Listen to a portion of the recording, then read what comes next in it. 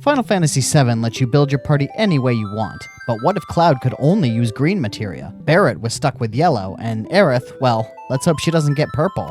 I'm letting fate decide with this color wheel, and whatever color it lands on, that's the only materia each character can use for the entire game. Welcome to the Materia Color Challenge. Here are the rules for this challenge. 1. Each character spins a wheel one time at recruitment. Once a character gets a color, they're locked into that materia type for the whole game, no exceptions. 2. The next character recruited may not get the same color, so that color will be removed from the wheel for that spin only. 3. Items and limit breaks are allowed as normal, and no restrictions for equipment either.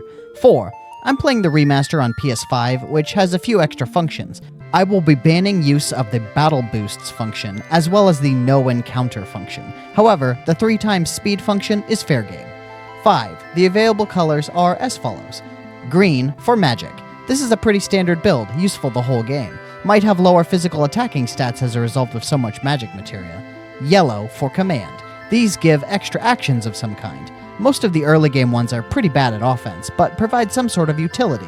However, there is one pretty broken yellow materia out there. Blue for support. These materia only function when linked to some other color in a linked slot. For that reason, I have created a special system just for blue materia, so they aren't entirely useless and functionally a no materia build. I call it the Support Plus wheel. Whenever a blue assigned character enters a new major area in the game, they must spin a wheel. This wheel contains only 3 colors, the colors that have some function when paired with blue materia. Whichever color the wheel lands on, that character may use up to 2 of that color and only paired with a blue materia. So, if they get a color that doesn't do anything with a given blue materia, it doesn't count. For example, steel with all does nothing. These materia must be unequipped after leaving that area or reaching a specific story beat of my choosing. I will outline the sections for these Support Plus spins as the challenge progresses. Red for summon.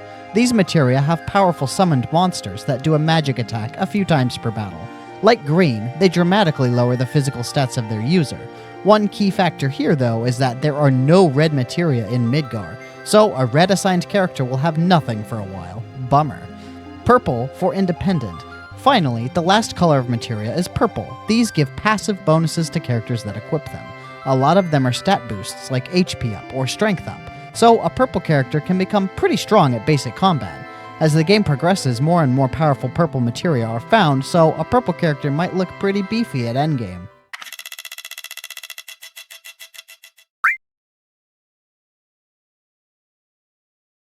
As the opening sequence plays, a train is rushing through the streets of Midgar, and when it comes to a stop, some armed ruffians jump off and take down a few guards. This is when we see our main character jump off the train, a spiky-headed weirdo by the name of Ex-Soldier? Well, we get to name him later, but there will be at least one battle before that point, so better do the wheel spin first. And so our hero gets green. Wow, that is actually incredibly serendipitous, because during this section of the game, there is almost nothing but green. So Ex-Soldier here gets his pick of the litter of materia throughout Midgar and, honestly, most of the game. There is a lot of powerful magic at his disposal. Since he landed on green, that means he is able to use the magic he starts the game equipped with, Ice and Bolt. So that's great. Otherwise, I would have had to just outlaw using any abilities and resist the temptation to choose them in battle. After a few easy battles against some random soldiers, our hero meets up with his comrades at a locked door. It is at this time we finally get to name him. Since he landed on green on the wheel, we will be calling him Mr. Green. I guess we can consider these as codenames from a heist movie or something. It doesn't take long to run into our next character, a big burly black man with a gun for an arm. Let's spin the wheel and see what he gets, shall we? And the next character lands on blue. Alright, so we get our first blue character. This will make things interesting. We will name this character Mr. Blue, and I would spin for the Support Plus wheel, but it turns out there are no blue materia in reactor number 1, so skipping for now. For reference going forward, the breakpoints I will be using to spin the Support Plus wheel for Mr. Blue will be as follows. Reactor number 5, the Pillar Assault, the slums before Shinra HQ, lower Shinra HQ, upper Shinra HQ, and a special respin just for the boss Motorball. I deliberately skipped some sections because either Mr. Blue here is not in the party at the time, or there are no viable materia combinations. Now, for the rest of this section, only Mr. Green can use NA actions, but that is actually the same as normal. See, during this little bombing run, the Materia section of the menu is actually missing. You can't reassign Materia until a tutorial explaining it in Sector 7. But thankfully, Mr. Blue comes unequipped anyway, so I don't have to worry about messing with his stuff for the moment. The rest of the bombing mission is pretty simple. Use an elevator, go down a ladder, etc. At the bottom is a Materia pickup, Restore. This will come in very handy. Wish the game would let me use it now, but alas. And now the first boss comes out, and there isn't much to say. Since Mr. Green has access to magic, this plays out exactly as a normal run would. Mr. Green uses Bolt, Mr. Blue shoots his gun, stop attacking when the tail is up, easy peasy. After the battle, there is a 10-minute countdown. There are a couple battles along the way out, but Mr. Green and Mr. Blue handle them with ease. Mr. Green stops to rescue Jesse, of course, because he's a nice guy. One thing I found strange was that this sequence of escaping the reactor had no music. Was it always this way even in the PS1 version? Let me know in the comments if that is something that was changed in the remaster or if my memory is just failing me. After the escape, Mr. Green is left to his devices. He tells a young flower girl to get away from the area because it's dangerous. Then, he gets assaulted by some guards on the way to the station. Mr. Green is not one to back down, so he fights them all off. After 3 pretty easy battles, it looks like Mr. Green is cornered, so he leaps off the edge of the platform and lands smoothly on the passing train. This scene always made the character models look like Lego or something, more than usual because of the scale. Mr. Green makes his entrance on the train, impressing everybody greatly, even Mr. Blue, though he doesn't admit it. After a train ride with some minor world-building exposition, Mr. Green arrives in Sector 7. Here, he finally meets up with another new character to add to the party. Let's see where the wheel lands for her. And the color for this feisty new character is red. Oof, not exactly what I would have wanted for her. There are no summon materia in all of Midgar, so she is totally empty for a long while. Anyway, time to give her a name, Ms. Red. Ms. Red is an old childhood friend of Mr. Green. I guess they like to celebrate Christmas together or something. Mr. Green reminisces for a bit, then goes downstairs to get his payment from Mr. Blue. Mr. Blue gets angry, as he tends to do, but then he asks Mr. Green for one more job.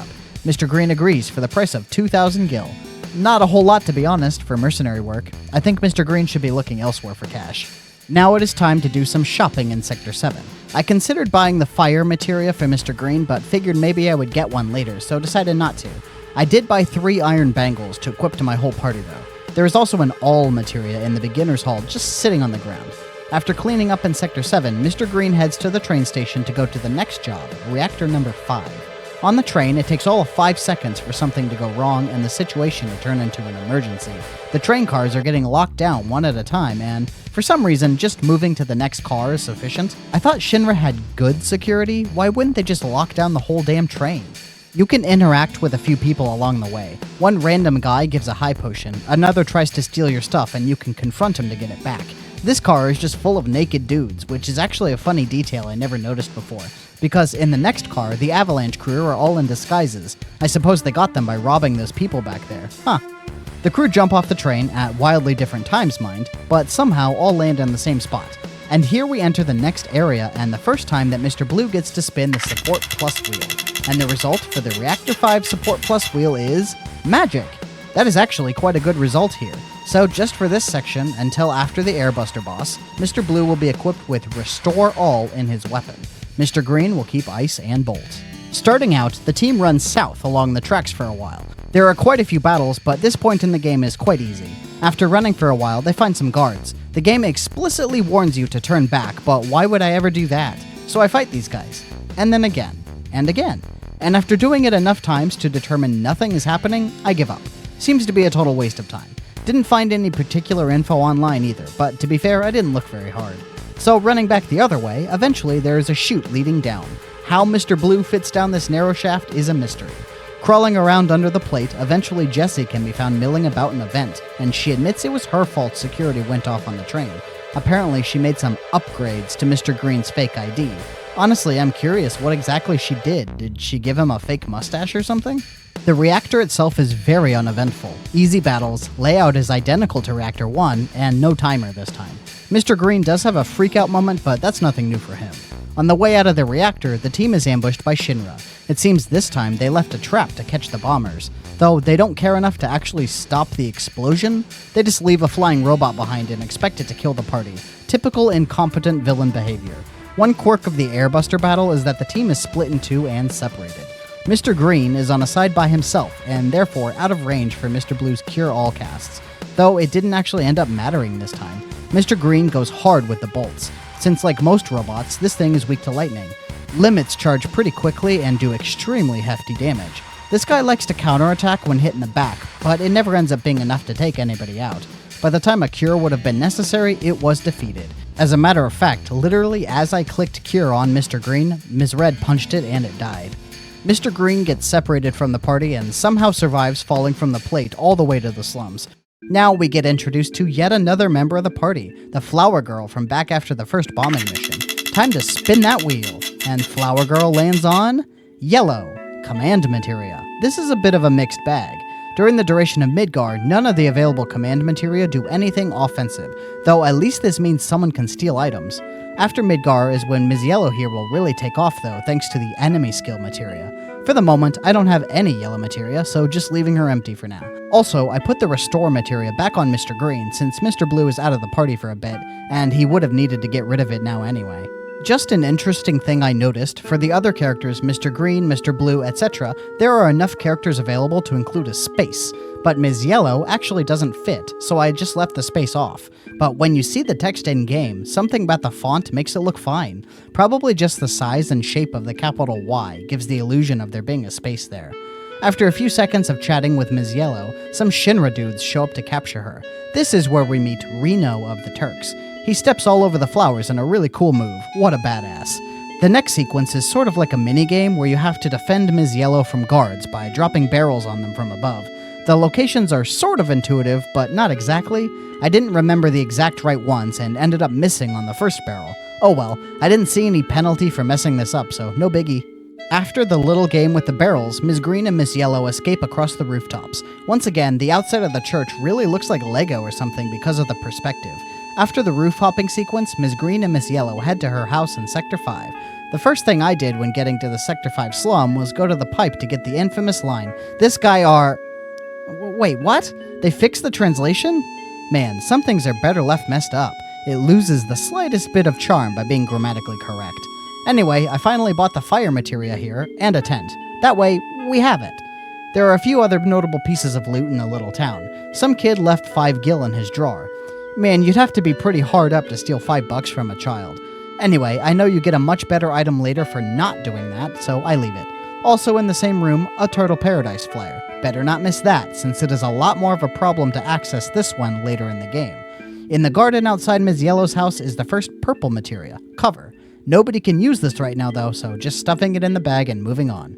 Now that Ms. Yellow is home safe, Mr. Green sets his next destination as Ms. Red's bar in Sector 7. But Mr. Green stays the night at the suggestion of Ms. Yellow, who clearly wants to tag along. Elmira, her mom, asks him to sneak out and leave without telling her. So he does. But she anticipated this move and somehow teleports to the entrance of Sector 6. Mr. Green knows she won't take no for an answer, so he brings her with as he leaves for Sector 7. Nothing especially important happens along the way. When replaying this game after having played Remake, you really feel how small these areas are. Like, Remake turned this one tiny area into a full 30-minute or longer chapter. Crazy. They arrive at a small playground in Sector 6 and relax for a minute when suddenly a chocobo-drawn cart rolls by. Ms. Red is on the back wearing a swanky dress, so Mr. Green and Ms. Yellow run off to go see what that is all about. And now we come to Wall Market, the most wretched hive of scum and villainy in the slums. Ah, the 90s. This section of the game really did not age well. Even before going to Corneo's mansion, I go into the restaurant and order the Today's Special. It turns out the dish you choose here is irrelevant, but your response does matter. You need to choose "It was alright" to get the coupon. Next, at the pharmacy, trade for the digestive, then take this up the road to the karaoke bar and talk to the lady in the toilet. Giving her the digestive gives the best cologne option, the sexy cologne. Great, first key item obtained. Interesting that you can get this even before starting the quest, but it is actually an optional item anyway. You actually only need a dress and wig to proceed with the story. None of the other options are online yet, but before reaching Corneo's mansion, I hit up the weapon shop and buy some equipment. A new weapon for Ms. Yellow and some armor. The story continues when reaching the mansion. It turns out Ms. Red is inside. Ms. Yellow offers to go in alone and find her, but Mr. Green is not cool with this plan. This is a dangerous place. Ms. Yellow is acting a little devious, so Mr. Green asks what the deal is, and she suggests dressing like a woman to sneak inside. Time to go get a disguise, I guess. First up, the dress shop. Checking in there, it turns out the owner is a drunkard and he is milling about the karaoke bar instead of doing his job. Confronting him there, Ms. Yellow manages to convince him to make a dress for the interesting chance of making a dress for a man. Yeah, this quest really is pretty behind the times. I guess in the 90s maybe it made more sense? The correct answers here are Feel Soft and Shimmers, which results in the silk dress. After going to pick up the dress, it turns out a dress alone is not enough here. No, Mr. Green's goofy haircut gives him away. So the next item to hunt for is a wig. The dressmaker suggests hitting up the gym because there are people like him there. Here is the squats minigame. I was a little nervous going into this one because I remembered how much of a pain this is in Remake and Rebirth. But the thing is, it's ridiculously simple in OG FF7. Like, I smashed my opponent 22-16 completely effortlessly.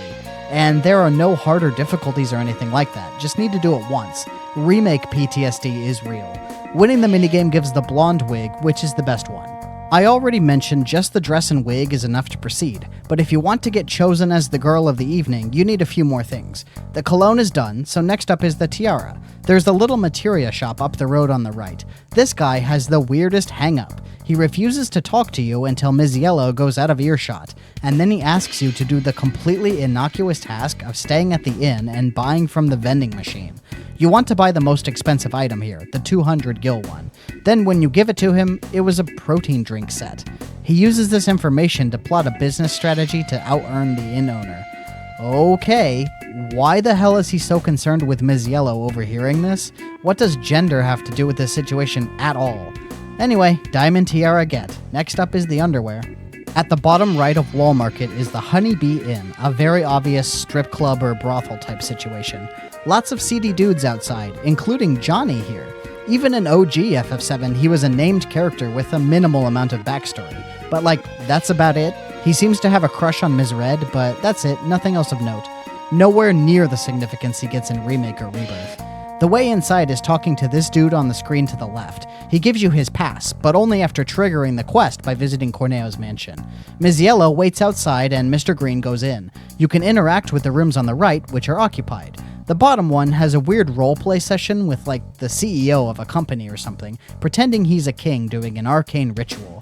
The top one has an old couple who clearly shouldn't be in a place like this to begin with, but here is the weirdest thing. The music during this scene is Kate Sith's theme, and if you scan the room, you can find a mini dancing Kate Sith in the bathtub. What the actual hell? What is the significance of this? Are these old people maybe Reeves' parents and he's spying on them with a robot? If so, that is really freaking creepy, dude. If not, what the hell is this thing doing here? Just an Easter egg? I never noticed this before and it kinda threw me off, not gonna lie. The goal here is to choose one of the two rooms on the left for Mr. Green to hang out in. It turns out this choice actually doesn't change the outcome at all. Neither of the underwear options affect your score. So I just choose the group room and roll with it. After some non-consensual activities in the hot tub, Mr. Green receives his bikini briefs. At this point, the option to get makeup done opens up. Just visit the top room and talk to the lady on the left. Apparently there are 3 different potential outcomes here, signified by the sound effect. Not sure which is which, but the sound I got was pretty good, so maybe that's the best one. To be honest, I think you get chosen as the girl with any one of them, as long as you have all the best key items.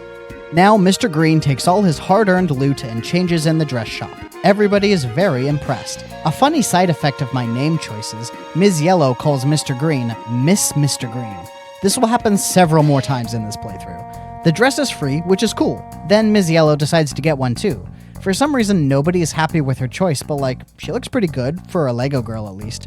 After a quick save, now the team head up to finally meet Don Corneo and rescue Ms. Red. In the mansion, they run around looking for Ms. Red. It turns out there's only one place you can go, which is the basement torture chamber. Why is Ms. Red hanging out down here of all places? Ms. Red is happy to see Mr. Green again and explains what she's doing here. During this conversation, Ms. Red drops the classic line, Ms. Yellow. The plan is set. The 3 of them will line up for Don Corneo, and that guarantees one of them will be chosen by him for this evening. Then they can extract information, and so the lineup begins. As expected, due to being thorough in the Wall Market quest section, Mr. Green is chosen as the lady of the evening. Corneo acts like a creep, which is his whole character, I guess. Then Ms. Red and Ms. Yellow bust in to do the interrogations. Once again, the translation seems to be different here. I seem to recall the line being, "I'll cut them off," and "I'll smash them," etc. But in this version, the line was changed from them to it. I guess the implication is pretty much the same, just an interesting choice to change it. Corneo pulls his usual cocky villain trick by asking the team to answer his question, then he drops them in the sewer. Here, there is another boss, the Apps. This thing is incredibly dumb. Its primary form of attack is called Sewer Tsunami. It used it several times, but except for a single time it always used it from behind itself, which does more damage to it than the party. Along with Mr. Green spamming fire magic, it died super fast and without incident. Easy, easy boss. Once again, impressed they turned this tiny-ass area into a whole chapter in Remake. Truly, they were working with scraps, weren't they? The sewer is just 2 screens with almost no loot, but the most important get here is the Steel Materia, the first yellow one. Now Ms. Yellow finally has something to equip. Steel is actually pretty good, so very glad to have it. Up the ladder is the train graveyard area. This one actually feels substantial. It is still 2 screens, but the screens actually have things on them. They are large, have many winding and crossing paths with verticality, and a minor puzzle to get out. It actually feels like an RPG dungeon. I neglected to kill any Eligors, which would have yielded a nice weapon from his yellow, but I guess it isn't strictly necessary, just would have been nice. The only notable thing that happened here was Mr. Green getting Cross Slash, which is a far superior limit break to Braver. As the party approaches Sector 7, they see things are already in crisis mode. It seems the battle started early. Mr. Blue and the other members of Avalanche are battling up on the Pillar Control Tower, and Mr. Green and Ms. Red need to hurry up and help. Ms. Yellow is tasked with finding and protecting Marlene, Mr. Blue's young daughter. She agrees, and the party splits up again. For this section, Mr. Blue will be rejoining the party, so I am spinning the Support Plus wheel once again. For the Pillar Assault section, the result is magic. Lucky man. So once again, Mr. Blue is allowed to use a single green materia linked with all, so that will have to be Restore again this time, while Mr. Green sticks with offense. After climbing the tower, Mr. Green and Ms. Red rendezvous with Mr. Blue, and they check equipment for a sec, then Reno drops in from a helicopter. This is the first battle with a Turk, and it has a gimmick. Reno loves to capture party members in a cage called a pyramid. All it takes is one smack from someone to crack it open and free the occupant though, so every time someone is captured I just have the next person do that. Other than that, this battle is pretty pathetic. Don't need to use any particular strategy, just spam attack and use limits when available. Reno bailed before anyone even got injured enough to warrant a heal. After the battle, Ms. Red got her second limit break, Somersault. Even without materia, Ms. Red's limit breaks are quite good, so she can hold her own. Mr. Green looks at the bomb to see if it can be defused, but it looks hopeless. Just then, Sang, another member of the Turks, flies up to show off his new prize. He has captured Ms. Yellow. Fortunately, she lets everybody know that Marlene is safe, but then she's taken away right as the pillar starts crashing down. Mr. Blue grabs a nearby wire and everybody holds on tight as they swing away from the collapsing pillar and plate it supported. Sector 7 is gonzo. Quite a devastating moment. Ms. Red and Mr. Blue lost their home and all their friends in an instant. Mr. Blue thinks Marlene is crushed with them, but Ms. Red lets him know that Ms. Yellow got her to safety, so they all set out together for Ms. Yellow's house, but not before picking up a sense materia to give to her later. Mr. Blue also gets to respin the Support Plus wheel here, but unfortunately for him, he lands on Summon, landing him in the same boat as Ms. Red. Bummer. Not much different around here, except that little kid who stashed away 5 gil in his drawer now gives a Turbo Ether prize for not stealing it. Sometimes it pays to not steal from little children. Sometimes. In Ms. Yellow's house, Elmira gives the backstory about how Ms. Yellow is a member of the Ancients, a race of people thought to be extinct. Mr. Green is definitely about to head out and mount a rescue mission, but Ms. Red and Mr. Blue decide they want to help.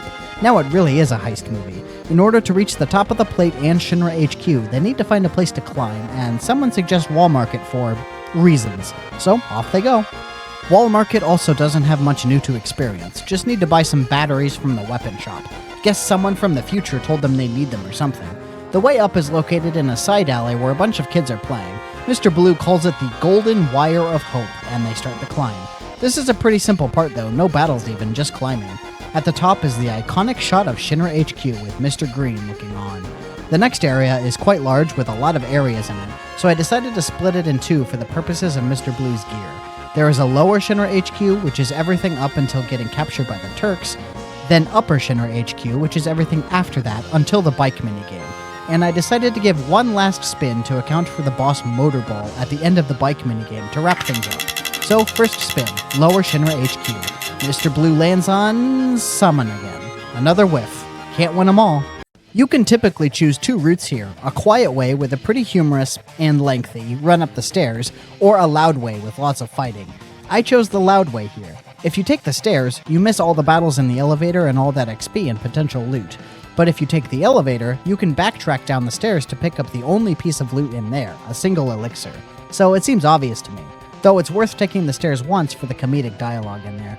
The loud way involves going straight in the front door and immediately a battle begins in the lobby. After the fight, you can explore the lobby a little bit, and on the second floor is a store. They have some items, but nothing too big. The chests in here are locked down until way later.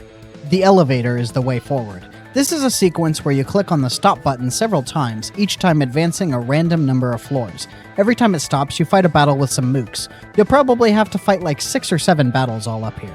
Honestly, not terrible. Once the elevator reaches floor 59, the party gets off because it can't go any higher. Floor 60 has a stealth minigame where Mr. Green has to wave the others over when the guards aren't looking. Tactical espionage action.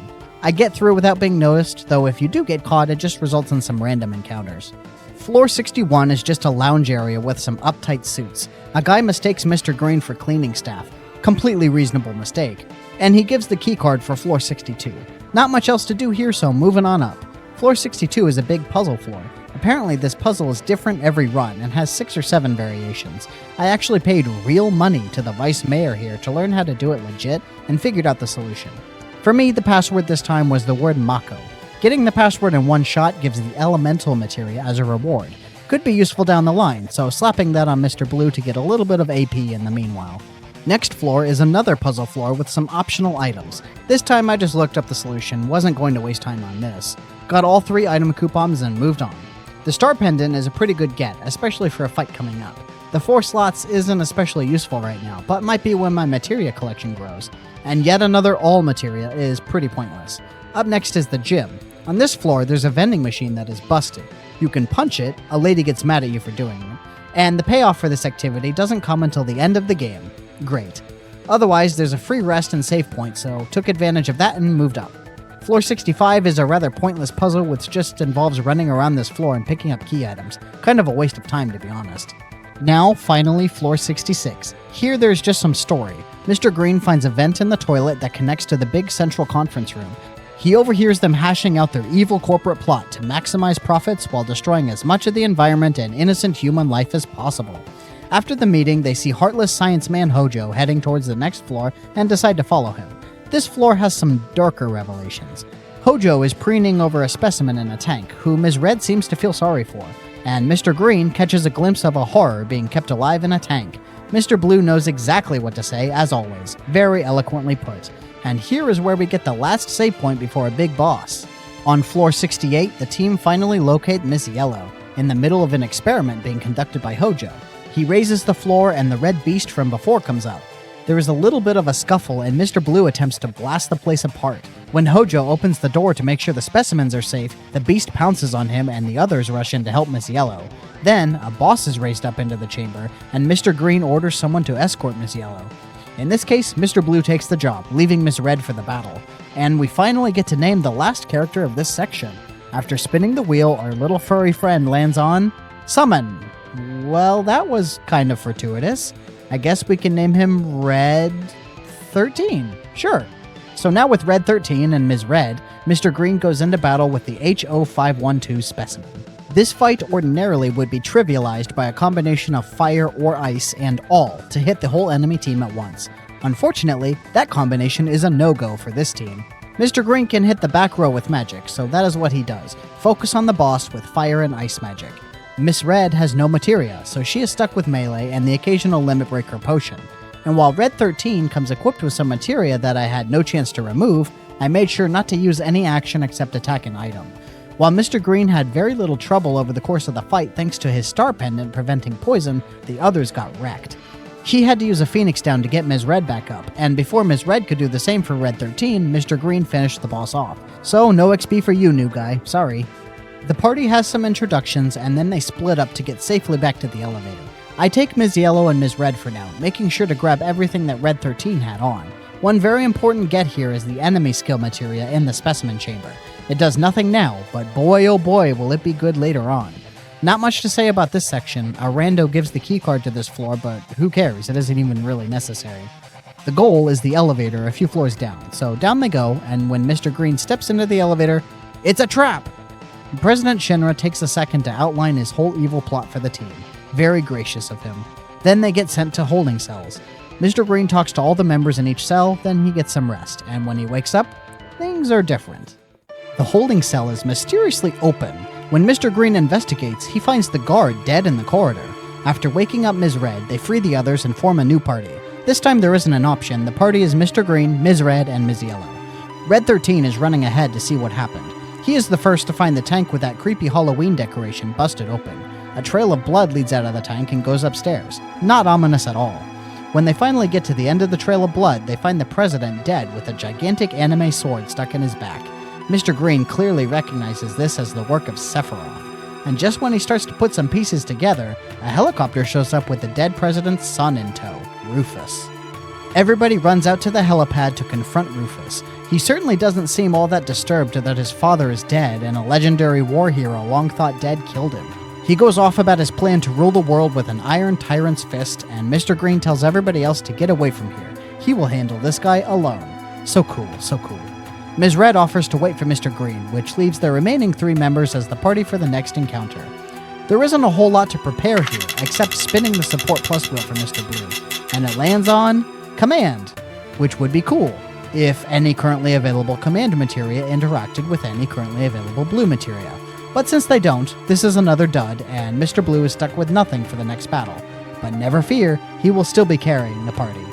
They get on the elevator, and it is immediately a battle. The target is a machine called the 100 Gunner, and unfortunately, since it is on an adjacent elevator, it counts as long range. That means Miss Yellow and Red 13 have no way to damage this thing.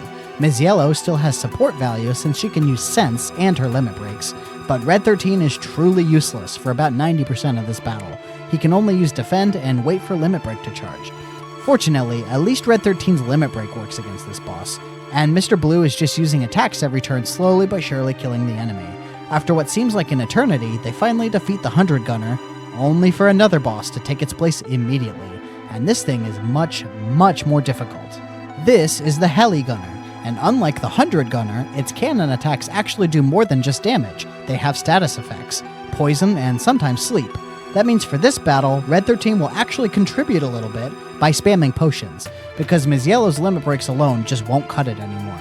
Ms. Yellow and Red 13 both use a potion essentially every turn, and Ms. Yellow uses her limit break when she gets the chance. Mr. Blue just keeps on shooting, hoping to take this thing down. It takes forever, and by the end, once again, Red 13 is dead and gets no XP. Little guy can't catch a break. Ms. Yellow gets her new limit break, Seal Evil, though. For some reason, Mr. Blue doesn't get his yet, but hopefully he will soon. Now the perspective shifts back to Mr. Green, and his battle is way, way easier. I guess having actual materia that can be used makes a difference, huh? His magic does quite a bit of damage, way more than physical attacks, especially since Best Boy Dark Nation starts the fight by casting Barrier on Rufus. One cross-slash deals with Dark Nation, and Rufus just uses his shotgun a bunch while Mr. Green pelts him with magic. He has to use Cure once, but no biggie. Eventually he gets Limber Break again and smashes Rufus with it, putting a quick end to this boss. Mr. Green heads downstairs when Rufus retreats and joins back up with Ms. Red. Then they go down the elevator together. Meanwhile, Mr. Blue's party reaches the bottom floor and finds the outside of the lobby to be surrounded. Ms. Yellow drops a nice Mr. Blue, which once again Mr. Blue has an excellent comeback to. Suddenly, Ms. Red shows up and tells everybody to follow her, which begins the bike chase minigame. You get to choose your party before the minigame begins, so I decide to go with Mr. Blue and Ms. Yellow, since they are the only ones with materia. The support plus wheel for Mortar Ball lands on Summon. Ouch. Well, at least he can get AP on all those all materia. The bike minigame is pretty easy at this point, but mistakes cost you a little bit of HP going into the boss. I also forgot to swap the party formation so that Mr. Blue is in the front row and the others in the back, because the boss is a guaranteed back attack, so I have to waste the first turn swapping rows around. Anyway, this boss is the climax of the Midgar section and has some pretty nasty strong attacks. Twin Burner and Rolling Fire both deal tons of party-wide fire damage. A combination of elemental and fire on armor would work very well here. Too bad Mr. Blue didn't get magic for his spin. No big deal though, because Mr. Green has access to Bolt, and this thing is hilariously weak to lightning damage. It deals upwards of 300 damage per cast, compared to 50-ish from Mr. Blue's gunshots.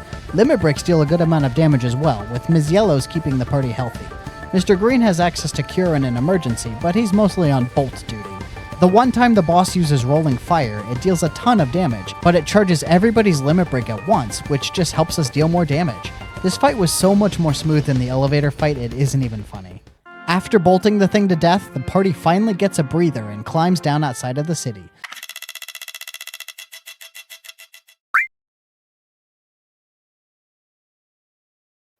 Let's pick up right where we left off. The team just escaped from Midgar and now the world map is open. Mr. Green chose to travel with Mr. Blue and Ms. Yellow for the moment, with the team declaring that they will meet in the nearby town of Calm to regroup. First thing, right off the bat, I picked up the first available enemy skill, Matra Magic. Ms. Yellow thus far has been lacking in offensive tools, but that all changes here. Now she is going to be hard carrying a lot of random encounters. Other than that little note, nothing else to talk about until Calm, so let's hop on over there. In Calm, Mr. Green gives his big exposition dump for the story thus far, focusing on how Sephiroth went bananas. There is no messing with materia or equipment of either Sephiroth or even Mr. Green, so the challenge is effectively on pause. However, there are a few little things you can do in Nibelheim just for fun, such as raid Miss Red's house. I did try to play the piano, which becomes a puzzle later in the game.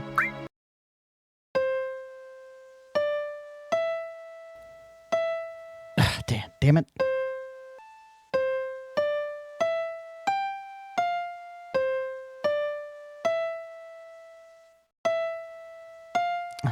Damn it.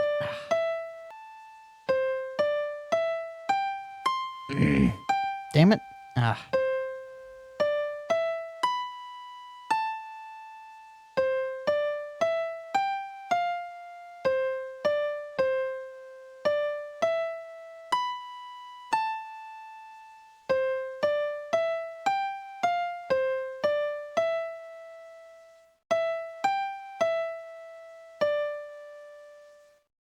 Nice, I played it well. Other than that, just blitz to the end of the Calm flashback. We all know the story, moving on. After coming back to reality, the party heads back out into the world. This time, the goal is just to follow Sephiroth wherever he goes. Fortunately, there aren't that many options at this point. Moving south along the world map, the team comes across the Chocobo Ranch. The friendly birds give a truly excellent gift, the first summon materia, Chocomog. Finally, Ms. Red and Red 13 have something they can use. This also means that Mr. Blue has something he can use should he land on summon for his wheel spins. Speaking of, I totally forgot to mention, he spun the wheel for world map. Mr. Blue's support plus result for world map is magic. Very nice. Let's slap some materia on him now then. So here we hit a little bit of a problem. Nobody in the party can equip purple materia. Why is that a problem? Because Chocobo Lure is purple, and it is literally impossible to encounter Chocobos without having it equipped. Now why is that a problem? Because of this big snake here. The Midgar Zalem is pretty tough at this point in the game, even under normal circumstances. You need a pretty specific build and a decent level to really have a chance. Needless to say, my party isn't really equipped for this. I could make it work with some grinding and shopping, maybe, but for now, I think the better solution is just to sprint across.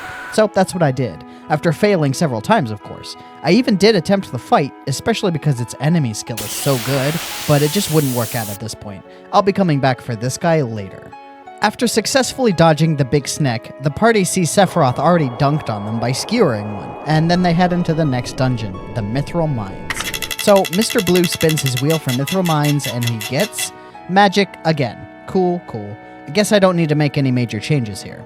In the mines, there's yet another useful enemy skill, Flamethrower. It's used by these flying dragon things here, but it is a single target move, which means they need to target Ms. Yellow directly for her to learn it. So here is a montage of that not happening. Please, just hit her once, just once, man. Stop hitting Mr. Blue, why? This thing has some kind of vendetta against Mr. Blue. Oh look, he hit Ms. Yellow, except it was with his claws instead of what I wanted him to. Oh great, he's out of MP. Well, time to waste him, I guess. So yeah, that took a while to get to work, but eventually she learned the skill. We also picked up a new materia. Long range. A purple. Great. There is a short scene with the Turks where the newest recruit, Elena, is introduced, and she lets slip that Sephiroth is on the way to the nearby city of Junon, as if that wasn't obvious since it's the only thing over there. After leaving the mines, I decided to swap out Mr. Blue for a bit to let Ms. Red get some love. She got a fancy new tool, why not let her try it out? First stop on the world map outside of the mines is the optional area, Fort Condor. This is a decently fun minigame. Honestly, I think it's better here than in Rebirth. Though it does cost quite a bit of money for this point in the game. I managed to win the first battle, but was flat broke after.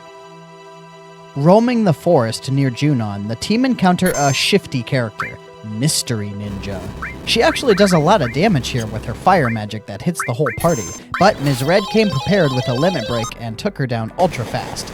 After Mystery Ninja is defeated, we see a scene in some nondescript field somewhere where this little ninja tries to goad the party into another fight by playing aloof at first and then immediately doing a full 180 and getting extremely insistent that she join us, and then getting aloof again by not even asking her name. We dodge all her weird traps. So now we got another new character. Let's see what she gets on her wheel, shall we? We spin the wheel and get magic. Well then, we get a new mage to join the likes of Mr. Green. What shall we name this little green ninja? How about Green Ninja? That doesn't sound like anything else. Perfect name. Welcome to the party, Green Ninja. Up next is the city of Junon. It's like another Midgar. Fancy high-class city up top, ruined, polluted slums underneath. For now, let's spin Mr. Blue's support plus wheel again. He gets command. Oof, still no viable combos there, so Mr. Blue is pure blue while in Junon. However, I know the very next thing we do here is a boss that counts as ranged. Melee attackers will fail to hit it, much like the elevator boss back in part 1. So even though he doesn't have any materia at all, we gotta bring in Mr. Blue for this boss just so we can do some damage. We do have one more ranged fighter, however, in the form of our new recruit, Green Ninja. So let's slot her in too and give her some magic to use as well. Mr. Green will still be getting the good stuff, but I do have a spare fire materia and some others that aren't currently in use. And so the party heads down to the beach because it is the only place to go, and there they encounter a character by the name of Priscilla. A generic, cute little girl who loves animals, especially her buddy Mr. Dolphin. However, as soon as Mr. Green and party run up to see what she's up to, suddenly a huge monster shows up to ruin everybody's day. And Priscilla makes the incredibly smart choice of running out into the water straight into it. So after she gets knocked unconscious, the team gets to work fighting this guy. As explained, no melee attacks here. There is a certain materia that fixes this problem, but can't use it. So Mr. Green can only fight with magic, which is fine, he's already good at doing that. Mr. Blue can fight with his gun, and that's about it. And Green Ninja gets to do a little of both. She actually sticks poison, which is excellent. It does a good bit of damage, actually. Bottomswell has one mechanic to make him a little more complex than just a regular boss, but he rips it off of Reno from part 1. He can lock characters in a magic water bubble that takes them out of the fight. It also does damage every time. So he did that, but only one time, to Mr. Green. It was pretty simple to get him free with Green Ninja using fire. After that, it was a pretty simple battle, and we won without too much trouble.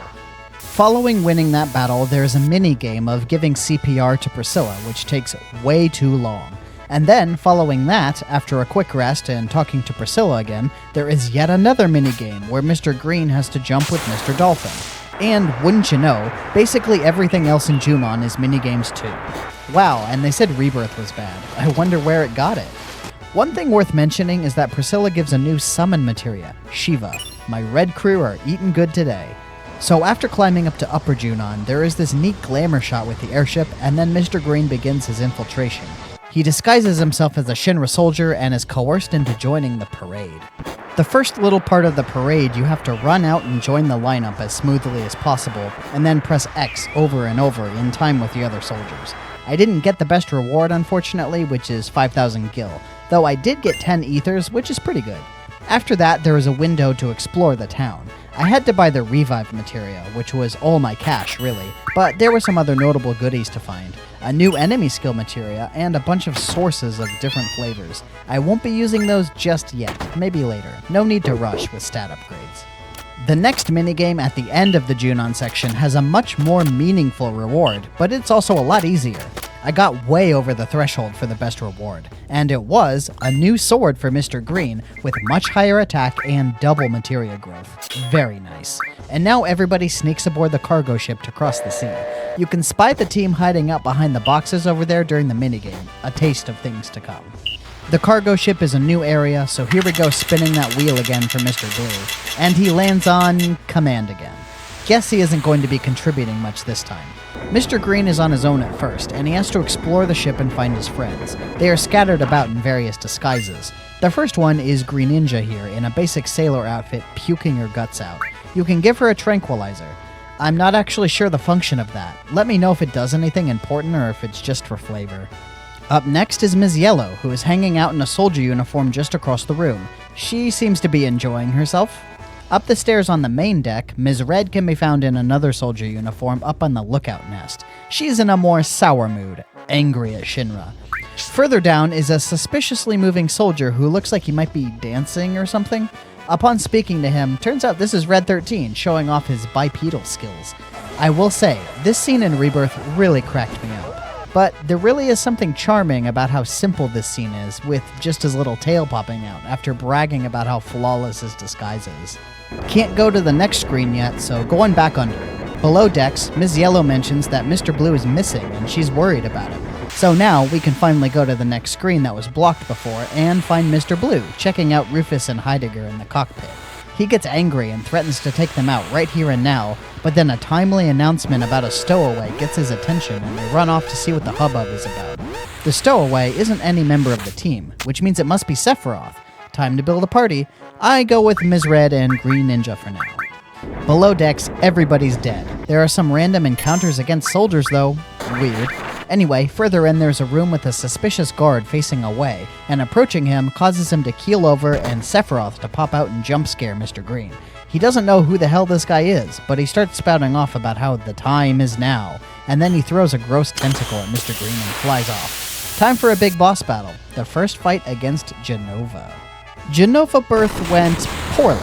Ms. Red died relatively early, and I spent like the entire fight raising her and failing to heal her before she died again. And again. And again. Green Ninja was doing some consistent damage with fire while Mr. Green futzed about with heals and raises, but this was a really embarrassing show to be honest. Easily the hardest boss for me so far. It took a long time, but eventually I stabilized and got Ms. Red up, and then it was mostly smooth sailing finishing Genova off. Mr. Green goes into another exposition dump, basically just recounting what we just saw, and then that very tantalizing red item on the floor is yet another summon materia, Ifrit. What luck, Ms. Red already got 3 new tools. Ah, Costa del Sol, thriving beach paradise. In this game, there isn't a whole lot to do here, unfortunately. In Rebirth, they rectified that by turning this into a minigame hub with tons to do. But we aren't playing Rebirth today, so what can we do here now? Well, mostly just shopping. Still broke, so can only afford a couple carbon bangles, but those are the best arm at the moment. The Shinra Villa has a few nifty items in its basement, notably a fire ring, which will come in handy later. And there are some cute scenes you can see with Red 13 and Mr. Blue. There's also a little sequence with Hojo on the beach, which they made about 1,000 times more cringe in Rebirth.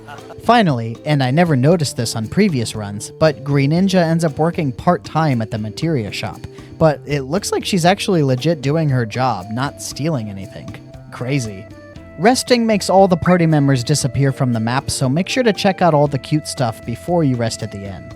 The team gets some well-earned rest and heads to the next destination, Mount Corel. Mr. Blue spins his wheel for this area and gets Summon! Finally, something he can use.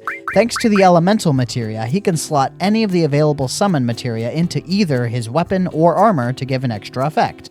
Extra elemental damage on his weapon, or resistance to that type of damage on his armor. I decide to slot Shiva into his weapon, making him deal ice damage.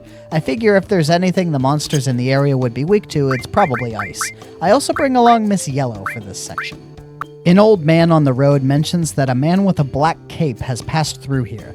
Guess we're on the right track. The enemies in this area are a bit tougher, as their attacks hit reasonably hard. During some random encounters, one cool thing that happened was the first leveled up magic materia, Fire. Now Mr. Green can pack a little bit more punch with his spells. Ms. Yellow also managed to steal a cool item from one of these dinosaurs. a diamond pin, which is a weapon for Red 13. It isn't his best available weapon at the moment though, as he has a magic comb from back at Fort Condor. But cool nonetheless. Ms. Yellow also picked up an improved weapon of her own in the form of this wizard staff, obtained by falling to the left during the sequence where you fall off the tracks. It does more damage and has more slots, and has double materia growth to boot. Just a straight upgrade across the board. During a sequence at a little drawbridge, the team encourages Mr. Green to go back and take the high road to lower the bridge for them. At this point, you can freely swap party members. I decide maybe a little variety would be nice, so I swap in Green Ninja and, for the first time, Red 13. He might as well get some love, since I haven't used him since the mandatory sequence in Shinra HQ. There is a little hidden room right here with some chicks and treasure. The game gives you the option whether or not to steal their treasure, and you kill what is presumably their mama in the process. But man, that many Phoenix Downs, as my guy Mr. Green says, times are tough. What the hell is Red 13 doing in this scene though? He's totally incoherent. Is he hungry for chicky nuggies or something? After crossing a very long drawbridge, the team arrives in a small settlement by the name of North Corel, and this is truly a sad sight. It's a rundown trash heap with tents and junk everywhere, and Mr. Blue is getting harassed by the locals who seem to know him. We learn about all this shortly after. Mr. Blue is originally from this town, and he blames himself for Shinra coming and tearing the place apart. There will be more to this story in the very near future, but for the moment, the only place to go is the ropeway that leads to something called the Gold Saucer.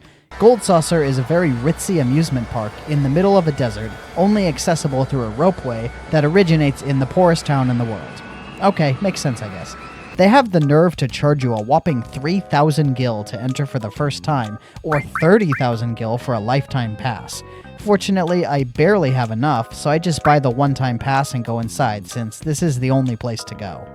Ms. Yellow is down to go play all the games, despite the obvious downer that Mr. Blue is being. Not really reading the room, is she? You can choose a single travel companion for this section. I was torn a bit about who to use, but decided to go with Ms. Red, for reasons. Unfortunately, I neglect to manage her equipment at all. That won't bite me later. Gold Saucer doesn't have a whole lot to do at this point, just pop into each of the different squares and see what's what. At the Speed Square, Mr. Green runs into an ancient vampire by the name of Dio. He also happens to own the place. He asks about a black materia, which is something we have not heard about yet in the story.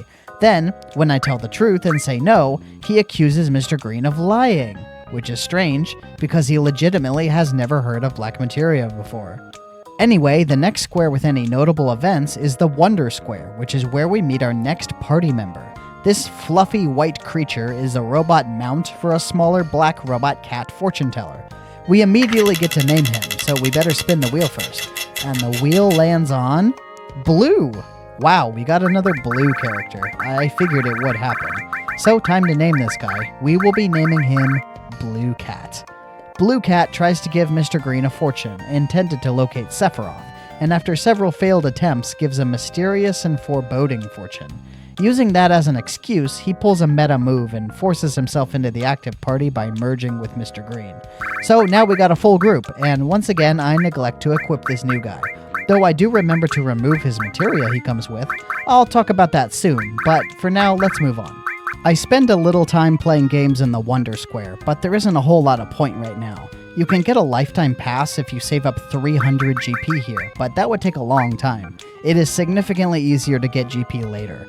I also had this funny bug happen when I talked to this lady and activated the arm wrestling game simultaneously. Weird stuff. The next stop with anything significant that happens is Battle Square. If you come here before meeting Blue Cat, you can't do anything. But now that he's in the party, the scene has taken a turn. There are corpses strewn about, and when Mr. Green runs in to investigate, he hears that the perpetrator is a man with a gun attached to his arm. This is sounding bad, but it gets worse. Out of nowhere, Dio runs in with several guards and jumps to conclusions. It looks like Mr. Green might be able to talk his way out, when suddenly Blue Cat gives the worst advice ever and they run. Naturally, this causes them to get caught and thrown down a rusty, dirty hole with no trial, which lands them in the desert prison. So now that Blue Cat is in the party, I now have to spin the support wheel twice for each area. So let's get that out of the way. The wheel for Corel Prison lands on Summon for Mr. Blue and Command for Blue Cat. Cool, so Mr. Blue will be a mandatory party member for this coming section, so that means he will get some red materia to play around with. Immediately after entering the prison, the team scout around and find another dead man riddled with bullet holes, and I get into a random encounter before I can do anything. These thieves, they mug my team and steal a grab-a-ball, okay, and my diamond pin? Kill them quick!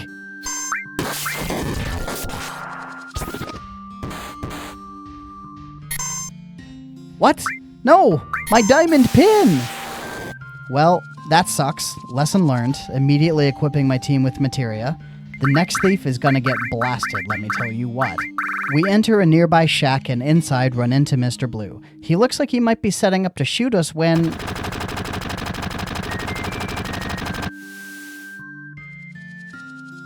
It turns out he was shooting at some thief behind us. Good, that guy got what he deserved. Mr. Blue takes his time to explain the situation. He was not the only person who got a gun grafted onto his arm. It turns out he had a best friend in his days living in North Karel by the name of Dine, and Shinra's very own psychopath Scarlet shot both their arms off at the same time. After this, Mr. Blue got his operation and heard that someone else had already gotten it. Assuming this to be Dine, Mr. Blue resolves himself to go find him and settle things. The party is formed, with Mr. Blue being mandatory, and the other slot going to Ms. Yellow. I equip Mr. Blue with a summon materia on his armor, and we get ready to head out into the desert. The desert is full of nasty monsters called landworms. These guys really kick my ass. They use hefty AoE damage every single turn, so need to keep using Miss Yellow's healing limit break every time it comes up, and using Cure with Mr. Green between battles.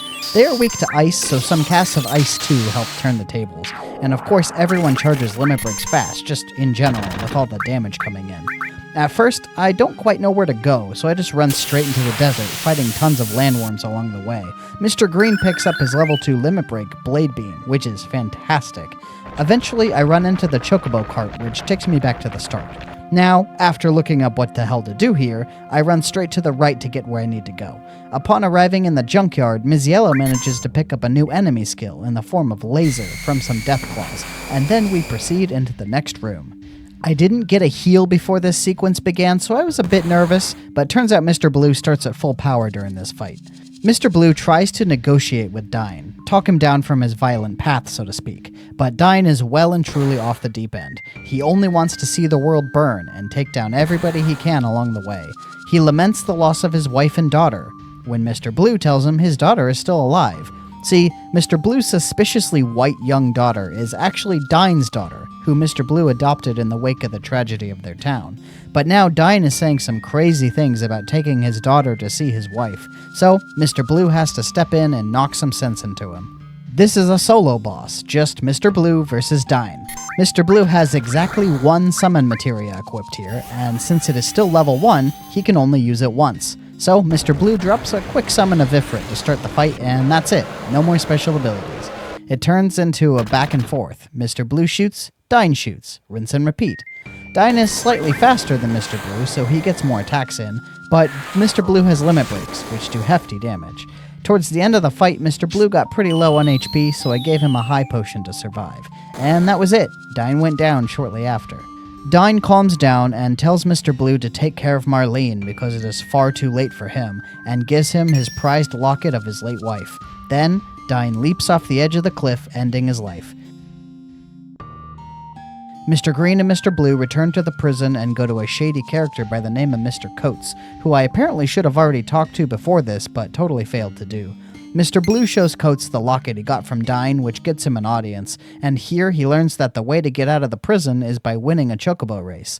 Obviously, this is Mr. Green's forte, so they nominate him to do the race. A girl named Esther shows up to become his manager, and they go up the elevator together. In the jockey waiting room, Esther introduces Mr. Green to Joe, the resident chocobo champion and smooth talker. He walks off claiming they will meet again. And I would love to be like, hell yeah, dude, when I get to chocobo racing in Disc 3 for sure. But right now, no purple characters is making that a little difficult. Maybe there's still hope?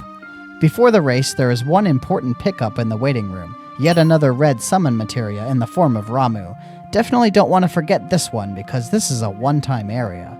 The race begins with very little fanfare. Since this is the first race, it isn't too tough.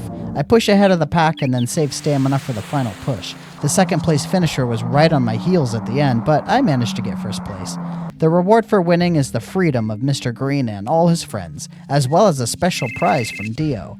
Ms. Yellow makes a timely call to Mr. Green to inform him that now they have a fancy new buggy that can cross deserts and rivers. And Dio drops the info that Sephiroth was seen heading towards Gongaga.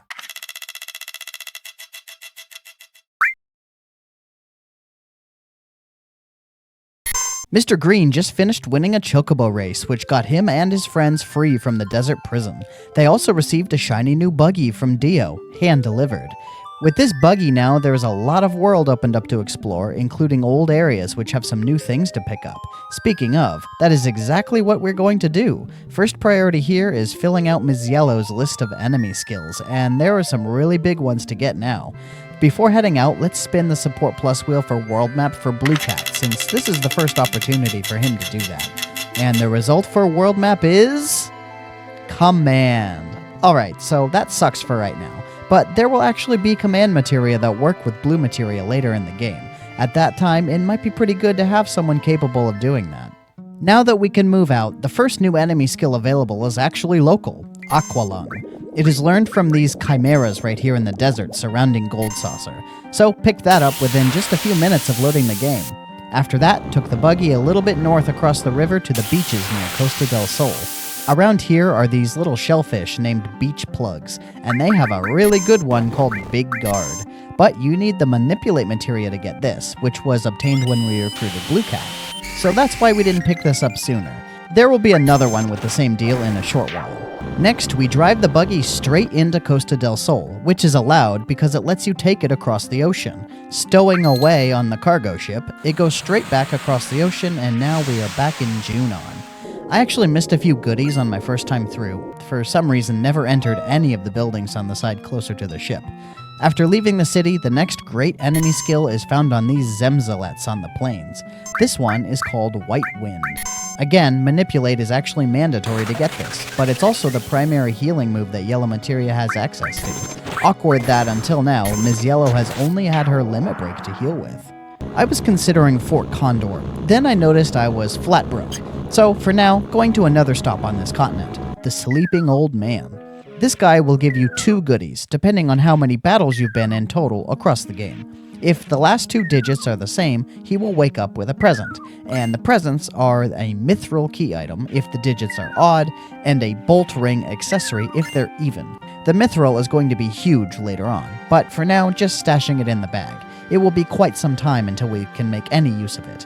It took a little bit of grinding to get enough battles to get both items, and during that time my guild coffers filled up quite a bit. So now let's head back over to Fort Condor.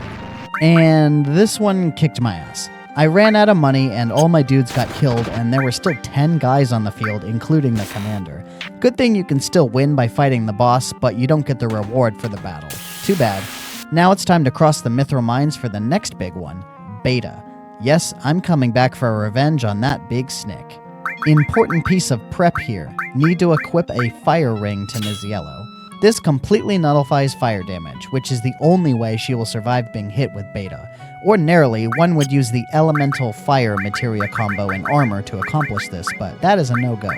Thankfully, the fire ring was obtained in Costa del Sol, so she will be just fine. I also move everybody into the back row to reduce physical damage. The Midgar Zolom still hits pretty hard, to be honest, and it has a really big HP pool for something this early in the game. Summons do good damage, and Mr. Green sticks poison. When it drops below half, it decides to boot red from the battle. Then, Mr. Green casts a big Ice 2, and that finally causes it to cast Beta. And good thing I equipped that fire ring because, my god, that did a lot of damage. But Ms. Yellow got the spell and then finished the thing off with an Aqualung cast. She finished that battle totally solo. I was so pleased that it worked that I forgot to run out of the swamp and I ended up fighting another one. Same result. Ms. Yellow ended up winning the battle solo after Red got booted and Mr. Green killed by Beta. Like a literal exact repeat, Ms. Yellow even won with Aqualung. Now that Ms. Yellow got a pretty substantial power boost, it's time to head back to the main story route. So, traveling back across the ocean from Junon, the team arrives in Costa del Sol, and here is when I notice something interesting. Green Ninja ends up working part-time at the materia shop, but it looks like she's actually legit doing her job, not stealing anything. Crazy. I actually swapped Green Ninja into my party to see if he says anything different, and nope. Alright, well, the next stop is across the river from the desert. During some admittedly rough random encounters with some flying jesters around here, Red got his first leveled up summon materia, Chocomog. There is a weapon shop in this part of the world that is just sitting by itself on a peninsula, and upon stopping in, Mr. Green immediately declares nobody is home. So I guess we can't hang out here yet. Further south is a jungle with a giant scrap heap in the middle. In the jungles around here are these enemies called Touch Me, which are little frogs. They're carrying another enemy skill by the name of Frog Song. Now, Frog Song kinda sucks, but might as well pick it up for completion. This pile of scrap here is the next destination, though it is admittedly an optional one. You can just skip this stop if you want to. This is Gungaga, and let's spin the wheel real quick for our blue boys for this new area. The results for the Gungaga Support Plus wheels are Summon for Mr. Blue and Command for Blue Cat. Could be worse. To be honest, I don't intend to use either at the moment, so no big deal really. Upon entering the area, there is immediately a crossroads, and Mr. Green stops to eavesdrop on a conversation happening up the road. It's between Reno and Rude. They're gossiping like little kids over here about what girls they like. Apparently Rude has a thing for Ms. Red. We don't hear about who Reno likes though. Maybe he has a thing for Scarlet. In reality, it's probably some character like Cisne, who isn't actually in this game, but technically exists in canon. Elena comes up from behind all huffy that they're being so childish, but when she snaps to her senses that her enemies are here, she informs the boys and runs off. And here is a little boss battle against these turkeys. They actually do a good chunk of damage with their attacks, but they really cannot stand up to the onslaught coming from Red's summons and Ms. Yellow's AoE skills. There were also some limit breaks thrown in for good measure. The battle ended reasonably quickly. It's kind of funny though that in battles like this with multiple targets, Mr. Green has fallen behind a little bit since he doesn't have any way to do AoE damage. The boys drop a new weapon for Ms. Yellow called the Fairy Tail. It doesn't have the sweet double materia growth of the Wizard Staff, but it does have 7 slots, which is crazy good. It's also stronger, so I think the trade-off is worth it. After the battle, the team is a little suspicious about why the Turks were waiting for them here. After all, this is an optional location, remember? Mr. Green says he doesn't want to think it's a spy.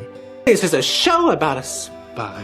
Shortly up the road is a ruined Mako reactor. On the way there, after a battle with a Triceratops with cyberpunk augments, Red finally picks up his second limit break. That was kind of what I was waiting for. I think that covers everybody currently in the party for getting all their level 1 limit breaks. Now it's time to start focusing on getting everybody to level 2. Mr. Green is already there, but everybody else needs to get more kills in battle. In the ruined reactor, a helicopter flies overhead and drops off Scarlet and Tsung of the Turks. Here, Scarlet mentions a key plot point from quite a ways in the future, huge materia. Apparently she was already looking for it this early. But the materia in the ruined reactor here isn't huge enough for her, so she talks some smack and leaves. The materia she was so disappointed with is another summon materia, Titan. That makes number 5 for red materia. After returning to the crossroads and going the other way, there's another shiny new materia on the road, Death Blow. This is for Ms. Yellow, of course, and what it does is have a much higher chance to miss, but it always deals a critical hit when it works. Now the team finally arrives in the town of Gungaga. This town has definitely seen better days. It has a persistent purple haze, a lingering effect of the exploded reactor. Many people are seen here mourning their loved ones who died in the accident. And there is one very notable scene that occurs here, and thankfully we have Ms. Yellow here for it. If you enter this house here on the bottom right of the town, this house belongs to 2 elderly folk who start asking about their long missing son. They say his name is Zack. Just in case you've had your head under a rock in regards to FF7 lore, this is the very Zack who is the protagonist of Crisis Core and appears prominently in Rebirth. Mr. Green says he doesn't know who Zack is, and then Ms. Yellow suddenly runs off, so Mr. Green follows after her. Ms. Yellow reveals that he was her first boyfriend and he disappeared on a job. Please refer to Crisis Core for more details on this matter. Mr. Green is oblivious at this point, so he doesn't really seem all that fazed by the situation. While shopping, there is one very big pickup, the Time Materia. Mr. Green doesn't have space for it quite yet, but that is a pretty good get. After checking around everybody else in town, nothing else happens, so they move on. There was a really spooky battle with these Gagi Gandhi monsters in the jungle where they almost turned the whole party to stone, but a timely Aqualung by Ms. Yellow did some ridiculous damage and wiped them all out. After crossing the river, the scene darkens a bit and begins to look a bit like sunset. While traveling through the mountains around here, the buggy suddenly craps out. Fortunately, there is a town like 2 feet away, and this town is where Red 13 suddenly runs off, saying, "It is I, Nanaki." Nanaki here runs into the town, leaving everybody behind. The guard doesn't want to let us in at first, but then Red comes back just in time to say we are his +1s. Now, I get to fill his spot in the party and decide to bring in Green Ninja for the moment, but it doesn't become relevant because after going up the stairs, the party breaks up and Mr. Green is left alone for a while. Red mentions that this is his home and that he is the last of his line. He also brings up his wastrel of a father here. This will be a recurring sentiment for a little while. Mr. Green climbs up the town, which is really just a mountain with ladders going up the inside. Not much to mention until reaching the top, which is where Red 13 got off to. Here we meet his grandfather, who is a quirky old man floating on a green orb by the name of Bugenhagen. Bugenhagen starts talking about the planet and mentions that it is dying. We already know that, since it's kind of the theme of the whole game, but he gives a bit more evidence here. We start to hear the literal cries of the planet. Red suggests that Bugenhagen show the team his apparatus, so Mr. Green is sent off to go form a party and come back. Here I think about who might have the most meaningful insights during the cutscene, not related to the coming dungeon.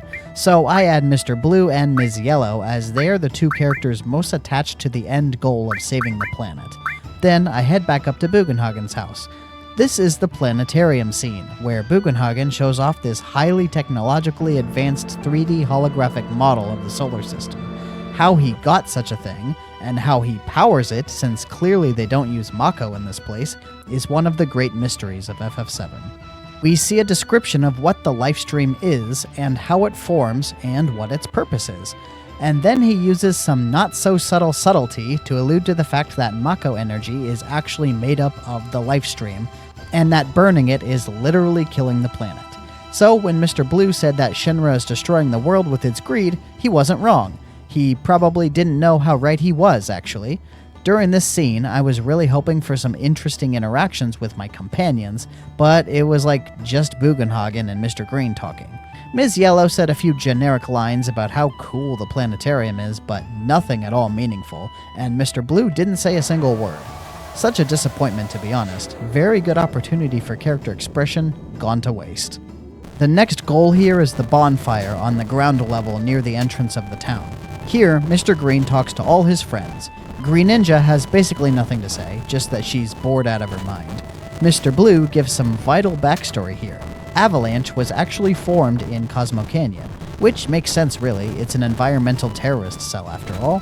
Mr. Blue declares that Avalanche is officially reborn in his typical passionate style. Blue Cat also has nothing to say here, though it seems he might have been here before. Not sure what that could mean. Ms. Yellow is much more dour than usual. She seems to be dwelling on the fact that she is the last of her kind, and no matter how hard Mr. Green tries, he can't really console her. Then we get to Ms. Red, and this is the really interesting conversation.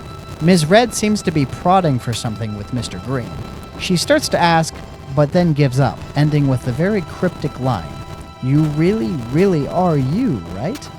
In this game, there aren't that many clues to Mr. Green's identity crisis before it happens later in the early parts of Disc 2. This is one of the very few that may put the question in the player's mind that not all is what it seems with our hero.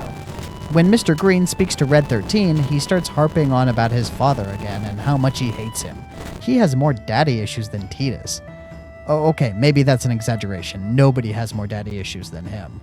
When Bugenhagen overhears Red talking trash about his father, he invites Red and Mr. Green to join him to see something important. We get to bring along one more companion, of course, and I decide this time to bring along Blue Cat. I guess this is as good a time as any to bring up the wheels for Mr. Blue and Blue Cat for Cosmo Canyon, since there will be combat in the near future. The Support Plus wheels for Cosmo Canyon landed on Summon for Mr. Blue and Magic for Blue Cat. So yeah, maybe now you understand why I chose to use Blue Cat here. But it's also a bit of like, I haven't really used him yet, so let's give him some love. At first, I decide to stack Elemental Fire on his armor and All Time on his weapon. This allows him to use haste on the whole party and be resistant to fire damage. I will be changing that shortly, and you'll see why soon enough. Before heading in, I upgrade weapons for Mr. Green, Red 13, and Blue Cat, just getting some more power and more materia slots. Red 13 still has free slots, but Mr. Green is packed to the gills. I actually have more magic materia than I know what to do with at this point. Bugenhagen is hanging out by the sturdy-looking metal door, which he claims leads to a very dangerous cave behind the town. In we go. This is a pretty dangerous dungeon compared to recent battles. Basically every enemy in here poisons with its basic attacks, but also many of them can use a move called Death Sentence, which puts a countdown timer to instant death. Doom in any other Final Fantasy game.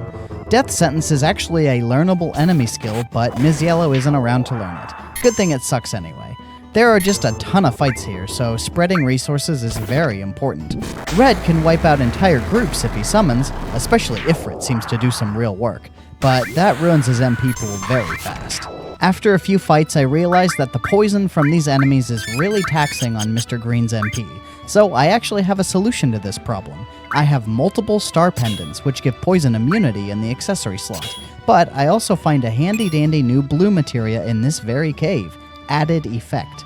This one, when slotted on a weapon, makes attacks have a chance to give status effects, Poison Strike, Dark Strike, and so on. But on armor, it gives resistance to that status effect, so I do a little bit of swapping.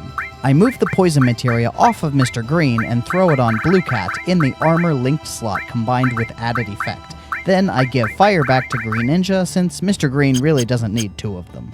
Now the elemental materia isn't doing anything. Remember, Support Plus only allows for up to 2 materia linked up to blues, but I keep it equipped for the AP gain. With this change, now Mr. Green and Red 13 are completely immune to poison, and Blue Cat is extremely resistant to it. As a result, nobody gets poisoned for the rest of the dungeon. By the way, just an observation, has anybody ever looked closely at the model for these monsters called Sneak Step?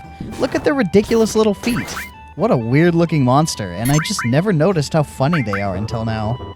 Some notable things that happened down here. Found a new weapon for Blue Cat, but it isn't as good as what he has. Red 13 got a level up to his Shiva materia, but he also learned his level 2 limit break Blood Fang, and he also finally got a fat Chocobo summon for the very first time.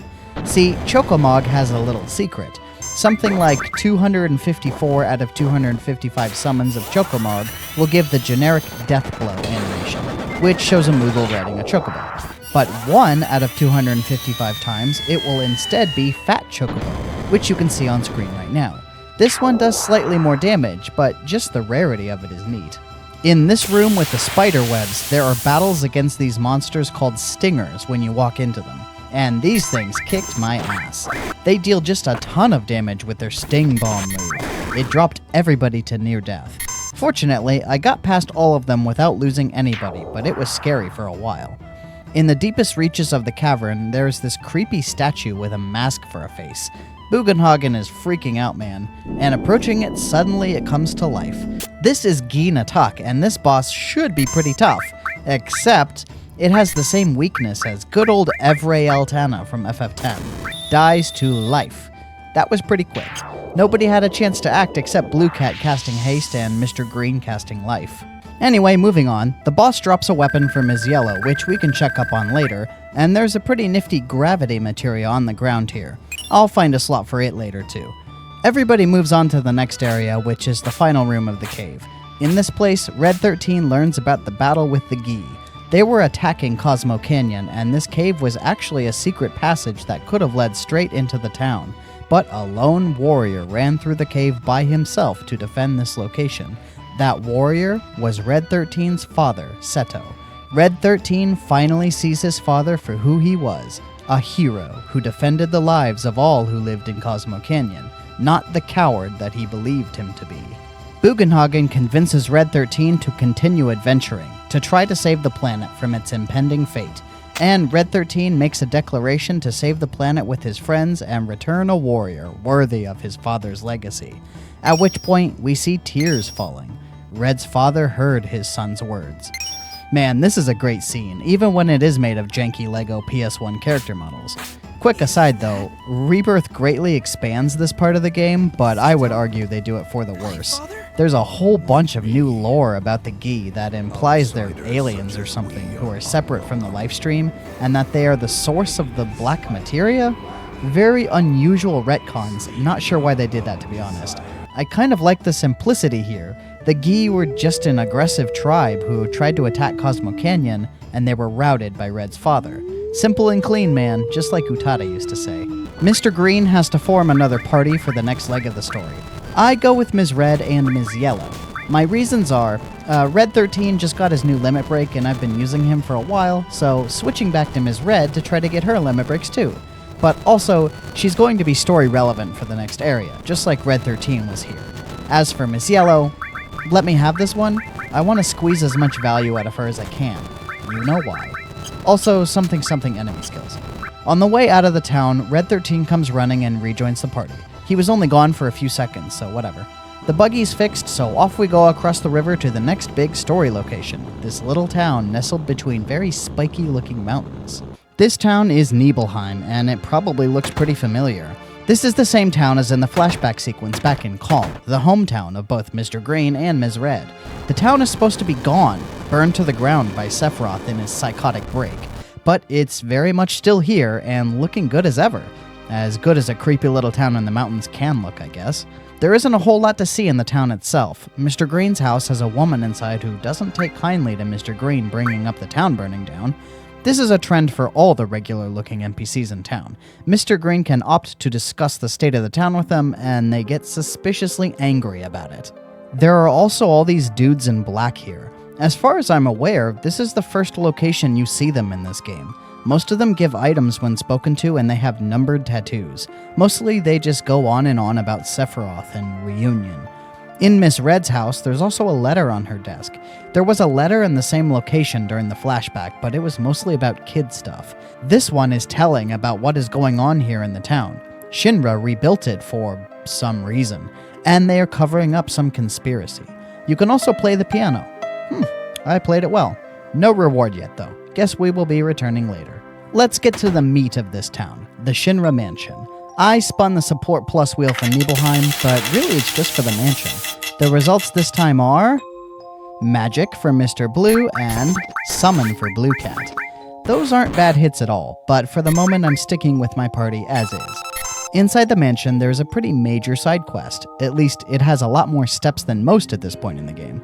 The quest is to open a safe on the second floor, and there is a conspicuous note on the ground in the entrance hall with hints on how to do that. Most of the hints are pretty standard, but there are only 3 of the 4 numbers on the note, or so it appears. You can actually move the cursor to that 4th spot and click to see the last hint, which is just straight up the last digit for the safe. While collecting the other 3 and taking notes, there are quite a few random encounters. The dudes on swinging blades are truly a joke. I just mashed through with basic attacks at 3 times speed on them. But the floating pumpkin dudes are much more of an issue, and that is because of their funny breath. It has a reasonably high rate of confusion on members of the party. There were no major deaths, but definitely it was a little spooky at times with these guys. After collecting all the numbers, I go outside to rest and save, then head back in to open the safe for an optional boss encounter. This guy is the Lost Number, and honestly, he's kinda tough. He has strong magic, strong physical attacks, and attacks pretty quickly. But he also transforms into a stronger version after he gets below half HP. And the stats and moves of that form vary depending on which type of damage you deal. If you trigger his transformation with magic, his second form will be magic resistant and focus heavily on magic attacks. Conversely, if you trigger his transformation with a physical attack, it will be the exact opposite, with high physical defense and strong physical attacks. Now, my first time fighting this guy, I actually straight up lost. I got him below half with Blade Beam, which I guess counts as magic because it made him turn red, and then he threw out tons of spells and just wrecked me. Basically, it spiraled out of control with ally deaths and no time to revive them. I tried again, and actually once again misinterpreted the mechanic by focusing on magic abilities, thinking it would make him physical-based. This includes summons from Ms. Red, beta from Ms. Yellow, and elemental nukes from Mr. Green. I also relied heavily on heals from Ms. Yellow, with her limit break and the spell White Wind pulling a lot of weight. But this made my MP pools drop fast. I had to use ethers on Ms. Yellow multiple times in the battle. By the time Ms. Red ran out of MP, I decided it was fine and just let her focus on attacks and limit breaks.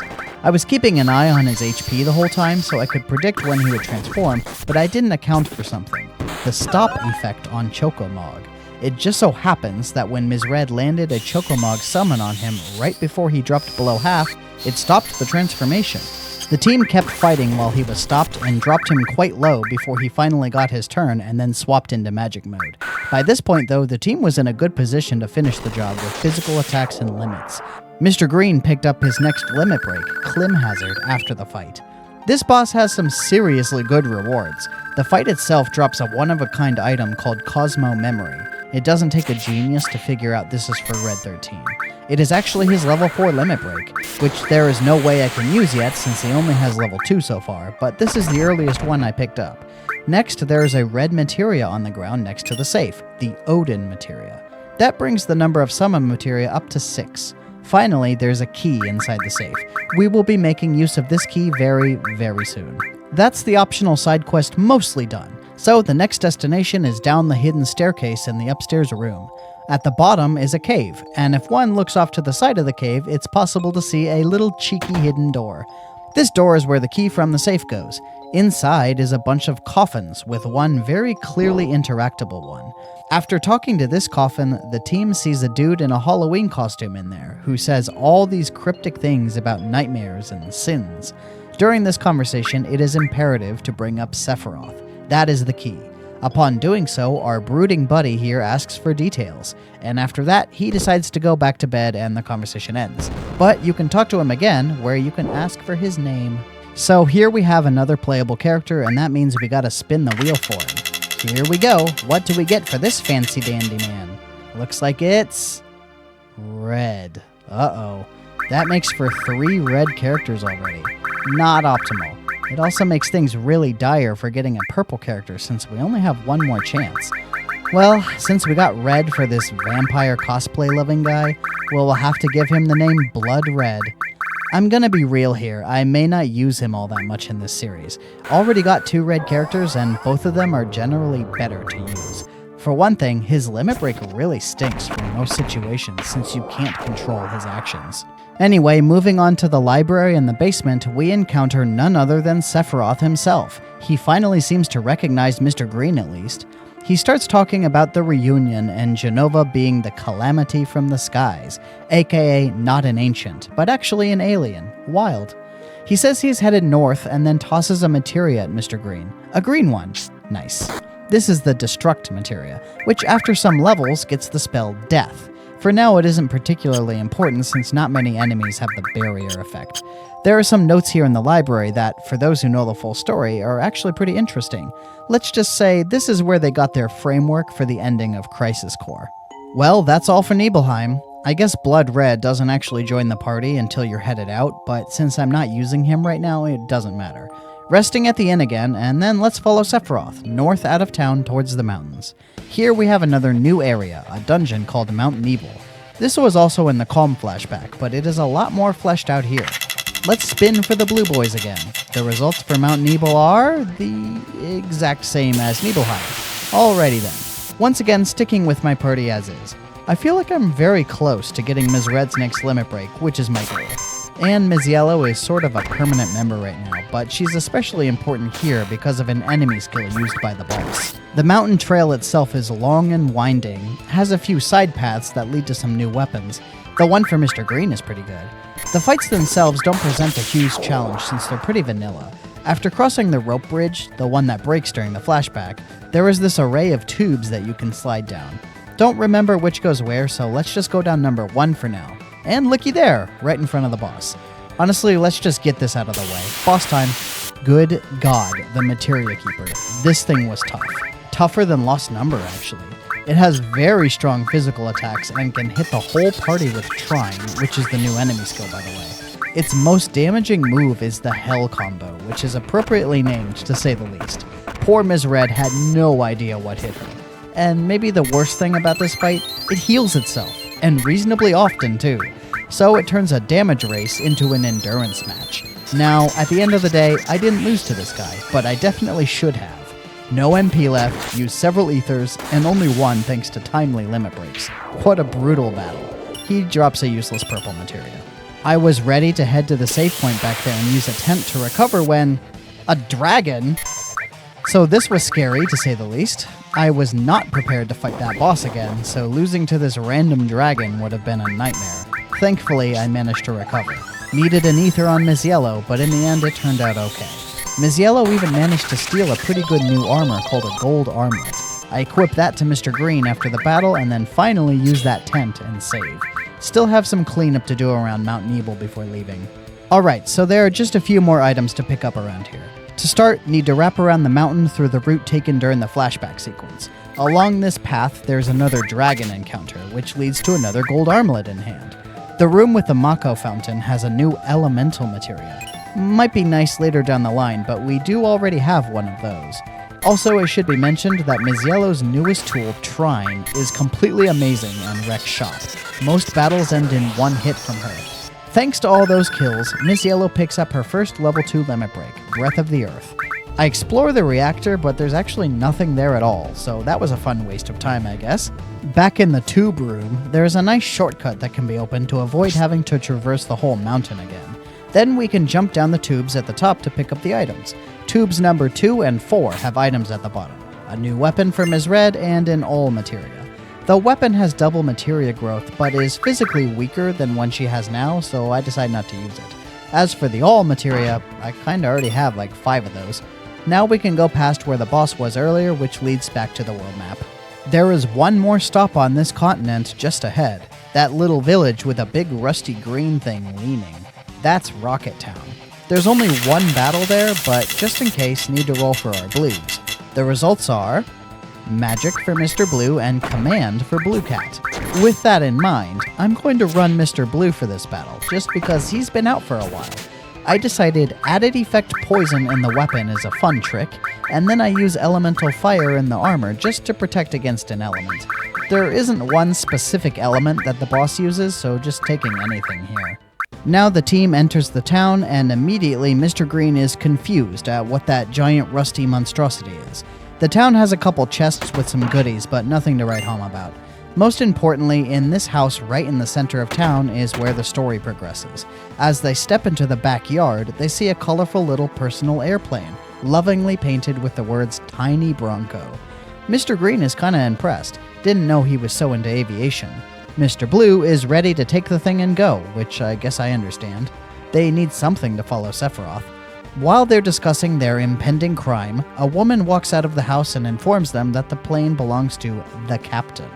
The captain is up in the rocket, so that's the next stop. Here, we meet the captain, who happens to be our next, and last, new party member. Time to give him a spin, shall we? Here we go. This is the big one. No whammies, no whammies, no whammies. Oh boy. Well, looks like the captain is going to be green. As if we didn't already have enough of those. So, this presents 2 issues. 1, we have 0 purple characters. The implications of that are mostly that we have no opportunity to ever catch a chocobo, period. The other, well, if you know the story of this game, then you know that there might be another color we will be losing access to permanently. The nice thing about this being green is that there is actually low competition for magic materia in the game. There's a huge abundance of it, and in fact it's sold in so many shops I could outfit the entire party with nothing but green materia if the situation called for it. Well, I guess we have to name this guy. Since he is the captain, we're going to be running with Captain Green for our final party member.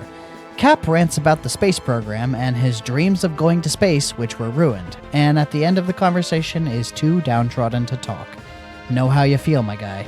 Mr. Green and friends return to his house where the woman greets them, and the captain comes in straight after and starts cussing her out. Her name is Shara, and she is very much in an abusive relationship with this guy. The others are concerned for her well-being and start asking if she's okay. And this is where she reveals the source of their unhealthy relationship. It is all her fault that the captain couldn't go to space. Or so she believes. See, she is very detail-oriented, and during some final checks of the oxygen tanks for the rocket, Shara wasn't satisfied with the results. So she continued checking and rechecking them, well beyond the scheduled launch time for the rocket. As she was still inside the engine when the rocket was scheduled for liftoff, Captain Green had to make a decision: go through with the launch and be responsible for Shera's painful death, or stop the launch and save her life, but potentially destroy his dreams of space. He chose the latter, hitting the emergency shutdown switch for the engines right at the last second and causing the trademark lean of the rocket. It sat there for years, becoming a landmark, and the space program was abandoned, so Captain Green never got another chance to go to space. As a result, both Shera and the captain blame her for what happened. As an additional wrinkle to this story, it turns out Shinra execs are coming to Rocket Town today to meet with the captain. He was waiting for Rufus with expectations of good news. When Palmer shows up, Captain Green rushes outside to greet Rufus, and Mr. Green follows behind to see what's going on. Rufus tells Captain Green that the space program is not being reinstated, but instead Rufus wants the tiny Bronco to follow Sephiroth. Don't they have helicopters or whatever? Scarlet was flying in one not that long ago. What the hell? Shera shows up to warn Mr. Green that Palmer is trying to steal the plane, so they go out back to see. And indeed, Palmer is being naughty back here, so a fight starts against him. And this is like the easiest boss in the game. Truly, there was nothing worth mentioning about this battle. Palmer takes several turns off to slap his butt as a taunt. He likes to shoot random elemental blasts from his gun. It seems to be ice pretty often, at least this time. Other than that, limit breaks and big magic attacks take him down super fast. At the end of the battle, he tries to run away and gets hit by a truck. Slapstick to the very end. But now the plane is moving, so everybody quickly jumps up and grabs on as it takes off. In an exciting scene, the plane flies around the town and over the heads of Rufus and Captain Green. Shinra troops start shooting at it to try and take it down, while Captain Green chases after and manages to grab a hold. But one of the shots strikes a vital component and the plane starts going down. It crash lands in the middle of the ocean, and Captain Green claims he won't be able to fix it well enough to fly. But, as Mr. Green suggests, it can function as a perfectly good boat, so not all is lost. Captain Green joins the group since he has nothing else to look forward to. Shinra truly has given up on space travel, so he has no more hope.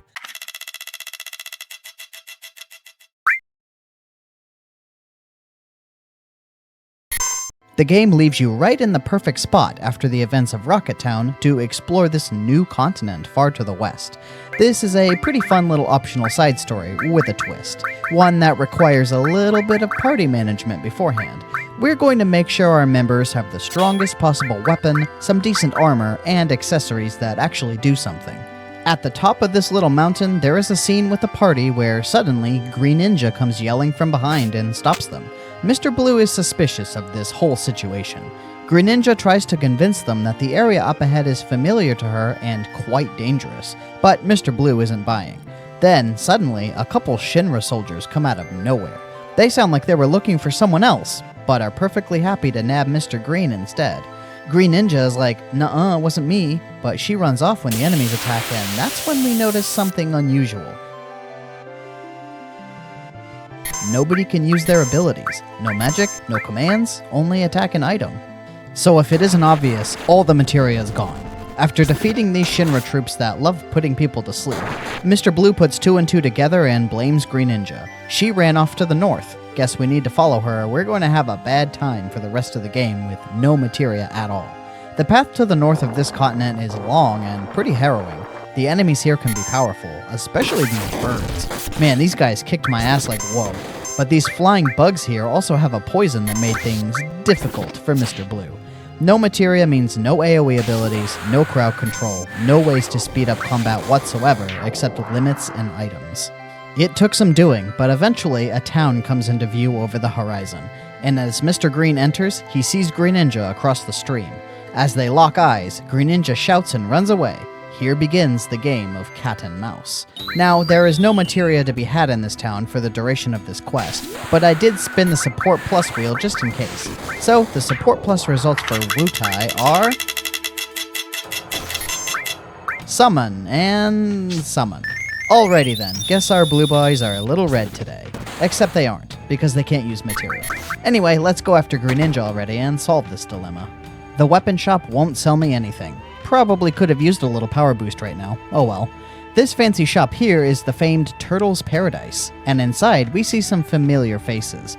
Elena jumps to attention, ready to fight. Mr. Green and crew ready up as well. Then Reno is like, nah. Turns out these guys are 100% in vacation mode, phones turned off, Slack set to offline. They won't lift a finger for anything.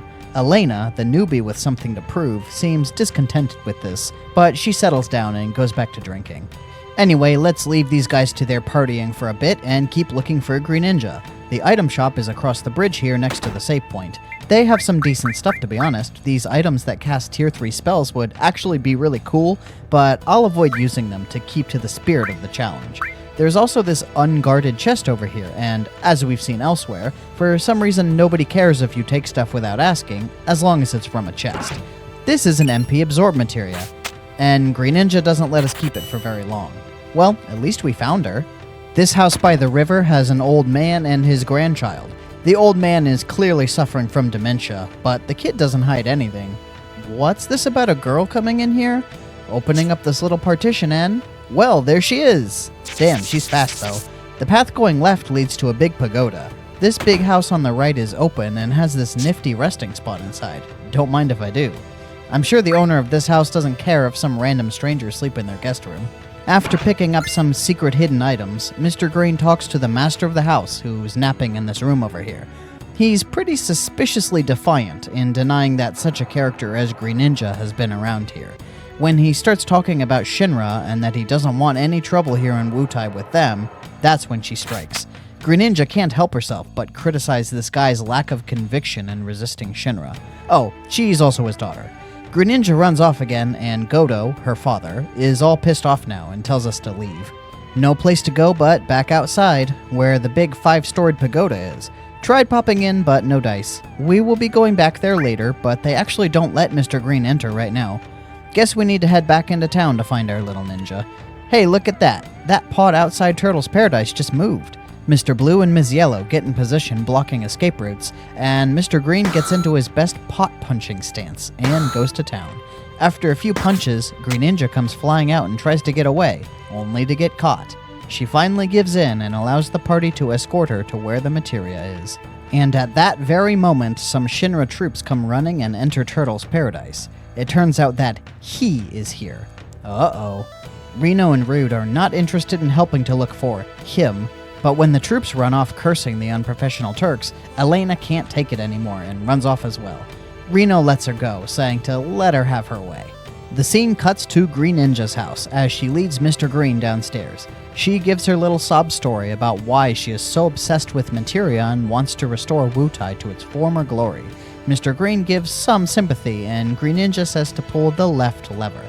So he follows her instructions, and a comically large cage drops down around Mr. Blue and Ms. Yellow. Once a thief, always a thief, I guess. She mocks the party and runs off, giving a hint about where she's going. Something about steel.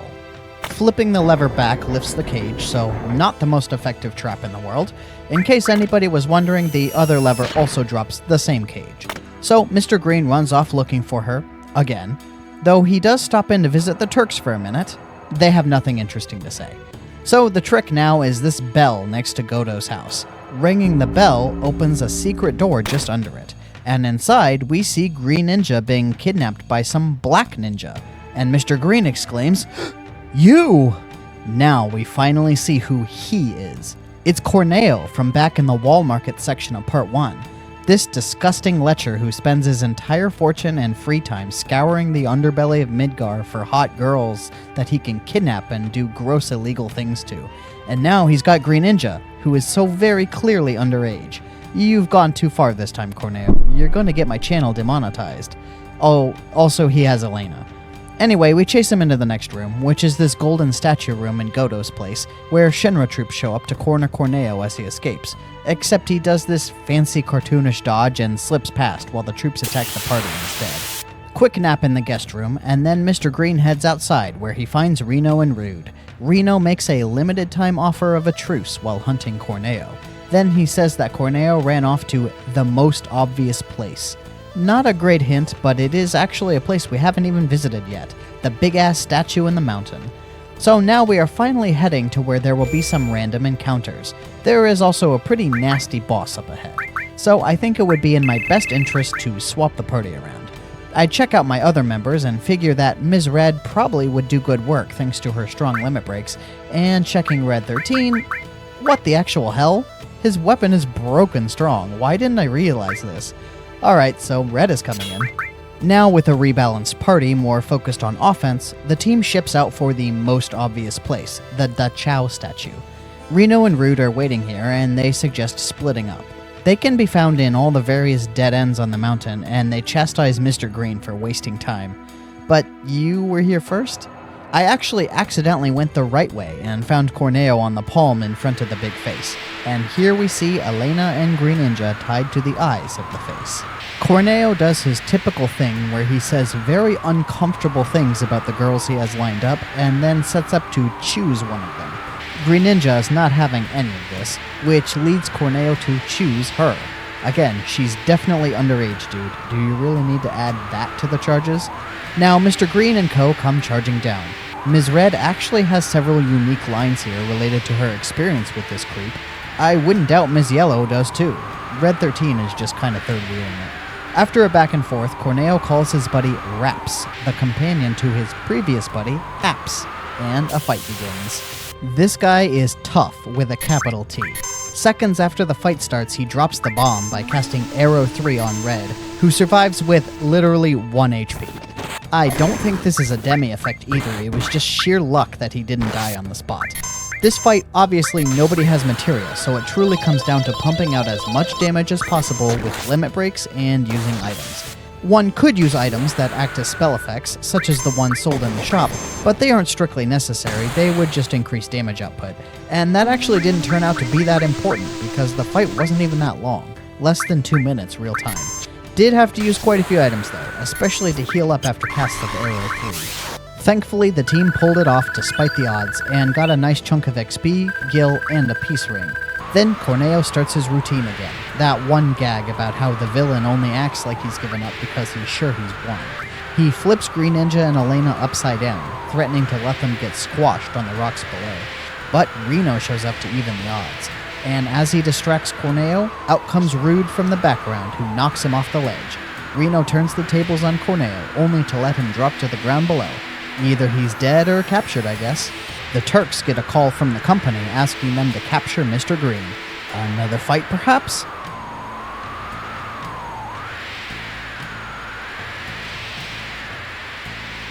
Nah, Reno goes back to vacation mode. Guess we're off the hook this time. The girls are let down and things finally calm down a bit. Green Ninja uses her ninja moves to replace everybody's materia, though Mr. Green comments that they aren't in the right configuration. And with everything resolved, this brings the chapter of Wutai to a close. Pretty tough at this level, but we pulled it off. And Green Ninja even lets us have the MP Absorb materia she stole during the quest. Let's take a peek at the materia loadouts. Mr. Green has a whole weird array of stuff, and, I guess we have Green 13 now. Looks like Ms. Red just got Mr. Blue's loadout. Well, this will take some time to fix. Thanks a lot, Green Ninja. I would say this is cause to put her on the bench for a while, but turns out there is more to do in Wutai, and she is center stage for that little quest. For the moment, I rearrange the party and material loadouts and head back inside to clean up some looting, some shopping at the previously unavailable weapon shop, a few items on Da Chao, and in the cat house is the HP Absorb materia to go with our MP Absorb we got before.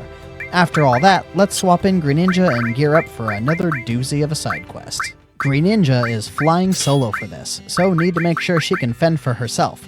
Thankfully, she has the best color for doing just that, green. That gives her access to a lot of flexibility in terms of combat tricks. A rough outline of the tools I'm giving her. Restore, definitely. Cure will be vital for this. Poison, because as it turns out, every single one of these fights will be vulnerable to poison.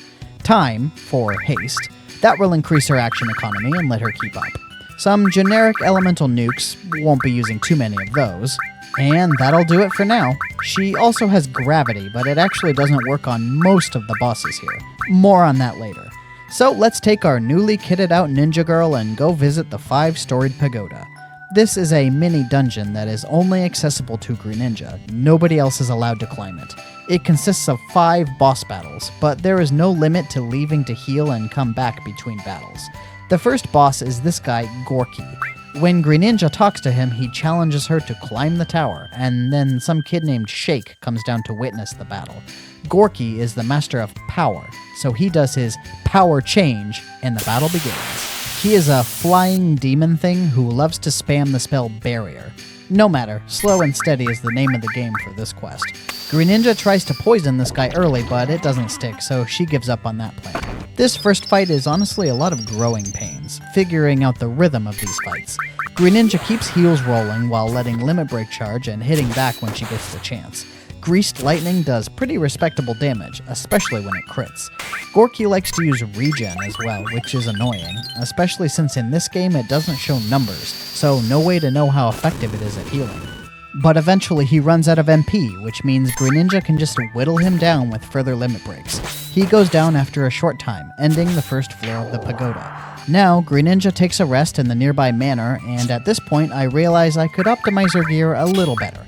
I swap her armor for the Eden coat, which has higher defenses and way more materia slots. The second floor boss is Shake, the little kid with the attitude who watched the first battle. Another witness comes down from the floor above. This time it is Chekhov. Could you tell me where the nuclear vessels are? She offers to watch this battle between Greninja and Shake. Shake is the master of speed, so he does a speed change, and the battle begins. Shake is this little penguin dude. He definitely is fast, and hits harder than Gorky, the power boss, did. But now Greninja uses barrier for some protection and actually sticks poison. And honestly, poison alone won this battle. Once I realized Cure 1 is enough to heal Greninja mostly to full, I just kept using that to heal between blows. And the poison deals so much damage I didn't need to use anything else, not even limit breaks. Just heal and let poison do its job, and Shake went down pretty easily. Chekhov heads upstairs to prepare, and Greninja heads back outside for a quick nap. One minor change before the next battle, swapping accessory for the gem ring. This will be extremely important. Another guy comes down from the floor above to witness, this time some guy named Staniv. Chekhov is the master of magic, so she does a magic change, and the battle begins. This weird monster is actually really slow at first. In fact, it spent a very long time taking no actions whatsoever except counterattacks. It counters with Stare Down, which would ordinarily paralyze, but the gem ring nullifies that effect completely. Without it, would have been a much tougher battle. At this point, the basic strategy is unchanged. Stick poison, heal when necessary, let things play out. However, Chekhov does actually have a nasty trick later in the fight. It spams Absorb, which drains a little bit of HP from Greninja, and this drain is more potent than the ticks of poison and happens more often. So this time, Greninja needs to actually hit back. But that is what Greased Lightning is for. A few limit breaks later, and Chekhov is down for the count. Come on, Chekhov, wake up. Once again, need a quick nap outside before continuing on. Now we come to the fourth floor boss, Staniv. Nobody comes down to witness this one. Staniv is the master of weapon, so he does a weapon change, and the battle begins. And this was the easiest fight so far. This guy does like no damage at all. He's slow, poison kicks his ass, and he even put the sadness status on Greninja. Sadness, for those not in the know, increases defense, so she takes even less damage than she was already taking. Late in the fight, I realized I could hit defend and just stand there while he died of poison. Ridiculous this guy is the second to last fight. Alright, now that the fourth floor is cleared, all the previous bosses come up and praise Greninja for her good performance thus far. But there is one more floor, the final boss of the Wutai 5-storied pagoda. Him! Just a sec guys, need a quick nap. The biggest prep for this coming fight was another swap to the accessory, this time for the Bolt Ring. That nullifies lightning damage. Not strictly necessary, but it does remove one source of damage that would otherwise need to be healed. On the top floor of the pagoda is Greninja's father, Godo. Big shock, nobody saw this coming at all. I was pretty scared of this fight, but it went weirdly smoothly. Poison once again wrecking shop. Being immune to trine damage thanks to the Bolt Ring went a long way. He also didn't heal nearly as often as he probably should have, but his cure is a counterattack, and he can also counter with sleep, which is what he did most often. This is the only boss in the tower vulnerable to gravity effects, so I ran Demi in this fight, but honestly it wasn't nearly as effective as just poison. Probably 80% of my damage output was just poison ticks, and the rest of the time was healing through his attacks. He cast sleep a weirdly high amount, but it was pretty meaningless since he would just wake her up with Beast Sword immediately every time. In the end, Green Ninja smacked her father around and won effortlessly with a pretty cheesy turtle strat. Good game, Papa. He drops a truckload of gil and all creation, which is Green Ninja's level 4 limit break. She's still on level 1, so won't use that until a long time in the future. Both Green Ninja and Godo are exhausted and laugh at their circumstances. After they come to their senses, Daddy gives his daughter the town's treasured materia, the summon materia Leviathan, which also gives a trophy apparently. Then Green Ninja lectures her father on the state of Wutai. See, Wutai was once at war with Shinra. After the war, Wutai became a peaceful place, but Green Ninja wants it to be strong again. Godo admits the state of things is his fault. Personally, I don't see the problem. Shinra is off ruining the world and Wutai is living in peace. Seems like Green Ninja has her priorities a bit messed up. Anyway, father and daughter come to an understanding, and Godo asks the team to watch over Green Ninja while they adventure and save the world. And after everybody leaves, Godo stops Green Ninja and asks her if the team will need their materia after everything is over. Just goes to show, the apple does not far from the tree fall. That might be my most deep-cut Arrested Development reference yet. Well, this is really truly the end for Adventures in Wutai, so time to pack up and start on the next task, which is grinding up Miss Yellow, specifically her limit breaks. This is the one and only opportunity I'm gonna get to unlock her level 4 limit break, so I always make a habit of getting it during this little period. Before starting the grind in earnest, we have to pick up the item, which is at that lone weapon dealer's house on the peninsula. We visited there back in part 3, but couldn't get inside. This guy knows a fair bit about something called the Keystone, which we actually haven't heard of yet, but apparently it's important for getting into the Temple of the Ancients, which we also don't really know too much about yet, just that Rufus was going there.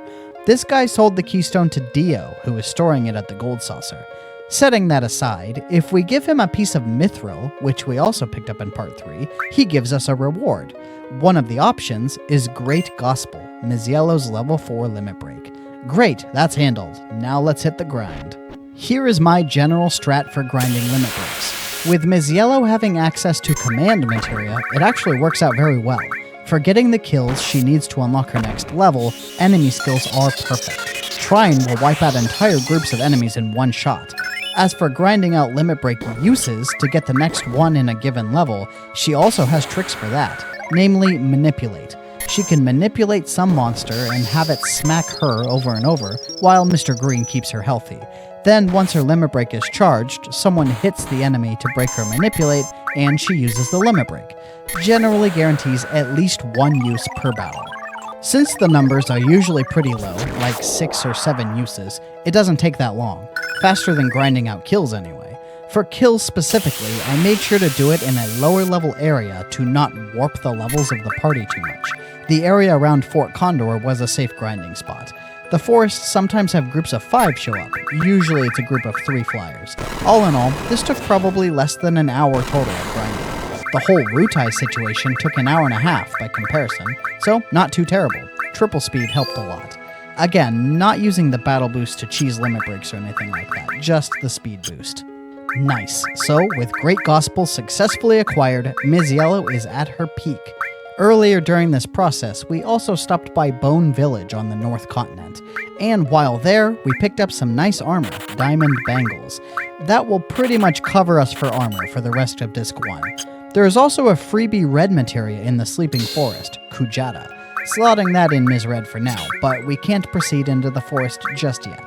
Alright, I think this about covers all the optional stuff we can get up to. Time to get back on the main story. That Keystone is the next target. Back in the Gold Saucer again, this time we are loaded with cash, so time to buy that lifetime pass for 30k. Thanks, Godo! The Keystone is located at the Battle Arena, in a little museum off to the side here. When Mr. Green interacts with it, Dio shows up to have a chat. He seems to be under the impression that he owes us, instead of the other way around. So he offers a deal. Play in the battle arena, and win or lose, Mr. Green can have the Keystone. Sounds like a pretty good deal to me. So Mr. Green heads into the arena solo to see how much he can do. Being so reliant on one materia color is both a blessing and a curse. It means that if the roulette ever lands on green materia locked, Mr. Green is screwed. But the other colors are freebies. MP reduction is also a killer, which it just so happens I hit quite a few times. Bummer. Things were going relatively smoothly until round 5, this pack of snakes. These things were brutal. Poison melted my HP. My MP was already low from being cut multiple times and casting spells. Even using items, this was quite a hurdle to get past. Eventually, I found that the snakes die in one hit to Ice 2, but that also eats half my MP pool. After getting past them using several ethers, the next round was several wolves, who were much less scary. They did keep reviving each other though, which was annoying. Finally, we get to round 7, which is where things fell apart. I knew when I saw the enemy team this would be bad, because it had these little green bugs. These guys are from Mount Nebel, and they hit extremely hard and fast for regular enemies. It was tough, but I managed to take out both the bugs. But I got greedy and didn't leave myself enough HP to survive another hit from the flyer, and went down before I could heal. Too bad. Round 7 is a pretty good result, but if only I had survived that last hit, I might have gone all the way. Disappointing. Oh well, Dio gives up the keystone anyway, so that's the main goal accomplished. Let's blow this popsicle stand. What's all this then? The tram is busted. Looks like the team is stranded here in Gold Saucer for a while. Fortunately, Blue Cat shows up and offers to wheel and deal a free hotel stay. And here we have another story recap scene. This is the first opportunity to see the whole party gathered together. They beg Mr. Green to explain what the hell is going on. Hopefully all the viewers at home know this stuff. Sephiroth is after the Promised Land, which may or may not exist. Ancients like Ms. Yellow can intuitively sense when they are near the right place. Sephiroth has one more goal, the Black Materia. We don't know what that is or does yet. And the black cape dudes with tattoos are experiments from Hojo, which makes Red 13 nervous since he also has such a tattoo. At the end of the discussion, Ms. Yellow acts a bit out of character and runs off, which prompts everybody else to go to bed. Red 13 has a moment of vulnerability, which prompts a very unusual reaction from Ms. Red. I guess she was seeing red? Back in Mr. Green's room, he hears a knock at the door, and now is your chance to take a guess at who this date will be with. I'll give you 10 seconds. Put in your votes now. Is it Ms. Red, Ms. Yellow, Green Ninja, or possibly even Mr. Blue? Ready for the big reveal? It's Ms. Yellow! Honestly, this shouldn't surprise you much, since she's been in my party practically the whole game, which led to more dialogue interactions. Anyway, off we go to the Gold Saucer date with Ms. Yellow. First up is the play at Event Square. Mr. Green and Ms. Yellow are roped into starring in the play, which Mr. Green agrees to very reluctantly. I took this opportunity to be as belligerent as possible, which resulted in an angry outburst from Ms. Yellow where she took down Mr. Green and finally the evil Dragon King himself. Good stuff. Well, at least she had fun. Up next is the gondola ride, where you can peek your head out the window at key moments to see little CG cutscenes that look like a roller coaster. This was surely pretty cool in 1997. After several of these scenes, Ms. Yellow goes into what seems like a non sequitur, how much Mr. Green resembles Zack.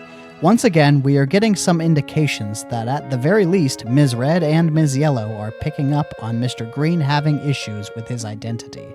Ms. Yellow says she wants to meet the real Mr. Green, which he doesn't understand, but I guess he doesn't know about his own mental problems. After the gondola ride, Ms. Yellow suggests going back to the hotel, at which point they spy a certain blue robot cat. No, not that one.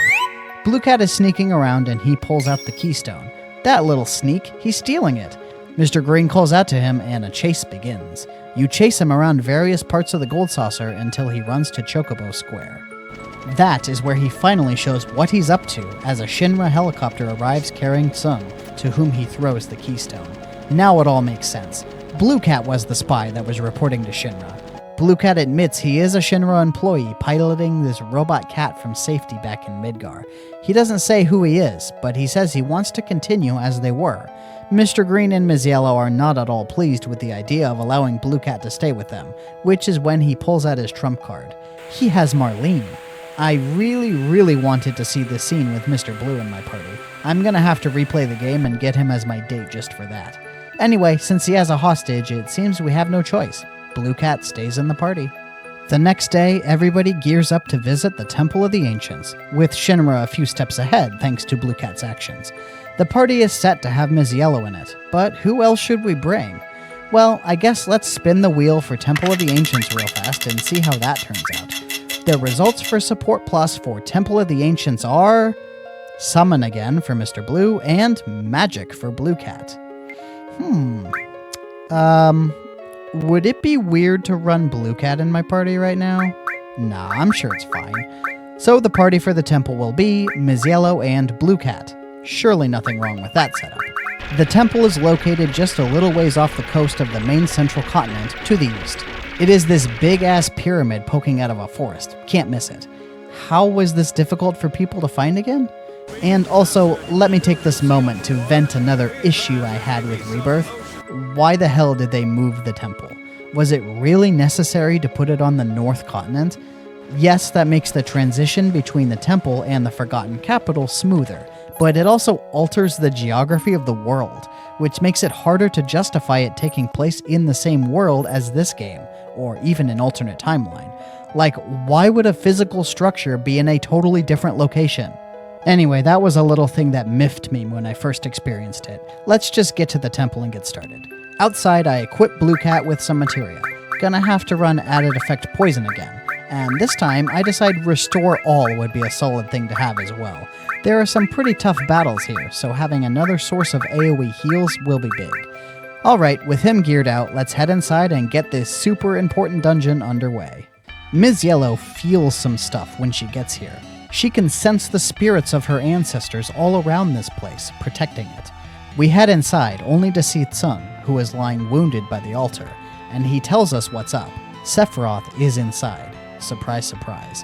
He gives the keystone willingly, so we can go check it out for ourselves, but not before Ms. Yellow has a bit of a moment. Seems she and Tsung have a complicated relationship.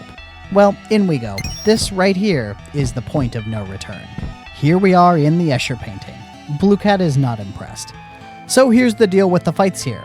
They were really easy, and I think it comes down to doing Wutai first. My party got several levels there, and those fights were quite difficult, especially the ones on the world map on the Wutai continent. These ones are so pathetic by comparison, it must be the intent of the developers to do this part first. The fact that you get a bunch of no materia slot weapons here also does support that. But if you do the temple first, then you can't bring Ms. Yellow to Wutai, and I'm not okay with that. So I always do it first. So exploring this place is a little annoying, since some paths don't lead anywhere when they look like they should, and others look like dead ends but are paths. But there are actually surprisingly few side paths to go down, so it ends up being more linear than it looks. There are these little purple dudes running around, and catching up to them means a free rest and save point. Not a bad deal. This one also has a shop with some basic amenities. Getting through this first room leads to this big bridge with a bunch of C-shaped rocks rolling. Get squished by one and go back to the beginning. Need to hide under the holes in the rocks as they roll over. But the threat isn't so bad since they don't do damage or anything. Mr. Green must be made of some tough stuff. Just reaching the end of the path makes them all disappear, at which point Ms. Yellow runs back to the little pool for a cutscene. There was also a morph materia here, but right now nobody can do much with that. Here we see a view of the past, the moment when Tsung encountered Sephiroth in the deepest chamber of the temple. Tsung is looking at the murals, trying to make sense of them, when suddenly Sephiroth shows up and starts monologuing. And now we hear his plan, or at least some form of it, for the first time, to become one with the lifestream. Put a pin in that one, Sephiroth will be very forthcoming with details later. The next area is the big clock room. There are 13 paths here, one for each clock direction, and an additional in the hole below. The entrance is 10, so that leads backwards. 6 and 12 are both paths leading forward, with 6 being the next area and 12 later on, after the first of 2 bosses. The remaining rooms are either blocked paths or chests, with about half the chests containing items and the rest containing monsters. To fall in the pit, you have to be touched by the second hand, which is constantly moving across the room. In the bottom is another unique battle with some dragons, and a chest containing the Nail Bat, which is Mr. Green's no materia slot weapon. The most important of the loot chests on the clock are in Room 5, which is the ribbon, and Room 4, which is the Princess Guard, Ms. Yellow's ultimate weapon. After thoroughly checking all available routes, finally we proceed through Room 6 toward the next area, what I affectionately call the Scooby-Doo room. This purple dude locks the door, and you have to chase him through these doors which lead to seemingly random other doors. The goal is to enter whatever door he will be exiting. There is actually a logic to this, and watching the links carefully will help figure it out. Once you catch him, the door at the top opens, and he becomes another rest and save point. The door on the far right at the bottom leads to the top, so that is a quick way back up. Now, we finally reach the mural room from the vision Ms. Yellow had earlier. And in here, we get more taunting by Sephiroth and more details to his plan. He reveals what the Black Materia does. It calls the ultimate destructive magic Meteor. And what he wants to achieve is to use Meteor to cause a grievous wound to the planet, which will trigger its healing response using the lifestream. And if Sephiroth is chilling there at the source of the damage, he can absorb all that spirit energy and become an all-powerful godlike being. So his evil plan to become a god hinges on potentially annihilating the world. Makes a lot of sense. Mr. Green has a freak out here, the creepiest one yet. But he understands what Sephiroth was saying. He wants to drop a big rock from the sky on the planet, and he needs the Black Materia to do it. But out of nowhere, the screen shakes. Sephiroth does a tee-hee not me, and a big red dragon attacks. This fight was not tough. His attacks did some good damage, but he died so fast. Poison did a lot. Of course, limit breaks did a lot. But it just didn't do much except hit one character at a time for decent damage, which was easily healed by Blue Cat. Big Guard made it even easier. Not too bad. He drops the Bahamut Red Materia, which is pretty good, and a trophy for some reason. There is this little puzzle box on the far right side of the mural room, and Mr. Green and Ms. Yellow quickly intuit what it's for. This is how to make the Black Materia. And Ms. Yellow consults with her ancestors and learns that the truth is, interacting with the puzzle box is actually shrinking the temple itself. After doing that enough times, it shrinks the temple enough to be picked up, which is itself the Black Materia. Mr. Green declares they must figure out a solution to this now, because Sephiroth has no shortage of mooks he can sacrifice to get this task done for him. But they don't have any way to do it safely. Until Blue Cat pipes up. His body is a robot after all, he can be replaced. Well, that settles it. There really isn't another easy solution. They need to trust Blue Cat to get this task done so they can get the Black Materia away from Sephiroth. Blue Cat says he will stick with the party until they reach a safe way outside, so no need to go on with just two, thankfully. I was legit worried it might make me go with a partial party. Good thing too, this next boss is a doozy. Crossing the clock room straight across to room 12, and this room is already ominous immediately. Mr. Green tries to open the door, and that's when the beast pokes his head out. This is Demon's Gate, or the Demon Wall in any other FF game. And this guy is infamous for being tough for this level. I didn't really get it at first, but boy is that deserved. This thing hits super duper hard. Like one shot from full health if it crits, which happens often enough to matter. Thankfully, I had a pretty important advantage, Ms. Yellow. She was truly responsible for winning this fight. Enemy skills alone account for a lot of that. Big Guard is huge at keeping people alive and keeping up action economy. White Wind as a backup heal is very helpful for when Blue Cat is incapable or dead. And then let's mention the big boy, Great Gospel, her ultimate limit break. It really is huge. It gives a full recovery, which includes both HP and MP, but it also gives a single hit worth of invulnerability. That breathing room made a huge difference. I used it twice in the fight, and in both circumstances, one of my party members was down. I used either the life spell from Mr. Green or a Phoenix down from Blue Cat, and then hit Great Gospel immediately after the animation started. This works flawlessly because limit breaks ignore the queue. They go on the stack, to use parlance from Magic. Even if the boss is scheduled to act first, the limit break ignores that and jumps the line. Most of the time that isn't particularly relevant unless the limit break would actually end the fight with damage, but for Ms. Yellow it matters, because all of her limit breaks are support. so her jumping the queue to give a crucial support effect is huge, as it was here. After the battle, there is no real window to enter the menu, which is unfortunate. Blue Cat immediately declares it is time for him to go and save the world. Even a robot cat like him can save everybody. This is a sad goodbye scene. Kind of wasted on a disposable character that literally comes back 2 seconds later, but good attempt. He gives one last fortune to Mr. Green and Ms. Yellow, that they are a perfect compatible couple. Again, wish I had Ms. Red here for this, just to see her reaction. After that, he runs off to do his final duty.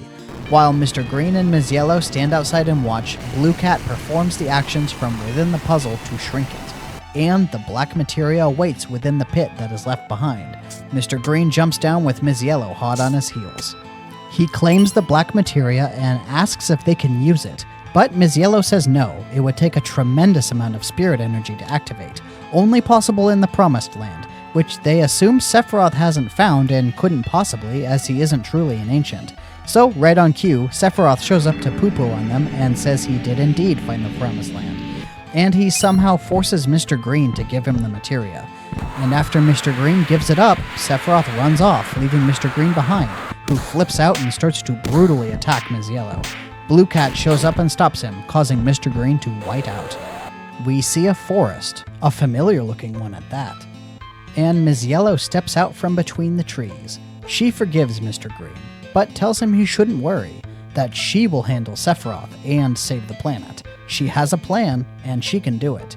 She's in the Sleeping Forest, which leads to the City of the Ancients. She leaves Mr. Green, telling him she will be back. Love the confidence, girl.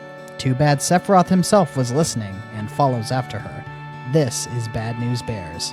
Mr. Green awakens in Gongaga with Mr. Blue and Ms. Red at his side, and he explains the whole situation.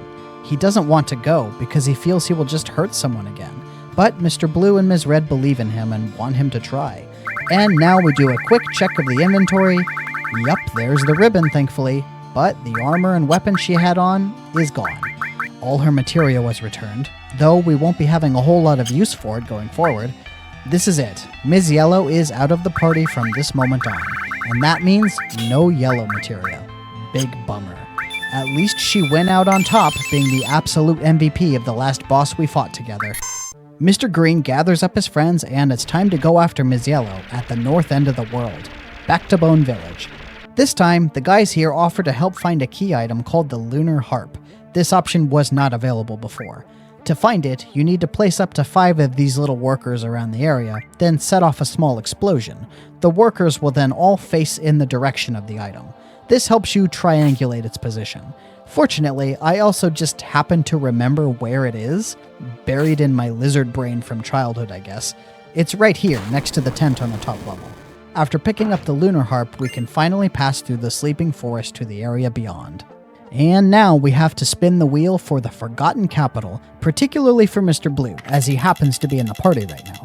The results for Support Plus for the Forgotten Capital are Summon for Mr. Blue and Magic for Blue Cat, same as the temple. Well, I just finished using Blue Cat and I don't feel like changing, so let's just give some nice summon materia to Mr. Blue. At first, I try using Elemental Kujata in the armor, and then Bahamut with MP Absorb, but it turns out Elemental doesn't work with Kujata. Weird specific edge case, I guess. So after finally figuring that out, I decide to change it to Elemental Leviathan in the armor instead. This will give him some protection from the upcoming boss. Speaking of, I also give the recently acquired Water Ring to Ms. Red. Alright, the Forgotten Capital doesn't have a whole lot going on at first. Some paths going to pretty interesting looking locales, but not much to actually do there.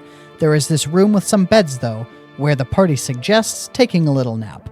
This is how you get the story moving. Night falls, and Mr. Green suddenly awakens, feeling a sensation that Ms. Yellow and Sephiroth are nearby, so now we can get moving towards them. Going back to the entrance, the center path leads the right way. There is this little cool green materia here called Comet, slotting that on Mr. Green.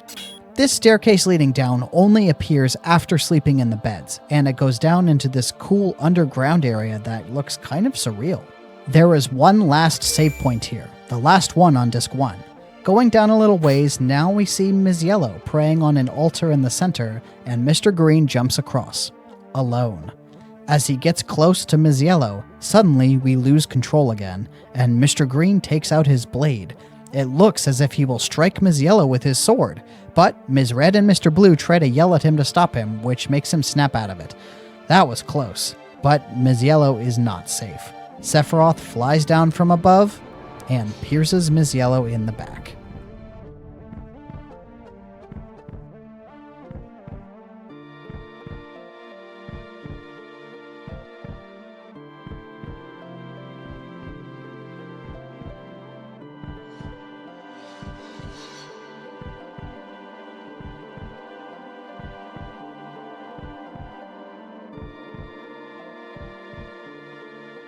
A strange colored materia falls away, bouncing down the steps, dropping into the water below. And then Ms. Yellow collapses in Mr. Green's arms. Mr. Green is devastated, but Sephiroth just laughs it off. What, so you actually have feelings now? Because you are... And Jenova shows up. Jenova life is tough, but not as tough as Demon's Gate, thankfully. She does quite a bit of damage with Aqua Lung, hence the water protection. All her blue attacks are water elemental as well, meaning they deal half damage to Mr. Blue and heal Ms. Red. Mr. Green has to fend for himself, I guess. Bahamut does a tasty amount of damage to her, but unfortunately, since he's new, can only use him once. Ms. Red has a ton of things to use though. I didn't know this at the time, since I lost access to the Sense Materia, but Jenova Life is actually weak to Earth. I wish I had been summoning Titan. Stupid me thought it must be weak to lightning due to using so much water stuff. Silly me. I also thought Mind Blow might reduce its MP and prevent it from using Aqua Lung, but that simply didn't work. Look at this massive big shot that Mr. Blue fired off. Good golly, when did he get so strong? Ms. Red kept up the summoning pressure, and in the end, the final blow was dealt by Odin and his Gunge Lance. And that's it. Disc 1 complete. Jenova finishes Sephiroth's statement. Because you are a puppet. And now, there's the sad scene where Mr. Green lays Ms. Yellow's body to rest in the pool outside. We lost by far our most valuable party member. I think I feel her loss more this time around than ever before. Mr. Green once again doubts that he is to be trusted, but decides he has to go deal with Sephiroth either way. So, the journey must go on, to the north beyond the snowfields, to the Promised Land. Only they can stop Sephiroth from calling Meteor. And even in this version of the game, which is digital and updated for modern hardware, it still gives an act break here, calling it the end of Part 1.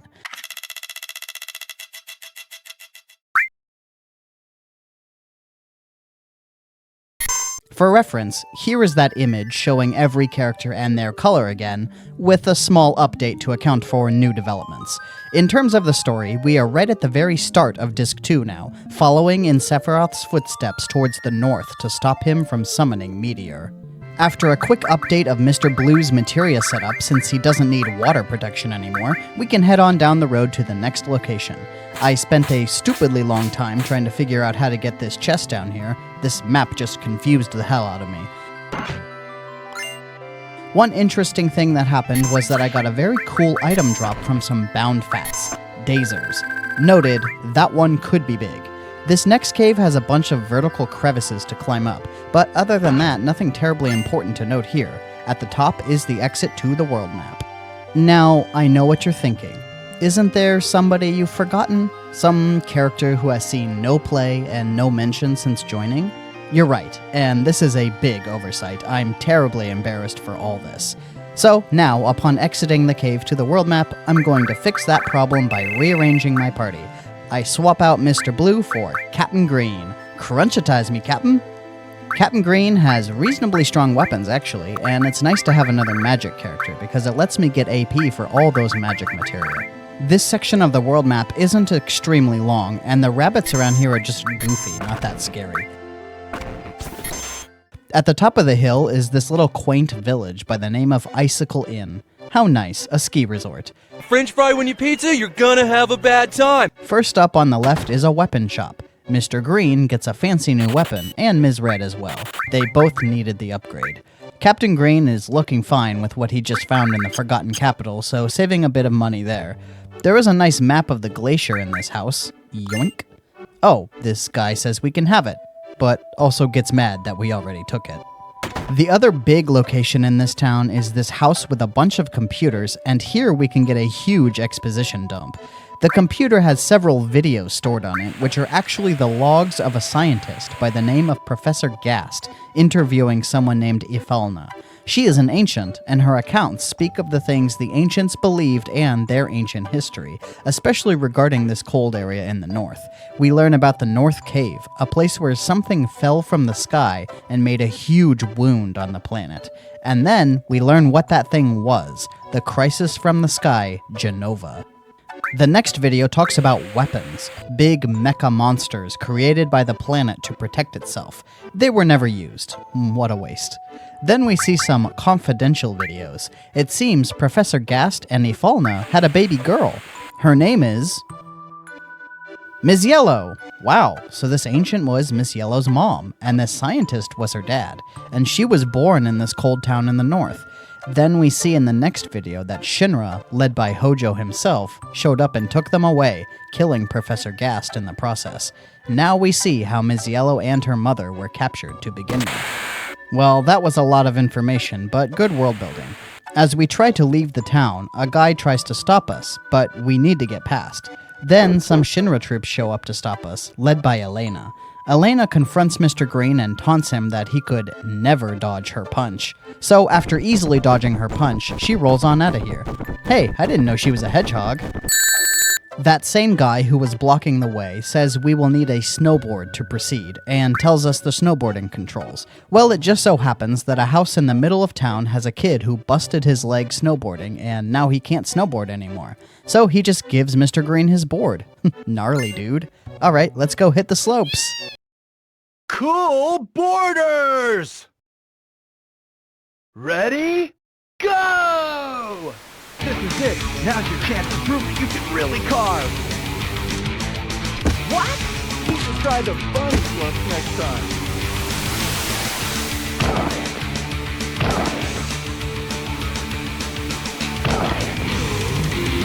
Yeah, there's a clip coming up. Pull some air! Yeah, not bad, but you're gonna have to do a lot better than that.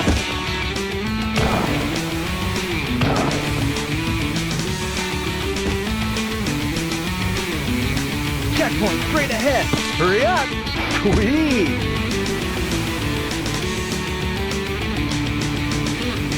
Sweet!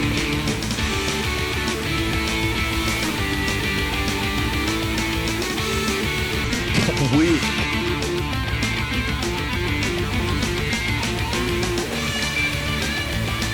Sweet! Sweet! You're almost at the finish line! Go blow it! Finito! Wow, wipeout. Looks like we landed in some snowy area with some caves. We can now use that map we picked up to try to find our way through this area. This is the Great Glacier, and this is a pretty sizable zone with tons of stuff to find and do, and one rather annoying gimmick, a time limit. After a certain number of steps, Mr. Green will just pass out from exhaustion, or maybe it's hypothermia, and be transported to another location. So before I show that happening, let me go over what actually happened in the first attempt at this place. First, Mr. Green went inside that cave there, and when I got to the deeper chamber, I realized this is actually the exit to the area. Whoops. Back outside it is.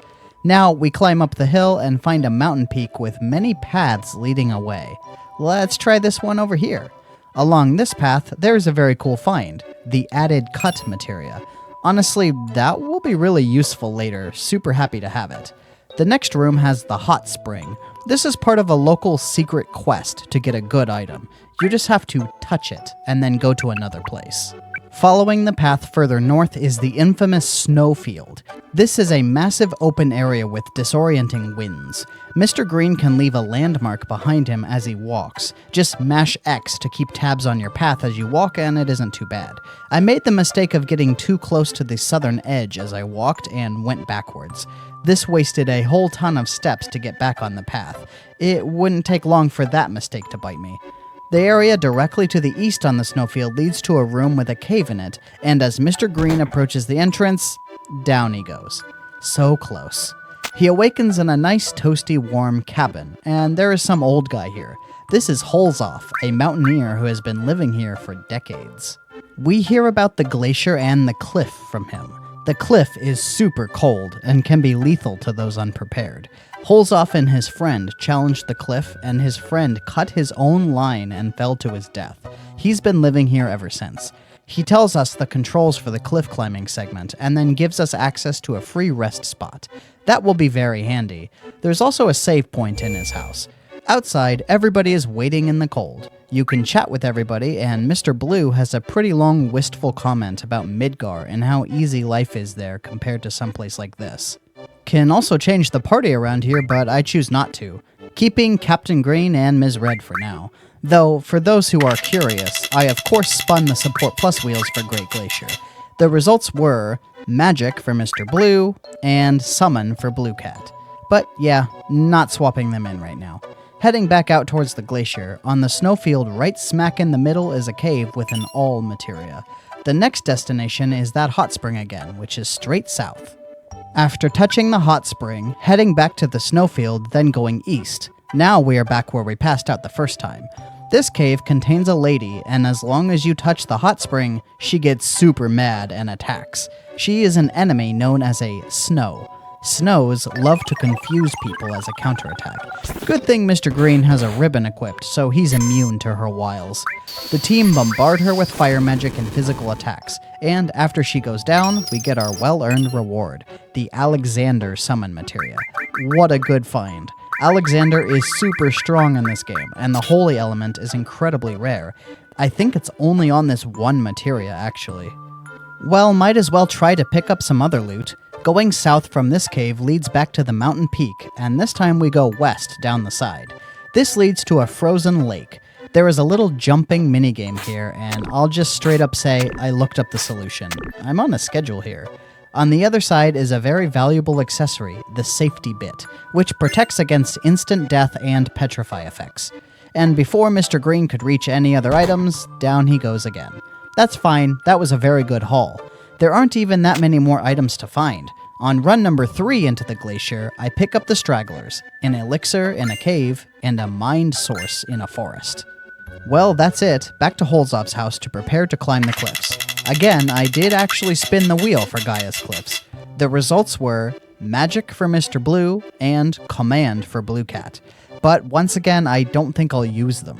Captain Green is still lagging behind in terms of limit break progress, and I feel like I'm close to getting the next one for Ms. Red too. So I'll be riding with the same party through the next area as well. In preparation for the reasonably difficult boss up on the cliff, going to do some management of the old crew. There are more than enough items to spread around by now that completely nullify or heavily reduce certain elemental damage. So, to keep things balanced, here is how I set things up. Mr. Green gets the Dragon Armlet, which reduces fire, ice, and lightning all by half. Then he gets the Ribbon, which as the healer he needs more than the others. Captain Green gets the Bolt Armlet, which drains lightning damage, and the Ice Ring, which nullifies ice damage. And Ms. Red essentially gets the exact opposite, the Aurora Armlet, which drains ice damage, and the Bolt Ring, which nullifies lightning damage. What this ensures is that the whole team is protected from ice and lightning, with Mr. Green additionally having a little protection against fire. Mr. Green still takes damage from those elements, but they are heavily reduced, and Captain Green has access to M-Barrier, or Shell as it is more commonly known. This will all come into play during the boss coming up, so just keep that in mind. Alright, now that the team is ready to rock and roll, up the cliff we go. This area has several segments where you have to climb up a rock face while monitoring your body temperature. I don't know the exact temperature where things get dicey, but I dropped as low as 34 at points and didn't have problems. Mashing square on one of the snowy ledges lets you heat yourself back up to around 38. It's very simple, just climb up to the next ledge, mash square, and rinse and repeat. Later there are forks in the path, but it's not very confusing. In the cave, I get this weapon, the Javelin, for Captain Green, and I'm like, oh sweet, which is when I noticed the Dragoon Lance sitting in my inventory. When the hell did I get that? It is way better than what he's using. Alright, so the monsters in this cave aren't so tough. They love to poison, but Mr. Green can just keep people topped up between battles. The yellow penguin dudes use a pretty strong attack called Extreme Bomber, which also gives the Fury status. Fury allows for more limit breaks, though, which is actually kind of good. Thanks to the plentiful battles and the Fury status, both Ms. Red and Captain Green got their next limit breaks. The only other notable thing in this cave is this icicle room. You can drop a bunch of icicles into the room below to alter the state of the room. To do so, you have to cross this upper area and battle each of the icicles, along with their posse of vampire bats that use silence. The silence made it a bit tedious, since that prevented Ms. Red from summoning to wipe the field. But the bats are stupid easy, and the icicles not much worse. Doing all this opens up a few more item pickups below and opens the route forward. On this icy path, I ran into some scary monsters, Marlboros. The first time, I got super tense and just blitzed it as fast as possible, killing it before it could do anything. But the second one actually stuck bad breath on my party. In this game, it is AoE, so it hits everybody. Good thing Mr. Green has that ribbon, and Isuna. It was actually pretty trivial to recover and take it down. At the top of the cliff is one last cave with a save point, and then the battle against the boss, the two-headed dragon Schizo. Each of the two heads uses different elemental attacks, sort of. They both use Quake, and they both have a final attack that is lightning elemental. But their breath attacks are fire elemental for the right head and ice elemental for the left. They can also combine forces to do both breaths at the same time, hence all the elemental protection prep before. Eliminating ice as a factor makes the only dangerous attacks fire breath and quake. The lightning final attack is pretty much the scariest thing in the battle, so that was the highest priority to just take out of the picture. But fire still did decent damage, which means heals were still a thing to keep on top of. Ms. Red went down once during the fight thanks to some quakes and fire breaths, and she totally blew her entire MP pool on summons. Captain Green was mostly just doing physical attacks since Quake didn't do as much as I would have liked. He also used M Barrier to help protect Mr. Green. Mr. Green was curing and raising, with some limit breaks here and there. Ultimately, it wasn't too bad thanks to all those elemental protection items. Definitely easier than some of the bosses from the last part. After the boss, we are finally at the top, and we see the spectacular view of the northern crater and its glowing center, surrounded by magical winds. This is the Whirlwind Maze, the final destination of this train. One more spin of the wheels for the Blue Boys. Mr. Blue landed on Command, and Blue Cat on Magic. I was all prepared to swap the party around and let one of them in, but the game actually stopped me. So that limits my options. I checked on who is what level and has what gear, and honestly, Captain Green is still the best option. I guess we're sticking with this setup for just a little while longer. Don't worry, we will be forced to change things up soon enough. Shortly into the maze, we see a scene featuring the Shinra executives riding in on the airship Highwind. Rufus believes this truly is the Promised Land. Scarlet and Heidegger are also on board with that idea, but Hojo is less certain. He's skeptical the Promised Land even exists, but he says this is the location of the reunion, whatever that means. Oh, there is a Neo-Bahamut Materia here, but Ms. Red doesn't have the space yet. Maybe later. The battles here really aren't too tough, especially these gravestone things. Do they have some gimmick or something because they were really damn easy? There are these walls of wind you have to sneak past when the wind is weaker. The first one is super easy, but this second one, I got stuck here for at least 4 attempts before I finally got it. Embarrassing. Just beyond it, Sephiroth starts monologuing, and then we find out it was never Sephiroth to begin with. Some voice is talking to Mr. Green, explaining their purpose. To deliver the Black Materia to Master, those who have cells of Genova. Master is Sephiroth, of course. And now he attacks. Finally, we fight Sephiroth.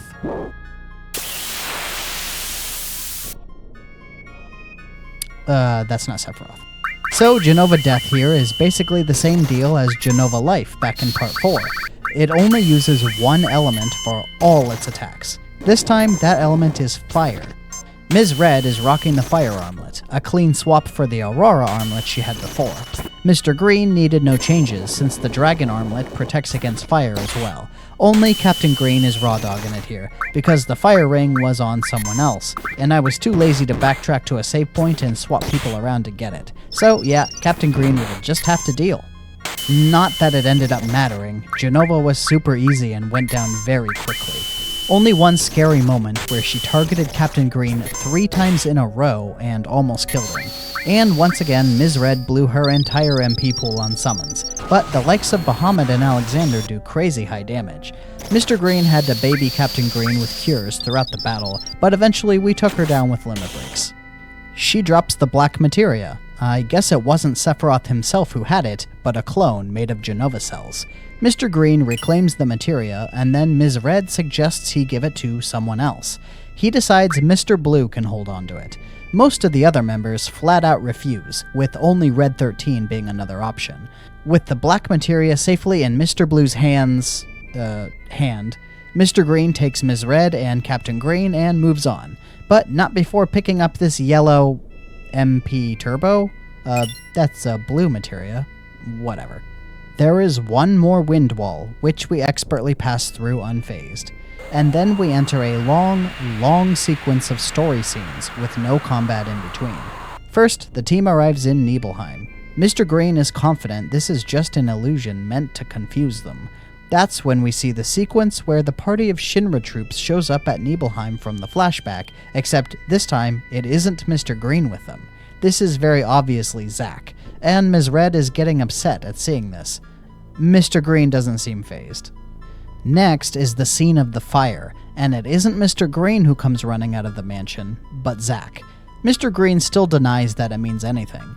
Ms. Red is getting increasingly agitated. Sephiroth comes out to taunt Mr. Green even more, claiming all his memories are false, and he explains that Hojo actually created Mr. Green as a Sephiroth clone like all the Black Cape dudes, made up of Jenova cells and Mako.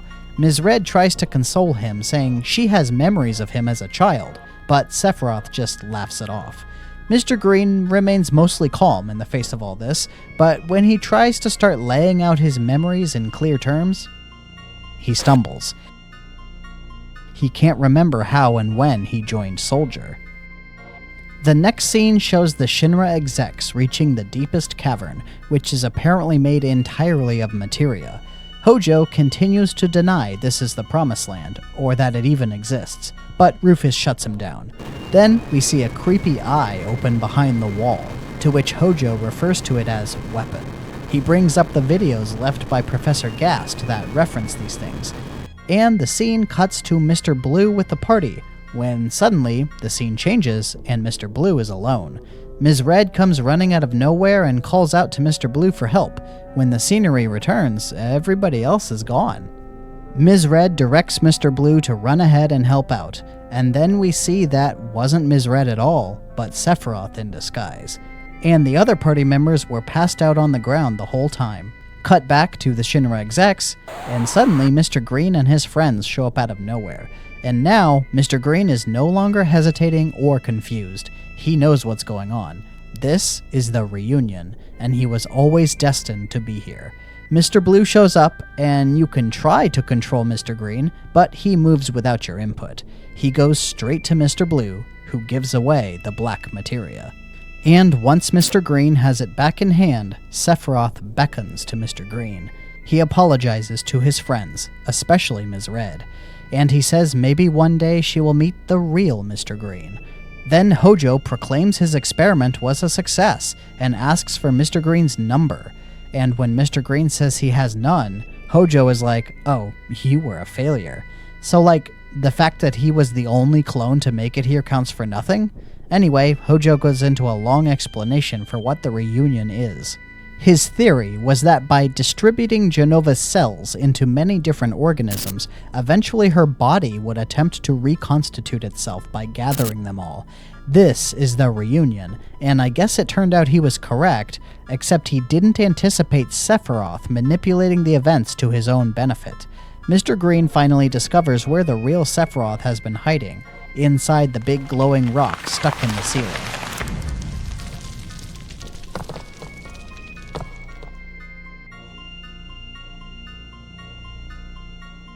Rufus has everybody evacuate to the airship while Mr. Green hands the black materia over to Sephiroth, and after he does so, the cavern starts collapsing all around them.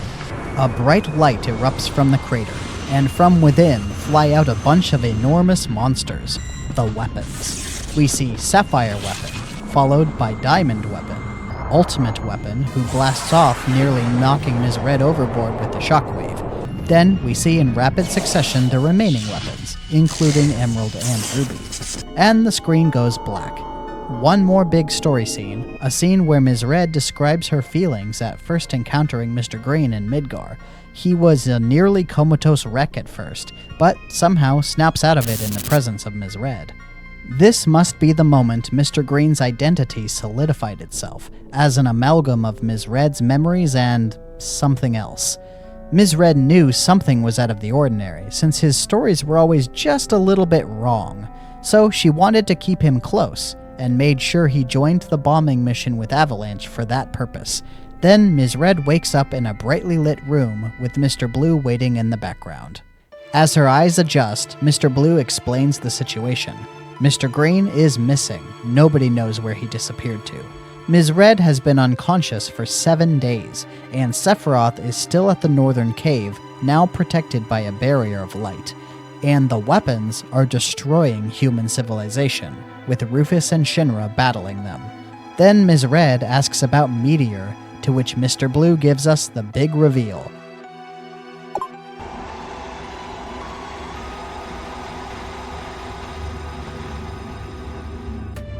A bright red ball of fire in the sky dominating the scene. The end of the world, or so it seems. We also see now that they are located in Junon. Rufus walks in and reveals that they were waiting to see if Mr. Green would show, but since he hasn't, Rufus has okayed a public execution. They will take the blame for summoning Meteor to keep the public calm. Rufus coldly tells them to enjoy their final moments together and walks out. And now we are in control of Mr. Blue, hands bound, following an escort of a Shinra soldier and Ms. Red. So let's take a look-see back a few videos to see when the party first entered Junon and see what Mr. Blue spun up back then. Up next is the city of Junon. It's like another Midgar, fancy high-class city up top, ruined, polluted slums underneath. For now, let's spin Mr. Blue's support plus wheel again. He gets command. Oof, still no viable combos there, so Mr. Blue is pure blue while in Junon. Looks like it's command. Alright, let's make something clear now. I have been saying that yellow materia are totally off limits without Ms. Yellow, but technically that isn't true. Blue characters do actually have an out here. They can use up to 2 yellow materia linked with blue materia in any area they spun up command on the wheel. But the rule is that those materia have to be legal connections, which means selections are quite limited. The biggest loss here is enemy skill. Outside of a fringe exception that feels really cheesy, enemy skill doesn't legally work linked with any blue materia. The exception is elemental, where technically every materia in the game, except other blue materia, is a legal combination. But it makes a really stupid bonus of protection from the hidden element, which only one enemy in the game actually uses, Ultimate Weapon. So I will rule that outside of that one battle where it actually has a function, hidden element linking doesn't count. It's cheese. The yellow materia that actually work with a lot of blue materia are as follows: Steal, Sense, Throw, Morph, Death Blow, Manipulate, and Mime. Except Mime, I have a copy of all of those. They work with the likes of HP and MP Absorb and Added Cut. So that whole explanation is to justify how I gear up Mr. Blue here, with Added Cut Steal and HP Absorb Death Blow. Blue Cat will also be joining the party shortly, but he hasn't spun for Junon yet, so let's get that out of the way. And he gets also Command. Great. There isn't a whole lot else we can swing with this, so by default he is getting MP Absorb and Sense. There is no way Sense can ever absorb MP, but oh well. Sense isn't exactly going to break the game if I get access to it, so I'll allow this one even though it's weird and an edge case. Great, that's all sorted. Time to finally get back to the action in Junon. Down in the press room, Scarlet has a crew of reporters assembled to broadcast the execution live to the public. Who is this big dude, though? He has a suspicious body shape. Scarlet decides Ms. Red is up first to be taken away, and Mr. Blue tries to intervene so she will choose him first, but no dice. In the next room, Ms. Red is strapped to the chair, and we learn this is a special gas chamber, and Scarlet clearly has some sort of grudge against Ms. Red. But just as soon as the execution is to begin, suddenly an alarm blares saying that Weapon is attacking. The big suspicious reporter runs up to Scarlet and... now she's down, and that big reporter reveals himself to be Blue Cat. And a fight starts against some troopers, who love to use their sleep tactics again. Still a pretty easy battle, all things considered. They barely do any damage at all. Mr. Blue is still suspicious of why Blue Cat will want to help out, but he'll take any help he can get in this situation. Scarlet is on the ground, but she reveals she already flipped the switch to the gas chamber. Mr. Blue can't get the door open. Next, we see Heidegger run up to where Rufus is standing in front of the big windows, and they prepare to fire the big cannon at the approaching Weapon. Junon has a cool mecha transformation to become Super Junon Z, and fires a massive shell out into the open ocean. Everybody waits with bated breath to see if the Weapon was stopped.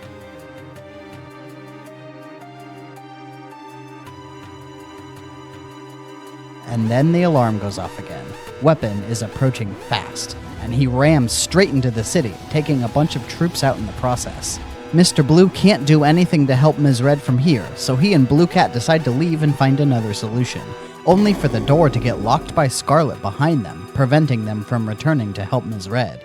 Blue Cat suggests going to the airport with no further information. Mr. Blue reluctantly agrees.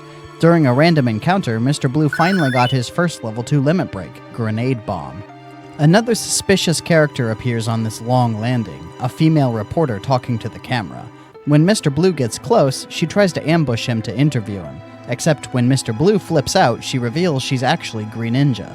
So we get one more party member, and this one is a good get because with some green in the party, we can finally heal without items. Though, to be honest, it isn't particularly important because there's like one more screen and no forced battles before the end of this sequence. At the airport, Mr. Blue runs up to the airship, but doesn't quite get the hint, and Blue Cat isn't giving anything away. Now we get control of Ms. Red stuck in the chair, and man, this was an annoying minigame. I know you have to press 2 buttons at once, but it just was not working for me. Took way longer than necessary, and really, Ms. Red should have died from that gas. So yeah, she uses her legs to pull the key close, pass it to her mouth, unlock her arm with the key in her mouth, and then unlock her other arm. She turns off the gas, then tries to get out the door, only for Scarlet to yell at her through the door. And then, in what must be the most serendipitous moment in the game, Weapon blasts a giant hole in the city of Junon, just before it gets his head blown clear off. That hole is exactly where Ms. Red is being held. What luck! Ms. Red climbs out of the hole and down the side of the tower, with guards chasing after. Though this guy certainly doesn't have the cat-like dexterity of Ms. Red.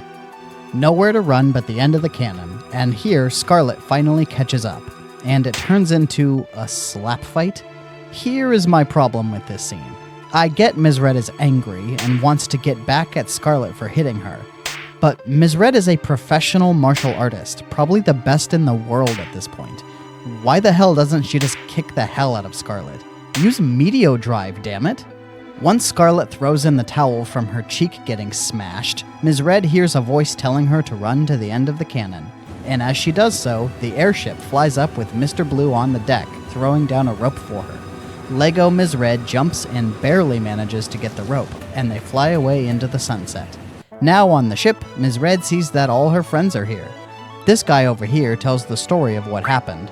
The crew were sick of being abused by Heidegger, and when they saw Captain Green, they were inspired by his presence. So now they have a fancy flying ship and a crew loyal to Captain Green. They just need a plan for what to do next. Ms. Red is the party leader for the moment, but we don't have much direction other than find Mr. Green. Red 13 suggests he may have drifted through the lifestream and washed ashore somewhere. I take this time to do a little bit of item collecting. Here are some of the big things that can be found now that the team has the high wind. In Rocket Town, there are some new chests, including armor called the 4th Bracelet. It has another materia slot for Ms. Red to equip Neo Bahamut. In Nibelheim, the piano has a secret elemental materia, as long as Mr. Green played the piano in the Calm flashback. In Cosmo Canyon, there are some items behind this shop: a full cure materia, an elixir, and a magic source. Other than that, I just hunted for some gear upgrades, settling on some new weapons for Mr. Blue and Blue Cat from Icicle Inn. Though it turns out that would be a waste, because once I finally land in Mediel to advance the story, the weapon shop there has way better stuff. Wait, why is there chocobo music playing in here? Oh, look at this adorable little white scamp. He seems pretty aloof since we don't have any greens for him. Well, I guess maybe I should buy something for this guy to snack on. Quick side trip to the Chocobo Ranch. The greens he wants are these, Mimit greens. With Mimit greens in hand, we go back to Mediel and find that little bird again, and thanks to a hint given by Chloe at the Chocobo Ranch, we know to scritch behind the ears. Our reward is some mystery green materia. Turns out, this is Contain, which is a very unusually named materia that doesn't give away what it does at all. Contain actually has the most powerful elemental magic nukes in the game, the likes of Freeze, Tornado, and Flare. Very nice get. Another task in this town is to talk to the crazy shopper lady in all of the shops, because doing so will open her up as a vendor later in the game.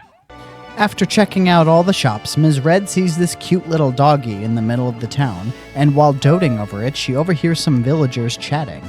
They mention a youngster who washed ashore on the beach near here, a pokey-headed young thing with a really long sword and weird blue eyes. Obviously, this is Mr. Green. So Ms. Red asks where he is now, and he is staying at the clinic up the road. Except when Ms. Red gets there and finds him, he is wheelchair-bound and unable to speak. He has a severe case of Mako poisoning, a result of him drifting through the life stream for so long. Ms. Red resolves herself to stay behind and look after him, since she hasn't been feeling up to fighting right now anyway. Mr. Blue and Captain Green understand and give their best, and we leave Ms. Red behind to join Mr. Green. Down another party member. Back on the High Wind, Mr. Blue is trying to think of a plan for what to do next. It just so happens that at that very moment at Shinra HQ, they are discussing something big, their plan to destroy Meteor. It involves collecting something called Huge Materia and launching it into the meteor as some sort of WMD. Mr. Blue has some flimsy arguments for why he doesn't want Shinra to get their hands on the Huge Materia. He really just wants to stick it to Shinra, and the fact that one of their targets is his hometown certainly doesn't help. So the plan is settled. Beat Shinra to the Huge Materia and snake it out from under their noses. They're gonna need a leader, and in a shocking moment of self-awareness, Mr. Blue declares that can't be him. So, he passes the buck on to Captain Green, the only person left for the job. Alright, this video is getting pretty long, but bear with me a little bit longer. We have two destinations, Mount Corel and Fort Condor. Fort Condor is closer, but I wanted to do Mount Corel first so I can use Mr. Blue, who is already geared up and ready to go. Captain Green is the mandatory party leader here, and conveniently he has green materia, so I can just build him like how Mr. Green was. Finally, for the last slot, I'm going to bring in Red 13 and load him up with all those summon materia Ms. Red was using. As a reminder, Mr. Blue has red as his support color for Mount Corel, so he gets a couple summon materia here. MP absorbed Neo Bahamut and added cut Chocomog. The team lands outside of North Corel, ready to storm the reactor and grab that huge materia. I won't be using Blue Cat here, but just for completion's sake, I spun his wheel. He landed on magic. Cool, I'll keep that in mind, just in case. Quick trip through the Mount Corel area to reach the reactor, and just out front we see a couple of Shinra guards. They go down easily enough, but as soon as that battle finishes, suddenly a train comes choo-chooing out of the reactor. Mr. Blue and Red 13 are freaking out, but Captain Green confidently says leave it to him. They run inside and hijack another wee train of their own. This begins the Great Train Heist. There is a 10-minute time limit for this section, counting even during battles and menus. First, there is this little minigame with alternating up on the D-pad and triangle to make the train go faster. Then there is a series of train cars, each with a battle on it, with increasing difficulty as you go. First battle is one little smog robot called a gas ductor. No problem. Next battle is two of those things, which get taken down by Odin's patented steel-bladed sword. On car number 3 is the Wolfmeister, which is really just a red iron giant. This guy takes a beating, eating the likes of Comet, Freeze, and Captain Green's Limit Break. But he eventually goes down, leaving one more train car. On this one is the Eagle Gun, a flying artillery robot. Again, it takes a lot. Alexander comes out, and Neo Bahamut, plus multiple comets. By the time we finished this battle, there was about 5 minutes left on the clock. At the front of the train is a single lone Shinra guard who is easily defeated, which leads to one last little minigame of sorts. It says to move the levers simultaneously this time, but after 2 pulls, the sequence ends. The train somehow comes to a complete stop before crashing straight into North Corel, and the train heist is complete with no casualties, other than all those robots. And Huge Materia 1 get. In order to prepare for the next one at Fort Condor, need to swap Mr. Blue's materia. Wait a second. Checking notes. Whoops. I actually never spun the wheel for Fort Condor. Fortunately, I also never used Mr. Blue or Blue Cat during any battles there. So, no harm, no foul. Let's spin the wheels right now. The Support Plus wheel results for Fort Condor are Magic for Mr. Blue and Summon for Blue Cat. So I want to keep Mr. Blue for now, so let's move some magic materia onto him and put the summons back on Red 13. I give Mr. Blue all Restore and Added Cut Comet. Should give him some oomph. I move Chocomog back to Red 13. Neo Bahamut doesn't have a home at the moment. One more event in North Corel. After running south to get out of here, the villagers come out to thank the party for saving them from the Shinra train. Mr. Blue even gets called out by name, so glad I had him along for this. The kid comes up and gives a present, in Ultima Materia. Hell of a reward there, kid. After a free rest and slotting Ultima onto Captain Green to start earning AP towards unlocking the spell itself, off to the next destination, Fort Condor. The guy there says this is the big one. Shinra is going all out assaulting the reactor. This time, they don't care to capture it intact, they'll happily destroy the reactor. Our team climbs up to the ready room and begins the battle. And this was the easiest battle I've had here yet. I start with 3 simple cheap fighters at the limits of my side just to push the front lines down. I then start creating whatever rock, paper, scissors appropriate unit is necessary for what comes out from the bottom, as low as I can possibly put them. Some attackers for these beasts, some defenders for these barbarians. Eventually, a wyvern flies out on the left, and after the last unit dies in the center, the game ends. What? That's it? No boss unit even? I think I killed less than 10 guys here. So it turns out, if you ever completely wipe out the enemy troops, you just win. Alrighty then, I went way overboard with paranoia that this would be tough. The game needs an overkill animation like FF10. So as soon as the battle ends, we see the CGI movie of the Condor Mama and the egg hatching in a brilliant display of pyrotechnics. And then the mama falls over and dies. The guy tells Captain Green to run outside and investigate, where we see a giant chick in the shattered eggshell, and a shiny red materia, the Phoenix Materia. The chick then flies away, and when we go back, the guy tells us we did a good job and to report to his father. The father gives us the huge materia, revealing he always had it. He stole it from the reactor a long time ago after Shinra left. It was always about the Condor, not the materia. We hear that there is one more huge materia in the underwater reactor in Junon, but before heading there, Captain Green suggests visiting Medial one more time. So back down to Medial, and in preparation for this little event, I spin the wheels yet another time, this time for Medial itself. So Mr. Blue lands on Magic again, and Blue Cat on Summon again. Great, no changes necessary. I also neglected to do an important small quest here last time I was here, the Cursed Ring quest. So quickly I get that out of the way because this is the very last opportunity. There is a locked door in the weapon shop, so Captain Green gives it a swift kick. On the nearby bridge, there is a random beat-up key. When Captain Green tries to use it on the door, he breaks the damn thing. The weapon shop owner asks what the hubbub is about. And as long as you tell the truth and apologize, You learn that door isn't even a door at all. He just painted a door on the wall. As an apology, he gives you a cursed ring. Is he trying to tell us something? Maybe he really does bear a grudge after all. The cursed ring is actually legit though. It's very powerful. It just gives you death sentence in battle, which can actually be a plus in certain cheesy scenarios. Alright, now that we got that item, time to check in on Ms. Red and Mr. Green, and upon doing so, the earth starts a-quakin'. The lifestream is apparently fixin' to burst out of the ground. To make matters worse, Ultimate Weapon is flying about overhead. Time for a boss fight. And this one was embarrassingly bad. Red 13 goes down early, and not soon after, so does Captain Green. Mr. Blue was trying to get Captain Green up with a Phoenix down when suddenly, Ultimate Weapon just flies off, satisfied that he had beaten us. Wow, I mean, that was certain death like 5 seconds later, so thanks for the mercy, I guess? The cocky attitude of Captain Green and Mr. Blue is icing on the cake. You guys really have no room to talk.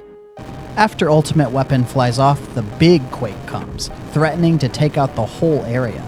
Captain Green yells to Ms. Red and Mr. Green to escape. Ms. Red grabs Mr. Green's wheelchair and takes off, and as she runs, the ground collapses under them, revealing the life stream. And they don't make it. They both tumble down into the green liquid below and are submerged. Ms. Red starts hearing voices and responding to them, though we don't see what the voices are saying. And shortly after, she awakens in a strange location with ephemeral Mr. Greens all around. She calls this Mr. Green's subconscious, and this is a bit of a lengthy segment of just story revelations. It is important backstory for Mr. Green and Ms. Red. It also is pretty much the biggest missing piece of the puzzle to what happened with Sephiroth in Nibelheim, aka why he actually died there while Mr. Green lived. Here's the Cliff Notes version, since this video is already going pretty long. In Nibelheim, we see the scene with the Shinra showing up at the gates again, though this time Ms. Red interjects and says, nah, Mr. Green wasn't there. In fact, she was waiting for him and he never showed. Next, they see the scene at the well, where Mr. Green promised to rescue Ms. Red if she ever gets in trouble. And Ms. Red says this scene is real. It's part of why she still believes in him, because it really did happen as he describes. Next is a scene that Ms. Red doesn't recall all that clearly herself, a scene from her childhood on a very specific day. Mr. Green comes to Ms. Red's house to visit, but Ms. Red doesn't want to see him. She wonders why this specific day matters, and Mr. Green reminds her.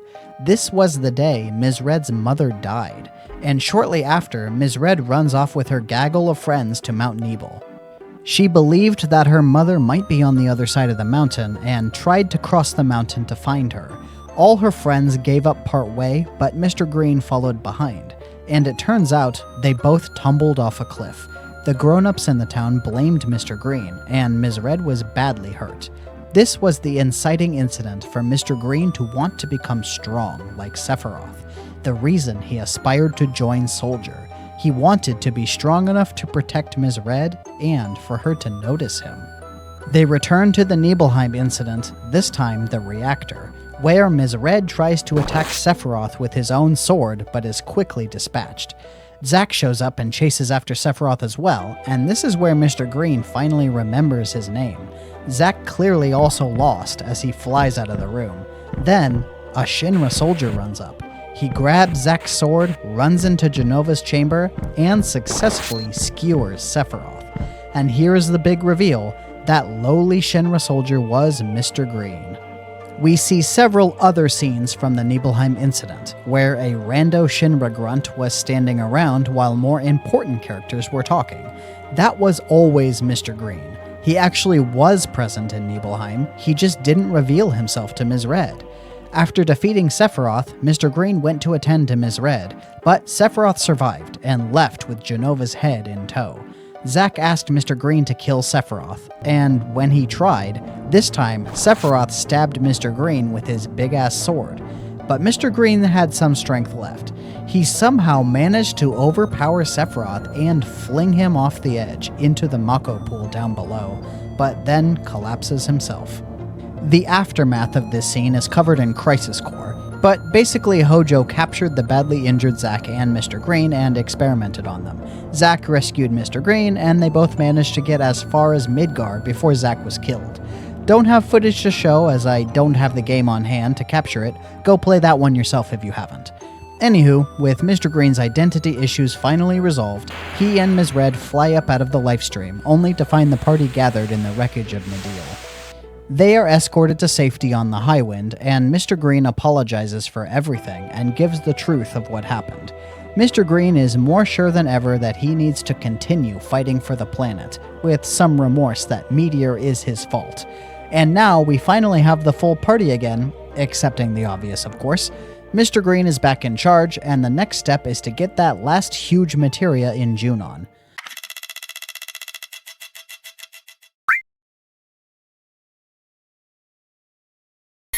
Now, we know the next destination is Junon, but there is a bunch of optional stuff to do right now as well. So let's do some housekeeping before getting into the story. First up, the party for the next little while will be Mr. Green, Green Ninja, and Red 13. This is basically a swap from Captain Green and Ms. Red, who dominated the party last time, to their nearest counterparts. We'll let the Blue Boys take a rest, since they will see plenty of action later. Right off the bat, the airship is hovering over a big green lake. That's what used to be the pleasant hot springs town of Medeal, now completely destroyed. In Medeal, thanks to the crazy shopper lady buying up all the stuff, all the shop's previous inventory has been preserved. Mr. Green buys a new sword, and also a new armlet, which he gives to Red 13. Now, Red can finally hold all the available summon materia. His HP is looking way sus, but so far it hasn't been much of a problem. After shopping, we can get back in the airship and visit a few old locations with new loot. Mr. Green visits Nibelheim for the millionth time, and back to Ms. Red's piano. Played it well. Wait a second. Why didn't I get anything? So after checking what the deal here is, turns out you can only get this reward while Ms. Red is in the active party. Figures. So quick swap with Red 13 and play that piano yet again. And finally, we get a scene. Ms. Red finds a message in her sheet music, which is from her former teacher Zangan. Zangan was also present in Nibelheim during the incident with the town burning down, and here we find out he is the one who rescued Ms. Red and healed her. He brought her to Midgar to recover, which is why she ended up living there. Zangan also found the rebuilt Nibelheim kinda creepy. He left a powerful tool for Ms. Red behind in her piano and split before things could get heavy with Shinra. The item he left was Final Heaven for Ultimate Limit Break. She's still on level 2, so might be a minute before she can use it. I will say, Red Materia users can grind limit breaks ultra fast thanks to summons wiping the entire enemy field easily. There is actually yet another thing to do here in Nibelheim, so a quick swap back to Red 13 and into the Shinra Mansion we go. I mentioned in the last video that there is a bunch of story stuff that happens with Zack right after where Mr. Green's memories in the reactor leave off.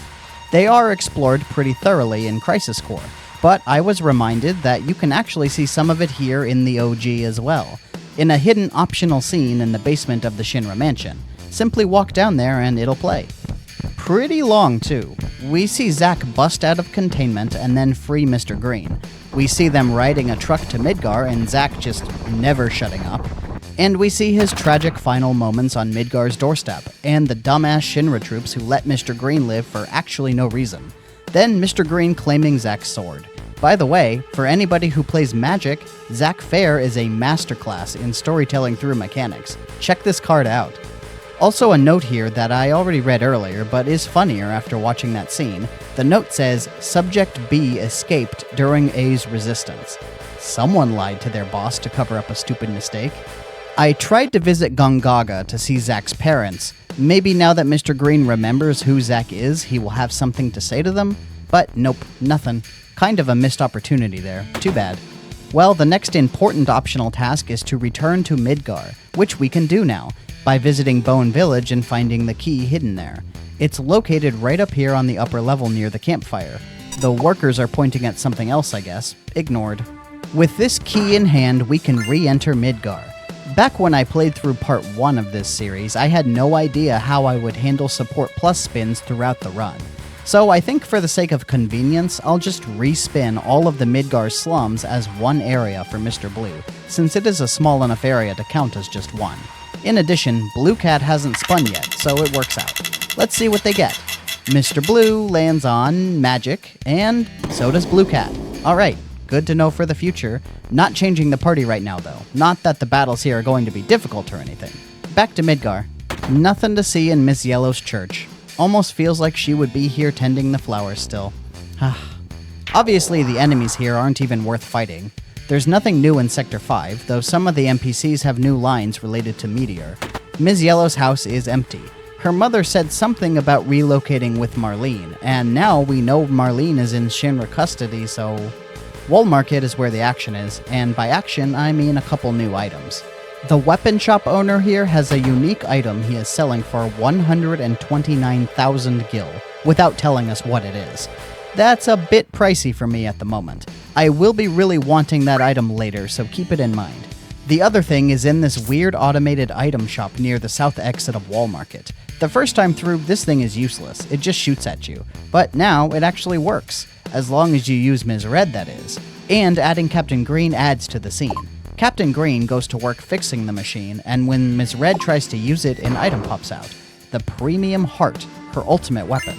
As with all ultimate weapons though, it has 0 materia growth, which is a big negative.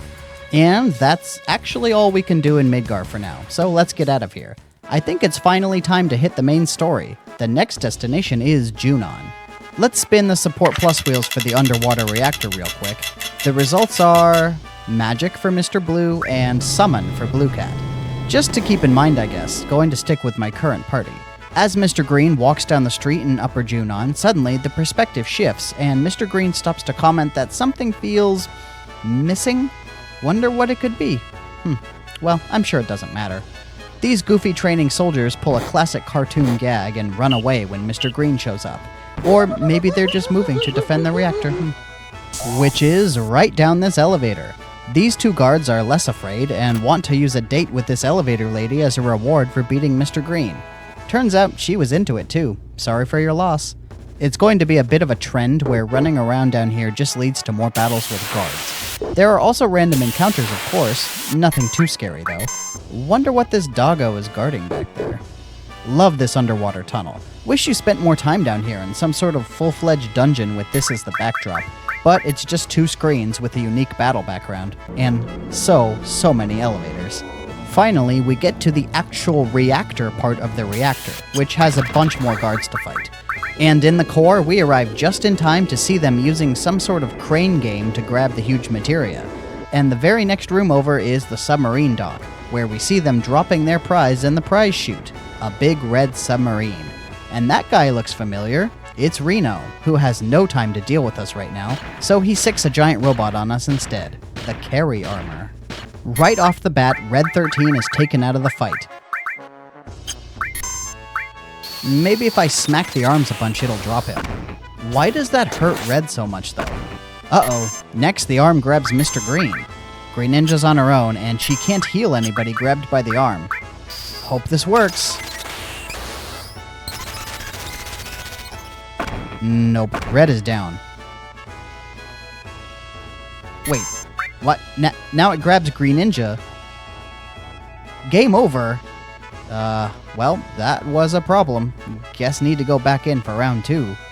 Just gotta fight all these guards again, and watch them grab the huge materia and load it into the submarine. Okay, here we go again. This time, the thing starts the fight with Lapis Laser, which is so strong.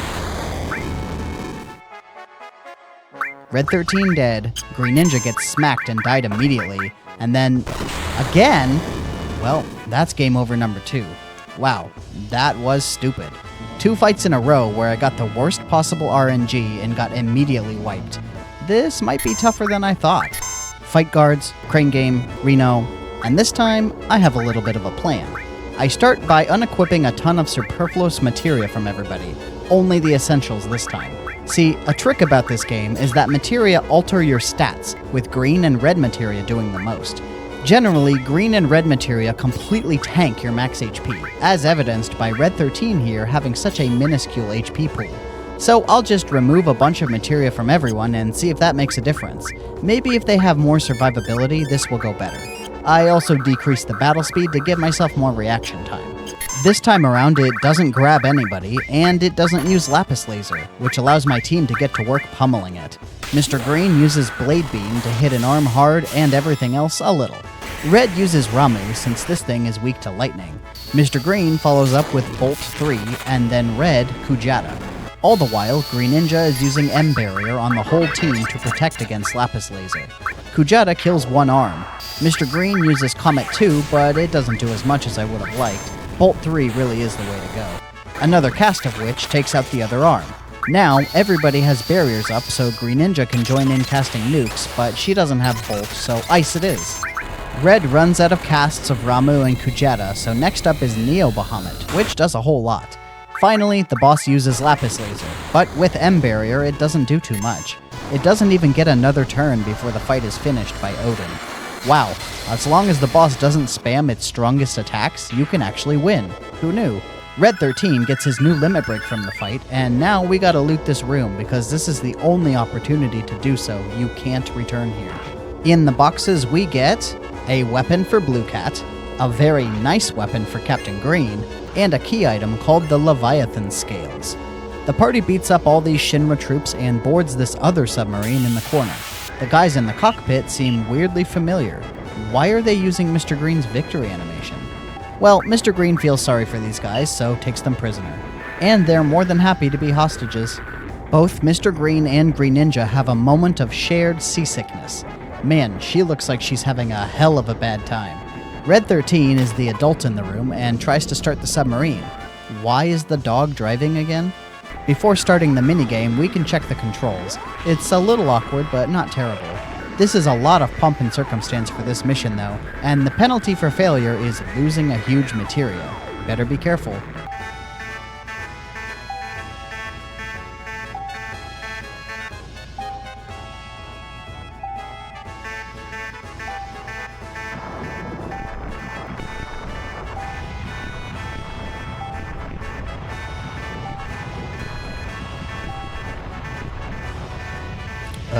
That's it? Hooray! Look how happy Red 13 is. Shinra calls in for a report, so Mr. Green has to respond. Now he hears that they are transporting more huge materia from Junon, this time by plane. Time to go back and check out the airport. By the way, now we have the submarine forever, so that's cool. A quick dash to the airport reveals that we are too late, of course. The giant plane Gelnica takes off, presumably with the last huge materia on board. Red 13 asks where they're going, and Mr. Green knows the answer, Rocket Town. We have a sense of urgency that we better race that airplane to its destination. Don't want to take too long. So clearly this is the best time to spend a few hours doing optional stuff. First things first, we got a very important item to pick up, and that item is all the way back in Wutai. Up on the Dachau mountain is a cave that is full of fire, and now we have the item we need to bypass it, the Leviathan Scales. In here, first we grab an item called the Oritsuru, which is a pretty good weapon for Green Ninja, much better than her current weapon by all metrics. Finally, a little deeper in we find the real prize, this Steel as Well materia. This one is big. Thanks to this, our blue boys will be able to steal with any color materia. That was worth the time. Now, I want to go underwater and pick up some goodies, but actually I need one more thing before doing that. And to get it, I need cash. I'm way too broke for this. The best way to make money in this game is selling mastered materia, typically all materia. So I start by equipping Blue Cat with all his double materia growth stuff, the black M phone and a rune armlet, and then loading him with all materia. And now we just need a grinding spot that gives respectable AP for the time investment. The first place I try is Cactuar Island, south of the Wutai continent. The Cactuars here actually require a fair amount of work to defeat, and the prize is only 100 AP. There's gotta be a better spot than this. So I try another spot, this time outside of Medeal, and this is much better. Almost zero effort just mashing the attack button and get over 300 AP for winning. And they hit hard enough that limit breaks charge, but not so hard that anybody is in danger of dying. Seems like a best of all worlds situation. So this was a pretty lengthy grinding session if we're being honest.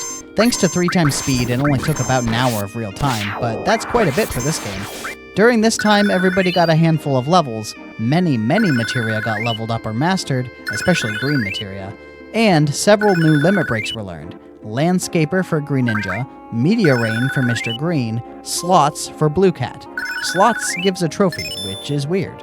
And I actually got enough money for the item I want without even mastering any all materia. I'm getting bored, so I'll just do what I want to do for now. The item in question is the Sneak Glove, which is that mysterious 129,000 gil item the weapon dealer had back in Wall Market. It was no trouble to grab the item and get out, though a funny thing happened. Green Ninja learned yet another limit break on the way out of Midgar, Gauntlet. This puts her in the awkward position of knowing her level 3 limit break before getting all her level 2s. Always hate when that happens. My very first time playing this game, I missed Clim Hazard for Cloud in much the same fashion. Didn't even know it existed because I didn't know the mechanics. Well, with Sneak Glove in hand, now I have all the items I want to explore the underwater world.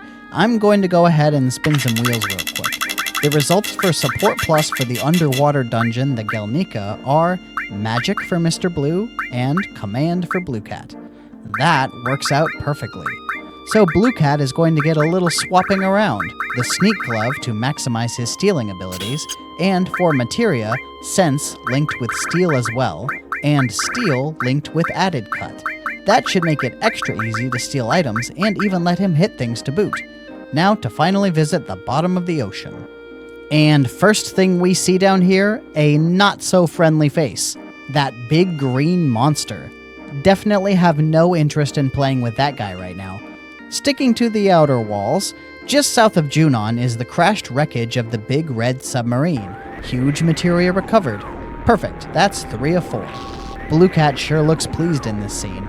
Green Ninja is having a bad time as usual.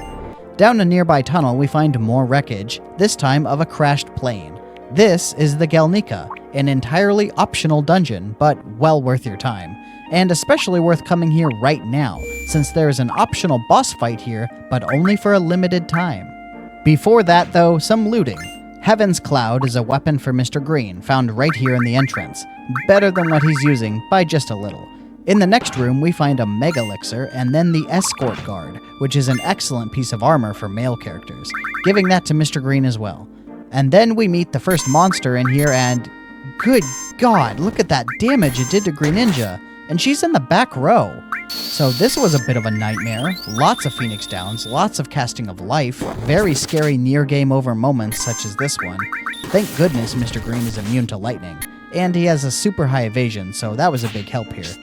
It was a struggle to say the least, but this random encounter monster eventually was taken down.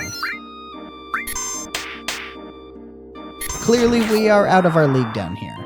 Well, that was tough. Better just find what I can and get out of here. Next item is the Conformer, Green Ninja's ultimate weapon. Same problem as Miss Red's, it has no materia growth, so I'll be setting it aside for now. Finally, this room is hiding a double cut materia, but that one isn't really usable even with blue characters. Bummer. So let's just save and heal up real quick since only 2 battles completely drained the party's resources. And as we enter the next hallway, we see our foes, the Turks, yet again. Except this time they are actually a challenge and they come with very powerful items to steal, which is why it was imperative that I get the Sneak Glove before coming here. I need to make sure Blue Cat can get his prize while still fighting these guys. So to battle them, I rely pretty heavily on casting Ultima with Green Ninja. It does very respectable damage to both guys. Just one problem though. Don't recommend casting Ultima when there is a persistent threat of confusion. Here is why.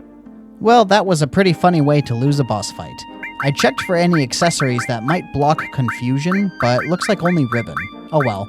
Just try again and hope for good RNG. Second time, more casting of Ultima, but much more carefully. Also, it was Blue Cat who got confused this time. He tried to rob Green Ninja and then gave a healthy smack to Mr. Green. Once things were stable, he used Sense on both targets and managed to steal their items in the process. From Reno, a Tough Ring. From Rude, a Zedric. Both very good items. They really weren't very tough to nuke down with Ultima, so long as Green Ninja didn't kill everybody herself. Alright, let's try to find the remaining loot down here before the random encounters overwhelm us. The room the Turks were guarding is the cargo bay, another mega elixir up top, and then a spirit lance in this chest over here. On the ground floor, we find the Hades materia, which is extremely useful, and next Highwind, which is Captain Green's ultimate limit break. Finally, this last chest has an outsider, which is a weapon for some guy we don't use. Great, let's get the hell out of this place. These monsters are giving me the creeps. Back in the ocean, this time we head to the north and into another little canyon area. This path leading further north goes into a little bitty cave which contains a weird looking item. Somehow, Mr. Green identifies it as a key estimated to be several thousand years old. They call it the Key to the Ancients. Sounds important. Backtracking just a short ways, there's another path on the north, this time going into a very long tunnel through the rocks. And at the end, we can surface in this little lake surrounded by mountains.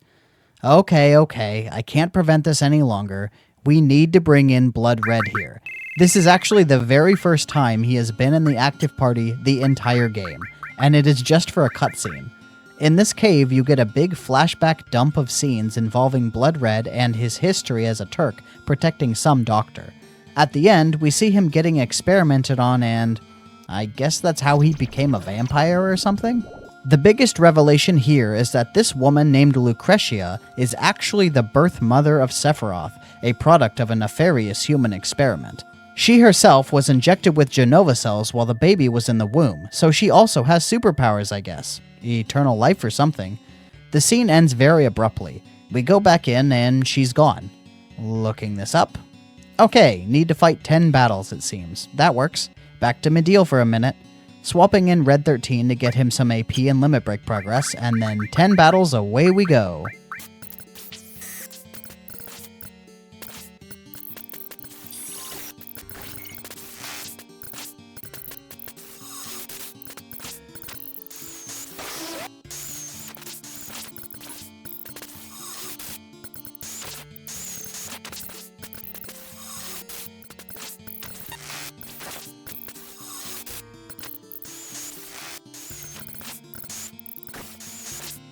Now we get our reward, the death penalty and the chaos, both items for Blood Red, so they will basically never be used.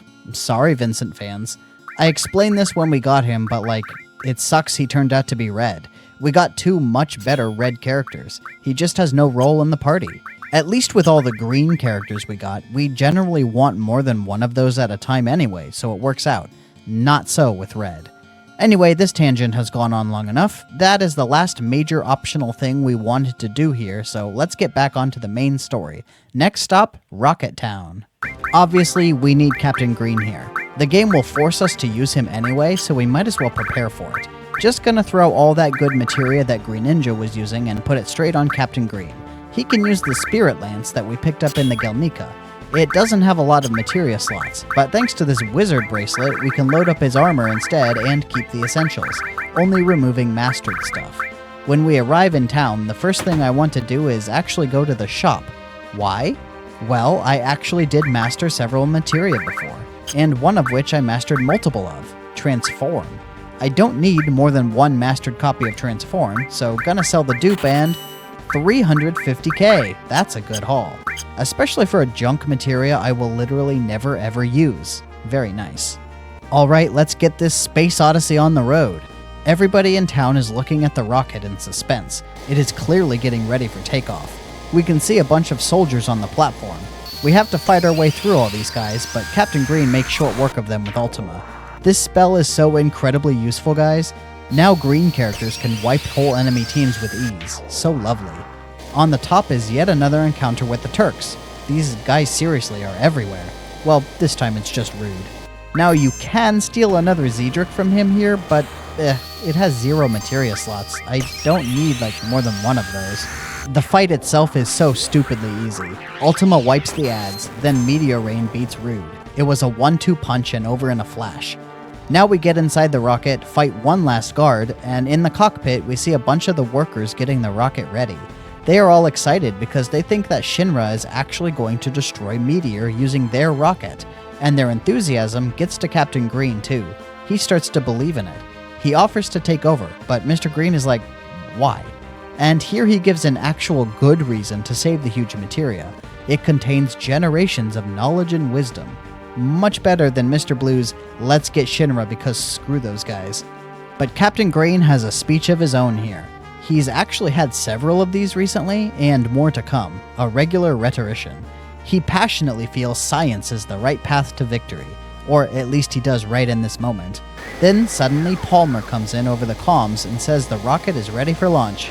Uh-oh. The boys are going to space after all.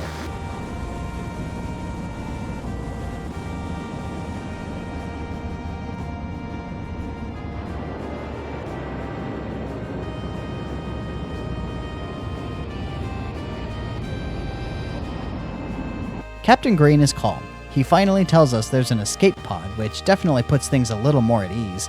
But how do we get the huge materia?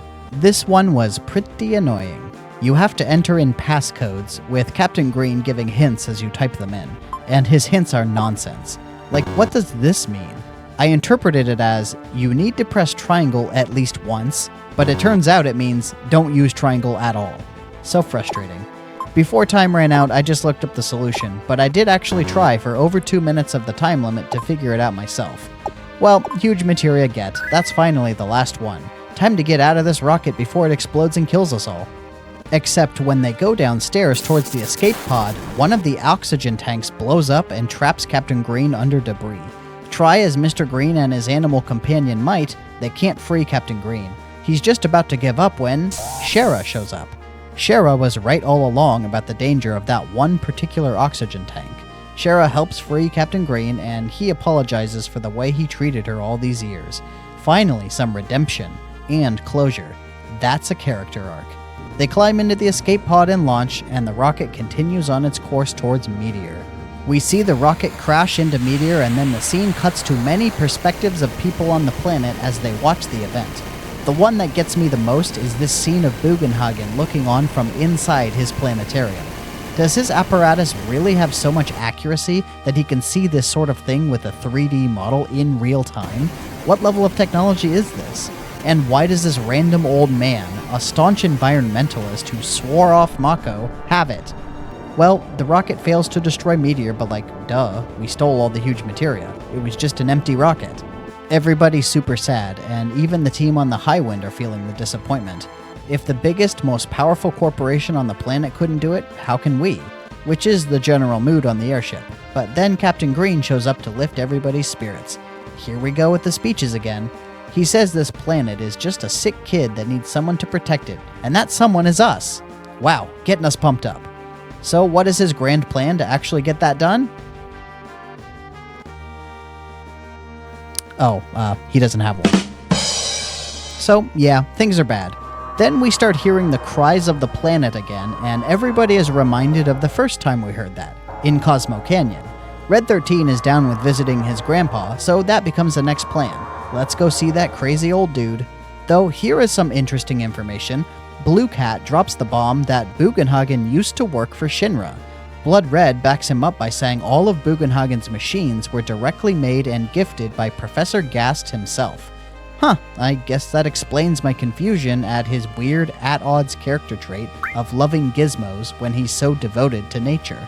Before we head over to Cosmo Canyon, there is a quick thing we can do in Rocket Town. Talking to this old man here a few times leads to him giving us a present, the Venus Gospel, Captain Green's ultimate weapon. Very cool. When we arrive in Bugenhagen's planetarium, he encourages us to think of our solution within ourselves. Red 13 says maybe we need everybody together, so we make the call, and now this room is quite crowded. Now wait just a second here. Last time we were in Cosmo Canyon, Bugenhagen told us to gather 2 party members because this planetarium can only hold 3 people. What the hell is this? This is at least 3 times as many people, and I'm willing to bet Blue Cat counts for 2 with how big he is. Whatever. The gist of what happens now is that people start thinking about Ms. Yellow and what her big plan was to stop Sephiroth. She had, a ton of confidence that she could pull it off. Why? What was that clever girl up to? So they're like, let's go visit where she died, I guess? And Bugenhagen offers to come along. Before that, though, Mr. Green asks Bugenhagen for a place to store the huge materia they're lugging around, and he offers the planetarium. So this becomes the space where you can interact with the huge materia and get their rewards. What are those rewards, you ask? Well, notice the colors of these things. They match all the colors of the regular materia, except for purple. The green, yellow, and red ones will each give you a special reward if you have met a specific condition, which is having a full collection of mastered materia. So, a mastered copy of all green materia, etc. Right now, we are nowhere near that, so they don't do anything in particular. But what about the blue one? Well, this one does something totally different. If you interact with it, Mr. Green notices an image of Bahamut inside it, and the Bahamut and Neo-Bahamut materia will resonate, which causes you to get the Bahamut Zero materia as a reward. Essentially, you just need to have the 2 other Bahamut materia in your inventory, mastered status not necessary. Cool. Alright, let's fly out to where Ms. Yellow was before she died, the Forgotten Capital. I just want to show you this weird typo I found though. Here we are back in the Forgotten Capital, and this time we need to go over here to the left. This area was pretty useless the first time through. When we see Bugenhagen floating around, we know it's the right area. At the center platform, Bugenhagen says the ancient knowledge here speaks to him about something called Holy, the ultimate white magic. He says the planet will use the power of Holy to remove whatever is causing harm to it, and that could even include all humans for all he knows. The way to invoke Holy is to get a hold of something called the White Materia and make a prayer to the planet. When it works, it should glow a pale green. This all sounds awfully familiar, but Mr. Green is already making some connections. He realizes Ms. Yellow was carrying the White Materia the whole time, and it was the one that fell down at the altar. This is the moment we need the key to the ancients that we found in the submarine. When Bugenhagen inserts it into a music box, it activates a mechanism that drops a waterfall around the center platform, and inside that waterfall, an image is projected onto it like a screen, an image of Ms. Yellow's final moments. But more importantly, the white materia she carried, falling down into the depths, glowing a pale green. So the truth is, Ms. Yellow succeeded at activating Holy. The problem is, why isn't anything happening to stop Meteor? Mr. Green says it must be Sephiroth's doing, and the only way to save the planet is to remove him from the picture. So, now we can suddenly move again, and when we try to leave the area, a call from Blue Cat comes in. Something is happening at Shinra HQ.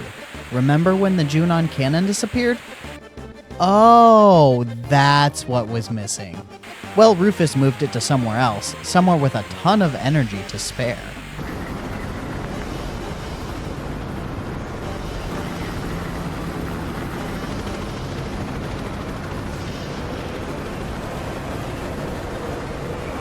The execs are talking logistics about how they will use the cannon to attack Sephiroth, and in this scene, they name their new weapon the Sister Ray. I have something I need to show you. Let's rewind a bit, back to part 5, when Ms. Red was captured and held prisoner in Junon. She was escaping down the barrel of the giant Junon cannon. Wait a sec. Zoom in right here. Enhance. Looky here, it says Sister Ray. But Scarlet just revealed the name Sister Ray as if it was some amazing new idea of hers. That's weird. Moving on. The team leaves the Forgotten Capital, and not 2 seconds after leaving the area, something starts a rumbling. It's Weapon. Blue Cat says it's moving towards Midgar, and the Sister Ray might not be ready to stop it. Mr. Blue is understandably worried about Marlene, but Blue Cat says she is safe. But then Blue Cat takes this opportunity to let loose. He has been saving up pent-up frustrations towards Mr. Blue specifically, blue-on-blue anger. Blue Cat, from the perspective of someone who works at Shinra and lives in Midgar, saw the destruction of the reactor as senseless violence. Even if it was for a bigger cause, it was responsible for a lot of unnecessary loss. It greatly harmed the people affected by it, not just Shinra. A decent philosophical argument against extremism, in a game which glorifies it early on with all the Midgar stuff. Well played, writers in 1997.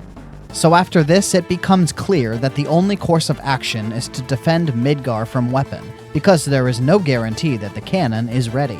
With trepidation, the team gets ready to face down an enormous ancient monstrosity. What's going on with their HP here?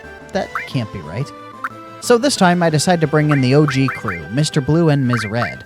The reason for Mr. Blue is that he has been lacking in action recently, and I intend to use him for the Midgar raid, so might as well gear him up now. Plus, with Steel as well in hand, now he can steal items using whatever materia he wants. Since the weapon boss takes place on the world map, he will use magic. Diamond Weapon is weak to lightning, so I went with a lightning mage setup for Mr. Blue. 2 lightning materia, 1 mastered, with 1 linked to Steel as well, and the other linked to MP Turbo. The rest of his slots will be filled out with things I want to get AP for, primarily all materia. As for Ms. Red, I similarly want to bring her along on the Midgar raid and start grinding up her limit breaks. She's getting very close to level 3. And having someone with powerful summons is a good idea. Summons are still the biggest source of damage in a given battle. Finally, need to adjust Mr. Green's loadout to make sure he can get some AP from the battle on important things, but also have enough tools to keep people alive. For accessories, I give the Sneak Glove to Mr. Blue and the Tough Ring to Ms. Red. Alright, let's get it on. Trying to crash the High Wind into Diamond in the air does nothing but make Captain Green mad at you, so need to land on the shore and just wait for quite a long time.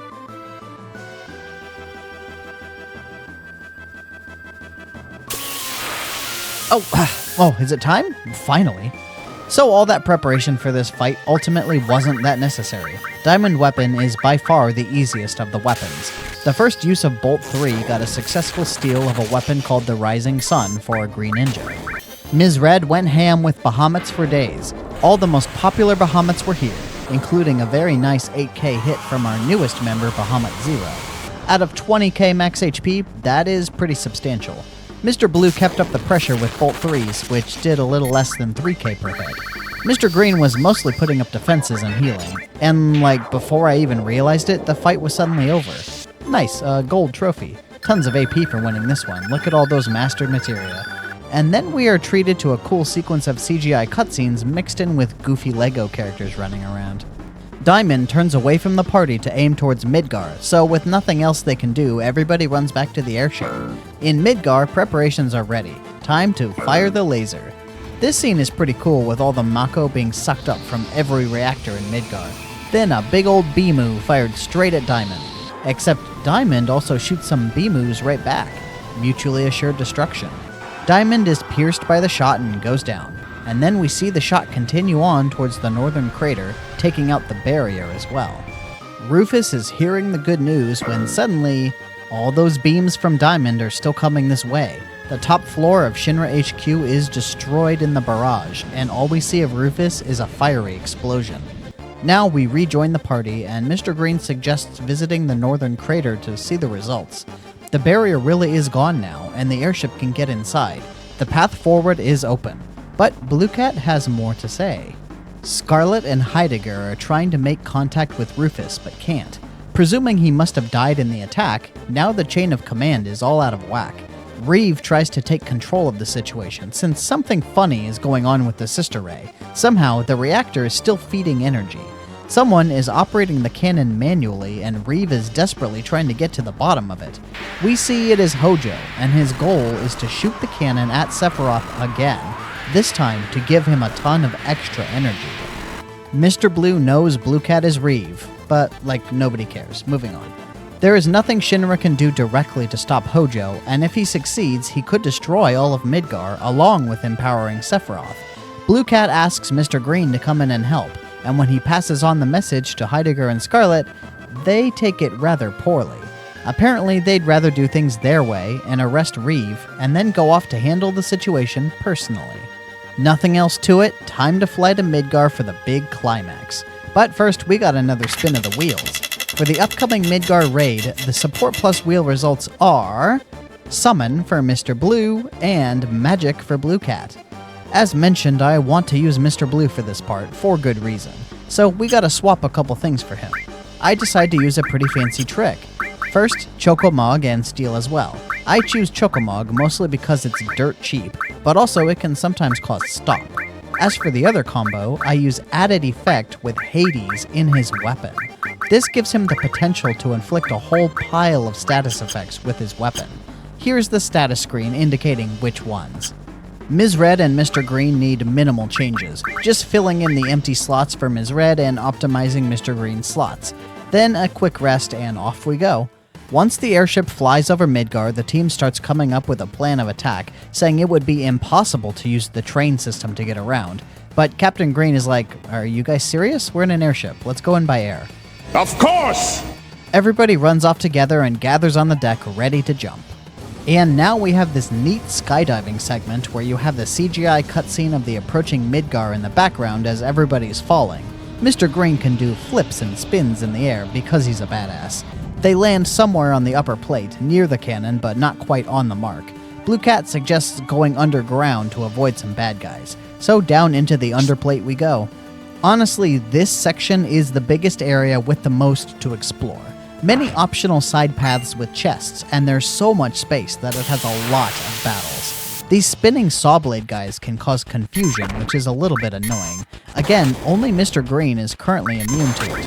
And while researching for this video, I found out that I actually missed a second ribbon found in Gaia's Cliffs. What a sad state of affairs that is. Fortunately, I can get more later. Here is the list of loot I found down here. An elixir and mega elixir in this first room, an Aegis armlet, which is a pretty good armor that I equipped to Ms. Red, another elixir and a starlight phone down here, and the max ray up this tube, which is a big improvement for Mr. Blue. During this section, Ms. Red finally picked up her level 3 limit break, Dolphin Blow, as well. She's getting close to getting her best limit break. After getting out of this area, the next is the subway tunnels. Going south leads to a long, optional route with several items, so let's head that way first. The available items down here are a bunch of stat-enhancing source items and the unique W item materia. Fun fact, for those who don't know why this materia is named this way, in Japanese they often use the letter W as a shorthand to mean double, as in 2 times the amount of something.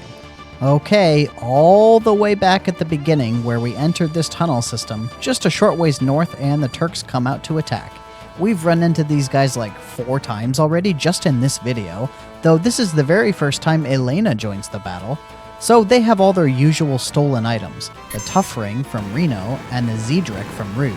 Elena adds the very unique and powerful Minerva Band into the mix. That's a best-in-slot tier armor for female characters. It only took 1 use of Chocomog to get all 3 items. Mr. Blue uses Hades to stick poison on everybody, and then it's mostly limit break and summon spam to get them all down.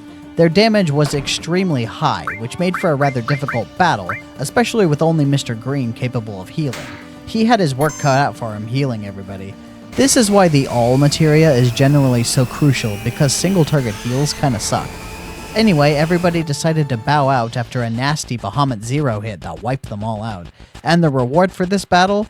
The last limit break for Mr. Green, finishing touch, as well as a mastered all materia. Thanks, Turks! Next, we come to a fork in the road. The correct way to go is left, but we don't want to do that. Pro tip, always go the wrong way first. So we go right, which leads to another fork. This time the path to the right leads to absolutely nowhere, so we need to go left, which leads to Shinra HQ. This area is identical to how it was the first time, except with some newly available items.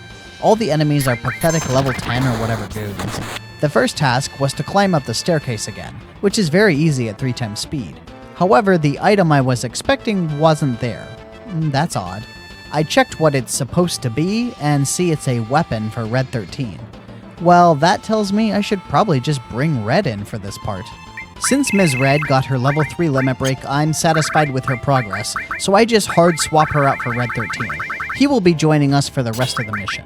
I love this menu function to completely move an entire materia kit from one character to another. Now that's quality of life right there. Here are the big pickups around here. The most important is the HP Shout, Blue Cat's ultimate weapon. You can find it the first time in Shinra HQ, but at that time, nobody imagined they would need a megaphone. Next, in the same area is this vending machine, which spits out a few source items.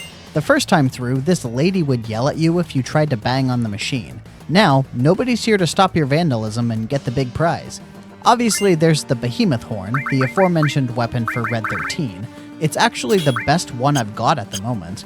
And finally, there are some more junky weapons in the item shop and a lance upstairs. One big mention goes to the Turtles Paradise Flyer on the ground floor. I missed this on my first time through, and as a result, have not been able to complete the Turtles Paradise quest yet, so I triple-checked it this time. We are approaching the finish line now. The only way to go is back down the subway tunnels to that first fork, and the way you're supposed to go leads to this ladder. It doesn't take long for a big red machine to come up from behind and reveal Gyahaha and Kyahaha themselves. For some reason, they seem to think they have some vendetta against us. This is our first time fighting though.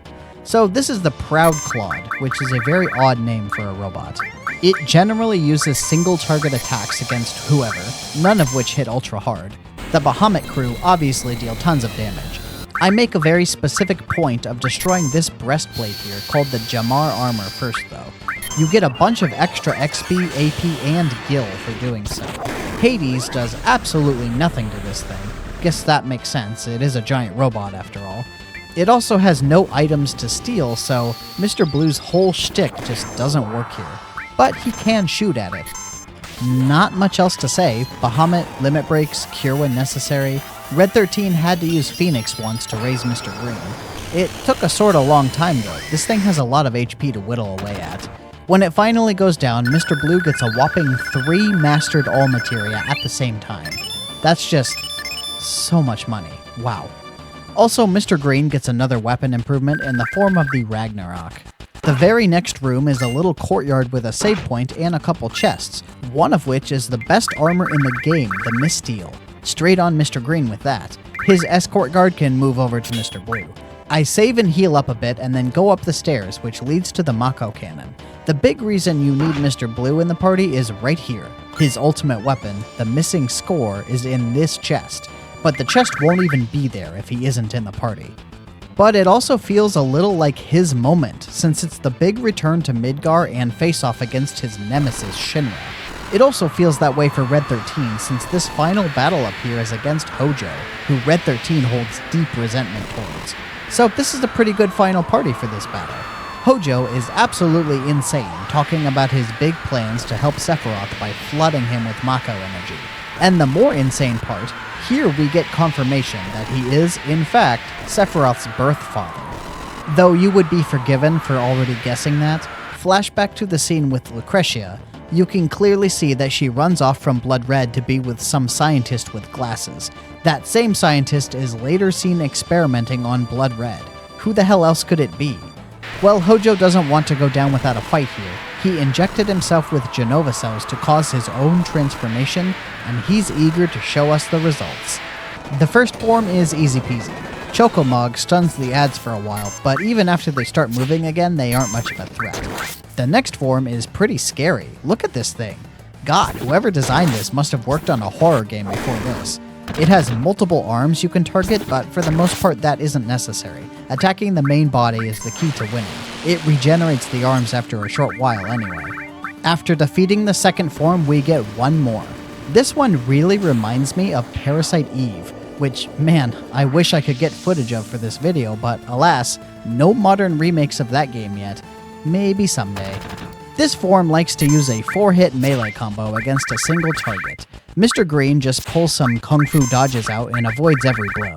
But later we see what happens when someone does get hit. They end up taking a bunch of status effects in addition to 4 hits worth of damage. Mr. Green had to use Asuna pretty liberally to keep his friends healthy. Since this is the last form, Red 13 could pull out all the stops and use all his most powerful summons. Mr. Blue lands the final blow with a critical hit from his gun. And their reward, as usual, a bunch of materia upgrades, but notably the first mastered summon materia. Obviously it's Chocomog, since we got it first, and it also has the lowest requirements of AP. With Hojo down, the crisis is over. Everybody returns to the airship and starts to discuss the next steps. Meteor is supposed to fall after 7 more days. The end is coming. The only thing left is to go down into the northern crater and confront Sephiroth. So Mr. Green pushes everybody to come up with a reason, a motivation to really push them into battle and make sure they have no regrets. Marlene for Mr. Blue, the people of Midgar for Blue Cat, etc. He tells everybody to leave the ship, find their reason for fighting, and come back when they're ready. Or don't, if that's what they choose. And so they all go, but Ms. Red stays behind. Like Mr. Green, she has nowhere left to go. Nibelheim is gone, Sector 7 is gone, this team is all she has. Mr. Green and Ms. Red spend the night together under the stars. A real romantic scene for them, though much more ambiguous than the likes of future FF games. It's nothing like the Steki Dane scene in FF10 or the Eyes on Me scene in FF8. You could easily interpret this as just them consoling each other with no deeper meaning. Romance wasn't really a big part of this story like in those other ones. And of course it's meant to be ambiguous whether Ms. Yellow or Ms. Red is the canon choice.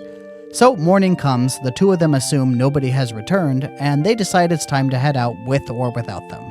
On the ship, suddenly things start moving, so they rush to the cockpit and see Mr. Blue and Captain Green at the controls. Then Red 13 comes out too, and then Blood Red, who is too cool for school. Blue Cat's lifeless stuffed animal body starts moving, and I guess Reeve is operating him from some safe location. And at first, it seems like Green Ninja didn't come back, but right when Mr. Blue starts talking trash, she jumps down to correct him, and then run off and barf. Well, that's it. The party is reassembled, the northern crater is open for business, and the High Wind gets a little bit of an upgrade in the form of rocket engines. And this is the end of Disc 2, with nothing left but the final dungeon and a whole pile of optional stuff.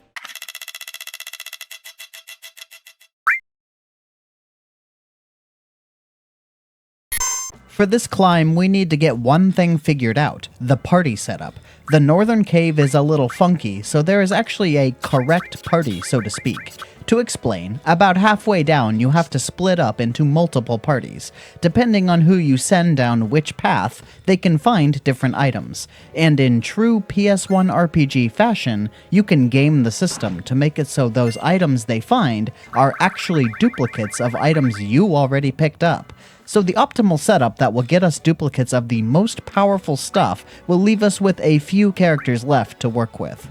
The characters that get items that don't really matter and therefore we can safely use in our party are Mr. Blue, Blue Cat, and Blood Red. So, for balance purposes, we should expect to take Blood Red, and therefore need to choose between Mr. Blue and Blue Cat.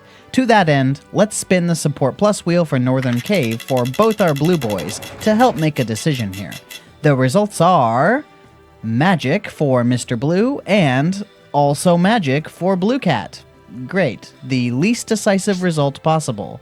In that case, it's really just going to be preference here. Between the two of them, Mr. Blue is by far stronger in terms of combat potential because of his limit breaks. Everybody knows Blue Cat here got the short end of the stick when it came to limit breaks, so sorry bud, you're gonna have to go along with everybody else. Now that that's settled, our party going forward will be Mr. Blue and Blood Red. Hey, look everybody, Blood Red finally gets a moment in the spotlight. So, to prepare for the trip down, we need to make sure our crew have as much protection from nasty status effects as possible. Only one ribbon to go around, and only one safety bit as well, though I could have gotten more of those if I wasn't lazy. Fortunately, Mr. Blue can protect himself with added effect Destruct on his armor, so let's set that up. I'm also going to give him some thieving abilities here, since I already have confirmed that Steal as Well can steal from every target simultaneously when the spell is AoE. I'm going to link it with Ultima for efficiency. That's the only naturally AoE magic spell after all. Oh, and he gets a Sneak Glove to maximize the chances. I'll be giving the safety bit to Mr. Green, since he is the designated healer and all that. So that means Blood Red can hold onto the ribbon for a bit. He might be vulnerable to death effects, but he will be immune to everything else. No ultimate weapons for anybody yet. I want as much AP as I can get for these materia. I'll be needing to master tons of stuff in the near future. Okay, that's enough delaying. Let's get going. This is the final dungeon, so obviously the enemies here are tough. At least quite a bit tougher than anywhere else we've been. Except these gargoyles. What the hell is the point of these guys? To waste your time? Certainly seems so. They just sit there immune to damage for like a full minute, then when they become vulnerable they die in one hit. Sometimes they do a final attack that does instant death, but it only hits characters whose level is a multiple of 4. Other than those losers, we got Dark Dragons, which are pretty fun. Here you can see a strategy I employed for basically every battle down here. First, use Hades with Blood Red. This sticks a whole bunch of nasty status effects on the enemy.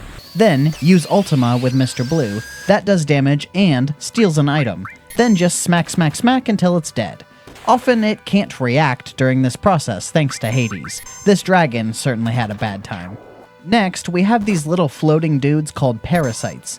The parasites were absolutely brutal to my man Blood Red over here. They just would not let him stay alive for more than a second. I don't know what the AI is programmed for, but they seriously had it out for him. Every single battle, he was singled out and destroyed. Not even just one battle, every single time I found them. On these first couple screens, we found a whole lot of source items and then an HP absorb materia. Down in this next area, we are introduced to some very good friends of mine, the Master Tonberries. Get used to these guys, they're my favorite farming target, and I'll be going after them a lot.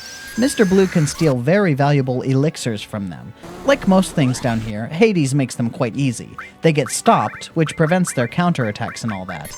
The problem is that they have 44,444 HP, which is quite a bit for my party at the moment, so even with Hades, it can take a while to kill them. When we get to this first fork in the road, we need to make a decision on who to send where. Fortunately, this is a very simple choice. Ms. Red goes right. That's it. Solo Ms. Red. Mr. Green is pretty cold, sending her off by herself like that. Good thing she can fend for herself. In the next room to the left is yet another fork, and here is where we need to think about our choices a bit more.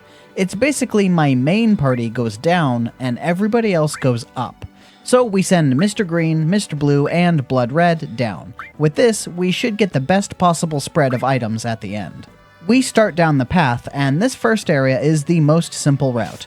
Some notable enemies down this way include the King Behemoth. Fun fact, they're vulnerable to Toad. Not many enemies in this game you can completely trivialize with the Toad spell, but these are one of them. The other enemies here aren't even worth talking about, they die quite easily to physical attacks. On this path is the Magic Counter Materia, not a bad blue pickup. Then we find a Mega All Materia, a pretty good one, assuming you're allowed to use purple materia, that is.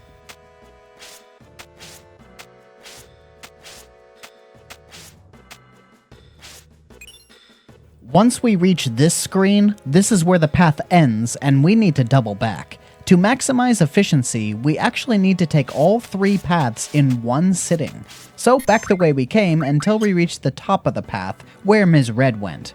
On the way back, Mr. Blue picked up his second level 2 limit break, Hammer Blow. That's good progress.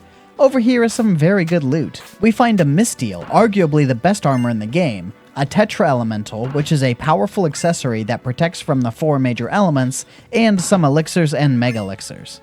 Completely different set of monsters down here. We got these floating jester guys, Malboros, and even a dragon zombie. When defeating this dragon zombie, it uses its final attack, Pandora's Box. Fun fact, the game is programmed to only ever use that ability once. One single time. Even if you fight further dragon zombies, they will never use it again. And it's an enemy skill. So, I, therefore, can never get that enemy skill, even if I choose to play on this file without the challenge rules in place. At the bottom of this dragon skeleton is the exit back to the bottom of the cave, where we were before. So now we need to backtrack one last time. We go back up the route we took the first time, and then to the spot where we split up most of the party. When we take the upper route, we enter this really strange looking area.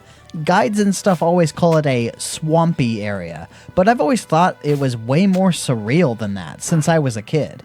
These plants look more like hair to me. It just felt very strange in my opinion. This is the absolute best farming spot in the game though. Magic pots down here give insane XP and AP, and if you're lucky enough to encounter a group of movers, they give just bonkers AP for extremely easy monsters. You need a healthy supply of elixirs to farm down here for a long time. That's why fighting Master Tonberries is so important, since they're a reliable source of them. I've never missed a steal in all my hours farming down here. You can also steal elixirs from this weird horse-looking thing called a Gighe, but it is much less reliable. The most notable loot down this path is the shield materia, the very last green materia we needed. There is also a pretty good piece of armor called the Imperial Guard. Then in this next room over on the far right, after the swampy area, we can find the command counter materia, as well as the W magic materia. Both are kind of useless for this challenge. To be honest, we just hit command on the support plus wheel way too infrequently to ever make use of them. There are a couple of areas that we hit though, which will come up a bit later. Right before we get to the bottom of the cave for the third time, Mr. Blue picks up his level 3 limit break satellite beam. That puts him very close to getting his last limit break. Here in this area is where I always create my save point. You can choose anywhere, but I like the last room. It lets me save right before the final boss and do it any number of times. Now we finally get our hard-earned loot from our friends. The biggest get is obviously from Ms. Red, another copy of the Missteel. Though, funny, there's still a translation error here. Captain Green has another Imperial Guard, Red 13 has another Shield Materia, and Green Ninja claims she found nothing, the dirty liar. After some prodding from Red, she gives up what she found, another Command Counter Materia. The reason Blue Cat here wasn't a high priority is all he finds is a remedy, which is a pretty plentiful item. Should we have chosen to send Mr. Blue and Blood Red, they would have found a vaccine and a magic source, respectively. Not exactly unique items. Well, that's it for the Northern Cave. In real time, that trip down took me about an hour. The path is clear, so to speak. Now we have to backtrack out of here so we can get to some optional content. And this is where things took a very, very long time.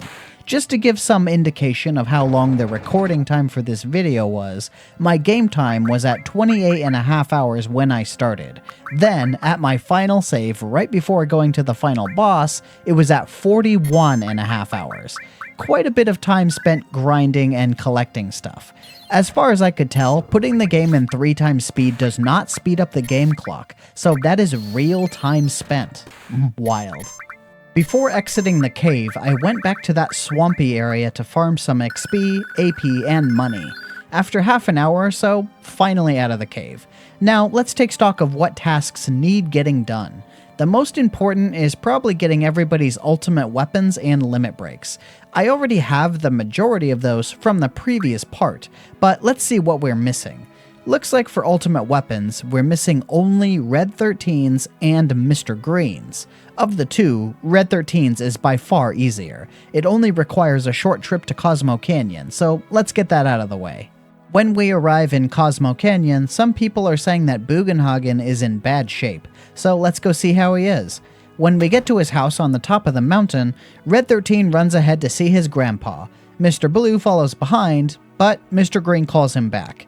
And then Red 13 has a private moment with Bugenhagen.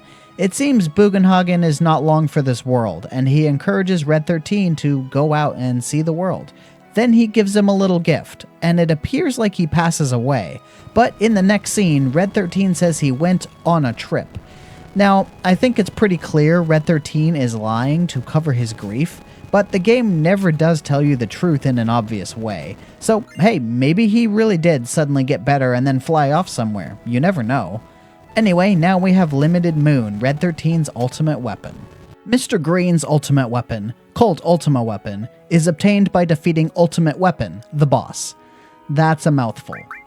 That is quite the task, so let's deal with that a little bit later, shall we?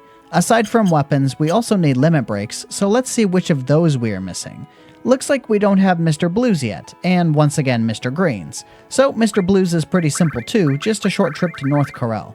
Talking to this random lady here, she just pans it over, no questions asked. This is Mr. Blue's Catastrophe. Again, Mr. Green's ultimate limit break is a little bit more of a task to deal with, so setting that aside for a more optimal time. Before getting into all of that stuff, I farmed in the Medeal area for a little bit, just killing enemies with Blood Red. Eventually, after a little while, he picked up his second limit break, Death Gigas. Blood Red only has 1 limit break per level, so this is actually 2 of only 4 that he has. For funsies, went to Costa del Sol and purchased the 300,000 gil villa.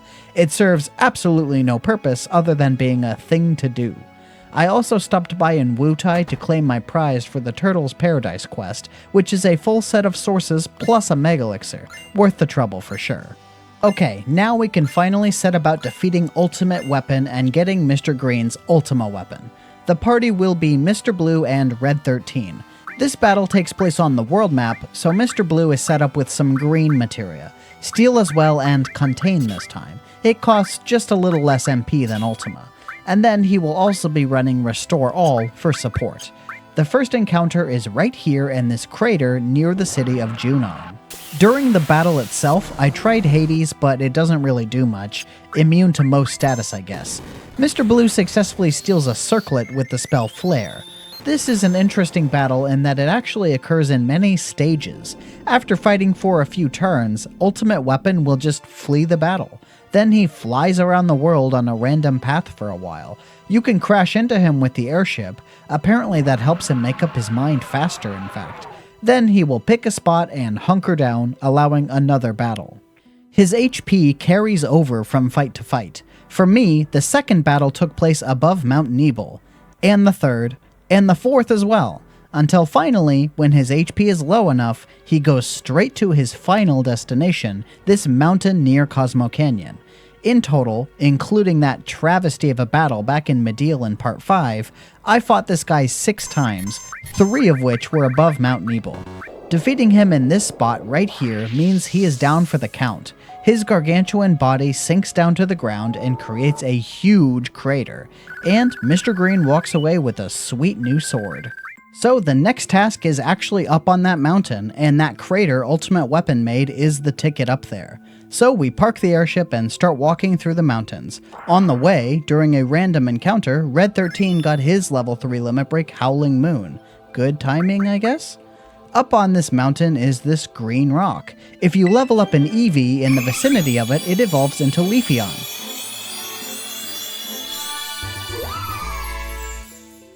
Wait, wrong game. It's actually a secret dungeon called the Ancient Forest. We actually need to spin some wheels up here since this is a new area. So the result for Support Plus for the Ancient Forest are Magic again for Mr. Blue, and Command for Blue Cat. Good to know this is an area Blue Cat can use Command Materia, but for now we will keep Mr. Blue, returning him to a more generically useful build, giving him Steal as well Ultima, and added effect Death on the armor again. Neither of those were necessary for this area. Nothing really does instant death that I saw, and nothing has anything worth stealing either. This forest has a puzzle gimmick to it. There are these bouncing frogs and insects you can pick up. For the most part, you just shove them in these pitcher plants. That lets you jump across them to progress through the area. The goal is just to keep going right, picking up all the treasures along the way. Most of the treasures are pretty lackluster. A weak weapon for Red 13, a decent secondary weapon for Blood Red, a /all materia, and another Minerva band. None of these are super special for this run. However, 2 more important pickups are the Typhon Summon Materia and the Apocalypse. Typhon is one of only 2 summon materia we were missing, with the last one being rather obvious. Apocalypse is the coveted triple materia growth weapon for Mr. Green, an honor shared only by the scimitar weapon for Captain Green. There's no boss or anything in the forest, so once all the treasures are picked up, there is no particular reason to be here anymore. The next task I set about completing was a long grind fest in the Mediel jungles, with the goal of learning every limit break in the game. Mediel is a pretty good place to go about this because the enemies come in big packs of 3 or 4, aren't super tough to kill, give pretty good AP, and can hurt just enough to charge limit break. So I just set aside a couple hours and fought battle after battle here until everybody got every limit break. Here is the order I got them in. First, finished off Mr. Blue by getting his Anger Max, which lets him learn Catastrophe. Next, swapped in Captain Green and got his level 2 limit break Hyper Jump. Next, Red 13 got his limit break Earth Rave, which lets him learn Cosmo Memory, swapping him out for Ms. Red. Captain Green got his other level 2 limit break, Dragon. Then Ms. Red got her last limit break, Meteor Strike, which lets her learn Final Heaven, swapping out Ms. Red for Blood Red. Captain Green got his level 3 limit break Dragon Dive next, followed by Blood Red getting his Hell Masker, which lets him learn Chaos. Only Green Ninja left, so swapping her in, and she gets Bloodfest, her missing level 2 limit break, shortly after. Finally, Captain Green gets Big Brawl, allowing him to learn High Wind, and then Green Ninja gets Doom of the Living, which lets her learn All Creation, and now we're done. This whole grinding segment took about an hour and a half, and at the end, everybody has all their limit breaks except Mr. Green missing his final one. That task is still coming. The next thing I want to do, though, is get some more AP for Materia, which means going back to the Northern Cave. I spent quite a long time hanging out in the Northern Cave fighting more magic pots. By the end of this session, I mastered the Shield Materia, which was the last one. Finally, I can get the Master Magic Materia. This session drained my supply of elixirs though, since I neglected to bring Mr. Blue to steal items from Master Tonberries. I decided to focus on getting some stat upgrades for Mr. Green to support him in the upcoming battle arena. So I looked into how to farm sources. Turns out power sources are extremely easy to get from the Gungaga area, and checking on who spun up what there, looks like Blue Cat has command materia there. So I gear him up with the combination of counter morph, and then steal as well with sense. These big Triceratops tanks can be morphed into power sources quite easily. They only have about 2000 HP, so 2 smacks from Blue Cat will do the trick. I spend a little bit of time fighting them for a while. At first, I invest some power sources into Blue Cat himself to try and make it easier to one-shot with his attacks, but that isn't working terribly well, even with his ultimate weapon equipped. He can't really get much higher than 1100 damage or so.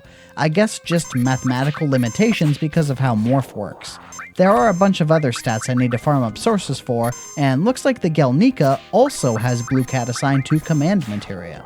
On the way down there, I decide on a whim to pop into Gungaga Town to see if there's anything worth buying, and that's when I found it. Something I somehow missed this entire time. Never even occurred to me. Maybe you remember a few seconds ago when I said I can get the Master Magic Materia? Well, I lied. I'm missing one. This one. The Mystify Materia. I never bought it the first time through Gungaga, and as a result, don't have a single copy of it. So even if I had gone to pick up the Master Magic, I would have been denied, and never known why without looking it up. Thankfully, I stumbled ass backwards into it on a whim. This little town held the missing materia I never knew I didn't have. So, equipping that to Mr. Green, need to try to master that one ASAP. Meanwhile, we hit the Gelnika for some more source farming. Same deal, Blue Cat equipped with Counter Morph. Mr. Green and Captain Green support his morphing with some casts of Demi. As I do this for a while, I slowly get into the groove and maximize efficiency. 2 casts of Demi 3, 1 from each of Mr. Green and Captain Green, followed by a use of Morph will get the job done on any monster down here. Sometimes they manage to do some nasty stuff like stick Confuse on someone, but a quick Asuna from the status immune Mr. Green solves that. Meanwhile, Mr. Green has the Mystify Materia equipped. At some point, I even swap his weapon to the Apocalypse to speed up the process. All in all, I spent about an hour in the Gelnika farming up sources, dumping them all into Mr. Green, and eventually mastering the Mystify Materia. At which point I was burnt out on this place, so I went straight to Cosmo Canyon to get my reward. Back in Bugenhagen's planetarium is the collection of huge materia. The green one, when examined while holding a perfect collection of mastered magic materia, will eat them all up to create one copy of the Master Magic Materia. Master Magic is fantastic for obvious reasons, but also not so obvious ones. First, it has the full magic list all in one place. Second, it doesn't do anything to the user's stats at all. So this allows me to keep Mr. Green's HP values much higher than usual. Third, and this will be relevant much later, but it reduces the number of materia necessary to equip to just 1. Just remember that for a certain boss in the future. So now that we got this little beauty, it's finally time to hit that battle arena. I've been putting it off long enough. Off to the gold saucer. First, I need a little GP. I haven't been collecting any at all over the course of the game. An easy way to get just a little bit of GP, enough for the arena, is right here. You just run back and forth in and out of the station area until a man shows up hiding behind this shack over here. He will trade 10,000 gil for 100 GP. Not an awful exchange rate, and it takes just a minute or two to get him to show up. Much less work than playing minigames. And I can't race chocobos, so that doesn't work for me. I get a couple hundred GP in this manner and then hit the battle arena. Equipment is simple. Mr. Green's Ultima weapon, a misdeal for its high evasion, and a ribbon. Then just a Master Magic Materia, and that's it. Now we just go in and see how tough it really is. The strat is generally pretty simple. I want to keep haste up as much as possible, and regen helps a bit too. But for the most part, it's just smack, smack, smack. Mr. Green can one-shot almost any enemy with his ultimate weapon as long as he is at or near full HP. The first run through got a little spicy. I got half HP on the roulette several times until Mr. Green's max HP was a measly 900. Any given enemy could deal serious damage at that point. But fortunately, he still did enough damage with attacks to just defeat the last couple enemies without too much trouble. 9,000 points, not a bad haul. The second run was pretty easy, just bashing and smashing everything in his path until he hit all materia broken on the last roulette. This is actually huge, because it dramatically increases the point reward and has very minimal impact since he only uses green materia anyway. 11,000 points for this one, already at 20,000. Third run, more of the same. Haste, smack, smack, smack.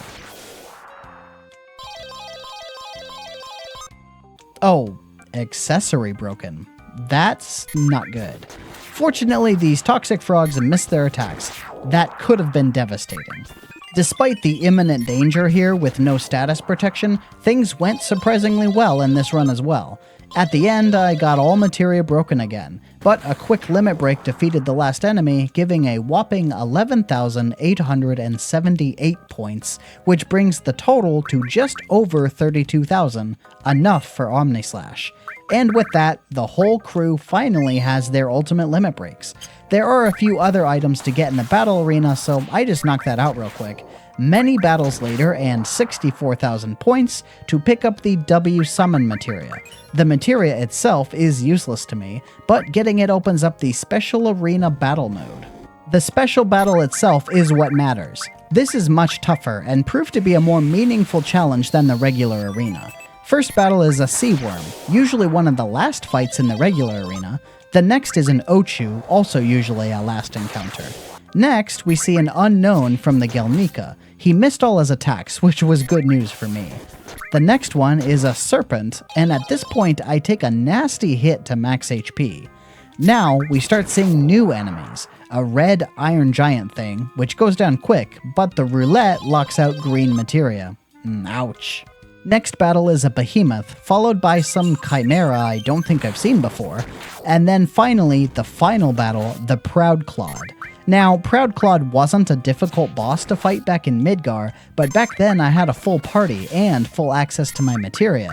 Now I have nothing but naked Mr. Green, just physical attacks and items. Using X potions for healing, Mr. Green just attacks over and over, hoping to win the race. In a very fitting ending, Proud Claude does enough damage to fill Mr. Green's limit meter, allowing him to end the battle with the first ever use of Omnislash. And the reward is the extremely useful final attack materia. That one was worth the trouble, trust me. Okay guys, now we come to the main event. The only major tasks left to accomplish in this game are the big super bosses, Ruby and Emerald Weapon. I knew going into this challenge I would need to attempt to beat them, but I didn't have much of a clue how to do it. Most strategies you see online require complex combinations of materia. Apparently, Emerald can be beaten in a no materia run with some amount of luck, but not Ruby. So how will I do it when I can't use those broken combinations? Well, here we go. Let's go over this strategy. The first major factor that goes into this is Mr. Green's level. He needs to be higher. Not for raw stats, just for his HP. He specifically needs to be higher than base 7,777. So, some amount of grinding in the Northern Cave, with Mr. Blue as backup stealing elixirs, now he is sitting at a good HP level. Got a good chunk of the way to another Master Magic Materia in the process. We'll be glad to have that later down the line. Around an hour and a half later, I get out of this cave and to my next farming destination, the Forgotten Capital. When I first passed through here, I mentioned that these bound fats drop a consumable item and said it would be important later down the line. Well, I wasn't considering the existence of the Steal as Well materia at that time, which actually makes farming them even easier. The item I need is called Dazers, which paralyzes the enemy. I want a good number of these on hand, so I spend some time with Mr. Blue blasting them down. He spun up Summon in this area, so I combined Steel as well with Chocomog for efficiency. After getting 20 or so Dazers, now I begin battle prep. First and foremost, only Mr. Green can be alive at the start, so Mr. Blue and Red 13 need to be knocked out. Next, Mr. Green needs to have exactly 7,777 HP. How do I achieve that? Simple. By having his base HP over that number, I can use some combination of magic materia to push his HP lower until it ends in the 2 digits of 77. Then, high potions and potions can fill in the rest. I also make sure to get his limit break charged before beginning the battle. So this is the starting situation. Mr. Green, with 7,777 HP exactly, a Master Magic equipped, as well as a Misteel and a Ribbon. The other 2 party members knocked out.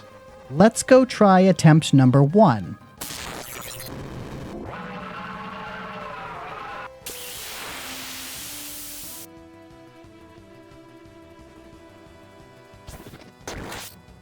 It goes poorly. As you can see, starting with 7,777 HP means he begins the battle in the legendary All Lucky 7 status. It means he has a Berserk effect where he attacks 64 times in a row without stopping, each hit doing exactly 7,777 damage. This would be all well and good, except Ruby begins the battle immune to damage, so that didn't work.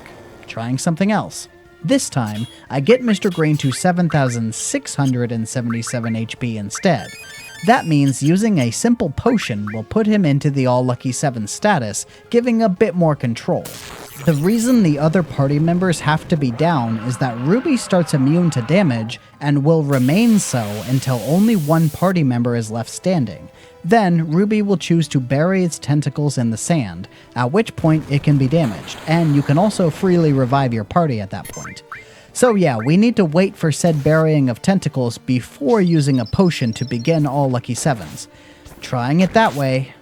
Oh, this time Ruby's tentacle does an automatic counterattack on Mr. Green, reducing his HP below 7,777, and ending the effect immediately. That didn't work. Back to the drawing board. Got another trick up my sleeve. See, starting with full limit break was important too. The tentacles have got to go, so instead of going straight into All Lucky 7s, instead Mr. Green turns around and uses Omnislash to defeat the tentacles. This leaves Ruby alone, ready for a beating. But I run into another problem. The Dazers are way down in the inventory list, making it cumbersome to select them. Customizing the order to put them near the top. So many little adjustments between every battle, but this is how one figures out a strategy like this. One failed attempt at a time. So Omnislash to beat the tentacles, then on his next action Mr. Green uses a Dazers on Ruby. Now he uses a potion, which unleashes All Lucky 7s. Unfortunately, that isn't quite enough to actually win on the spot. So after the effect ends, what do? The tentacles come back out. Dazers are all well and good, but they don't work for long. Trying to revive the rest of the team, but before I can get that done, things just fall apart. Definitely getting closer, just need a plan for after All Lucky 7s is finished. At this point, I think it's fair to mention what the rest of my team are equipped with. Mr. Blue is running a different setup than usual. He has Final Attack linked with Life, which will revive himself when he goes down, as well as Restore linked with Magic Counter, which will heal him when he is attacked. So, a pure self-defense build. Red 13, I tried several things, eventually settling on just Bahamut Zero and Neo Bahamut. Ruby has very high defense and magic defense, which make most things do terrible damage to it, but the Bahamut series ignores defenses, which helps a lot. I tried a few different combinations of armor and accessory for Mr. Green since things weren't working quite right. Eventually, I decided on a Zedric and Ribbon. The Zedric reduces the damage of the tentacles by quite a bit. The tentacles also use some nasty status effects, so the Ribbon is very helpful here. I also eventually start doing the fight with Mr. Green in Fury status. That makes his Omnislash come out much more frequently. This took a lot of effort to get right. Based on my video footage, it took about an hour of attempts, with most attempts taking less than 30 seconds to fail. Definitely at least over a dozen times fighting this guy, usually to hilariously bad results. But in the final run, I did something I hadn't attempted before. I used hero drinks. While keeping people alive and steady, keeping Ruby stunned with dazers, and dealing consistent damage with Bahamut's, I popped a few hero drinks on Mr. Green. I only had 3 of them, but even with 3, suddenly Mr. Green was hitting Ruby for almost 4,000 per hit, 8,000 with a critical. Omni Slash was dealing a lot more damage too, and thanks to the Fury status came out quite often. He also took way less damage from attacks, even from the likes of Shadow Flare and Ultima. Nothing did enough damage to put him in danger.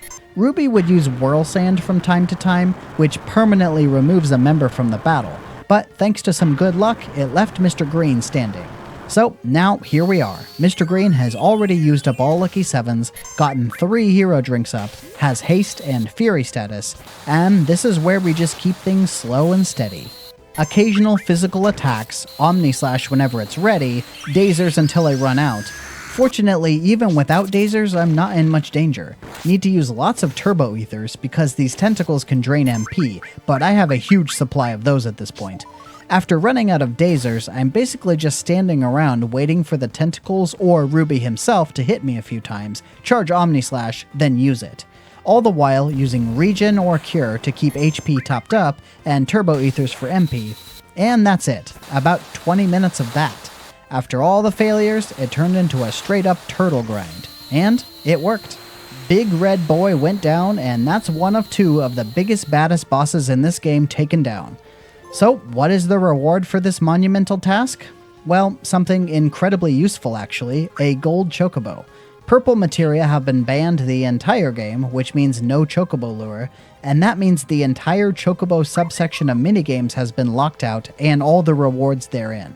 But now, we got a free gold chocobo to use. With this, let's go claim our big prizes. The biggest and most important of which, the final summon materia, Knights of Round. There are a few other goodies to pick up with a gold chocobo. Quadra Magic is the most important, or rather, the only one that can even be used by my party. It's decent, lets an equipped green materia get cast 4 times in one action. Can be useful. The other 2 can't use. But there's the HP-MP swap materia, which is purple and therefore banned, as well as the Mime materia, which is yellow. No real reason to use that because there's no location where command materia is legal that is particularly relevant anymore. Shame. Well, let's get started on preparations for the other looming bad guy, Emerald Weapon. For this one, we need to actually spin another wheel, this time for the underwater area. I feel like it's distinct enough to be different from the world map, so wanted to spin it up. The results for the Support Plus wheel for the underwater area are Magic for Mr. Blue, and Magic also for Blue Cat. No changes necessary then. I decided to attempt Emerald Vanilla first, just to see what the fight looks like. I always remembered Emerald as being the easier of the 2 between it and Ruby. Boy was I wrong, at least for this challenge. See, the main reason Emerald is considered easier is because he's more exploitable. You can set yourself up with broken materia combos like Final Attack Phoenix and HP Absorb Knights of Round and win without pressing a button. There are plenty of videos out there of people winning while AFK. I can't use any of that crap. I'm stuck fighting him the hard way. So after my first attempt ends predictably in disaster, I start formulating a plan.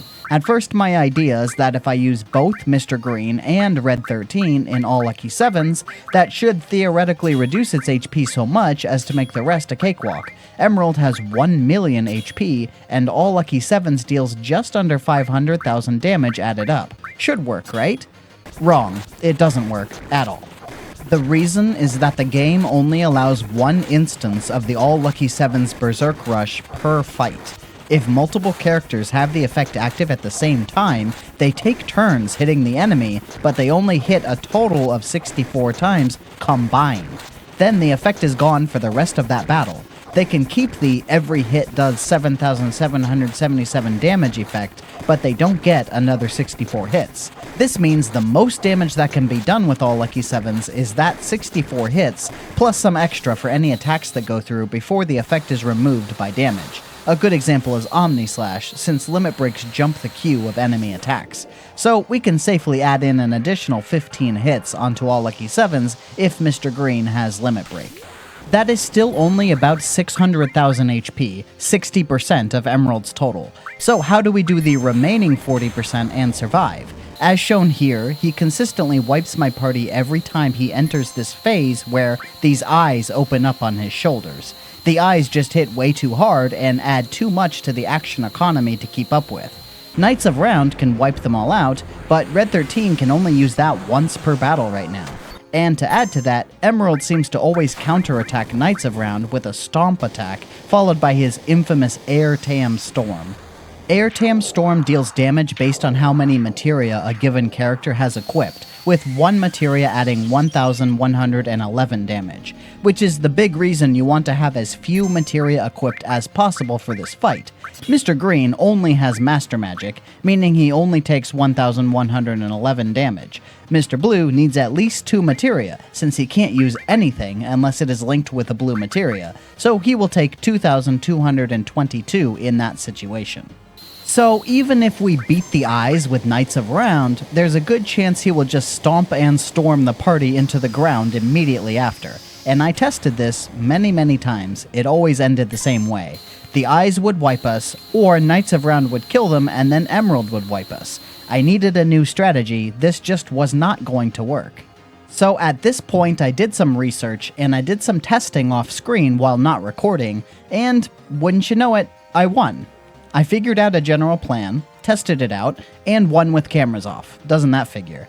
But if I can do it once, I can certainly do it again, and now I know it works, so I just need to put it into action. But I figure the best way to do it is with a little more preparation to eliminate some danger.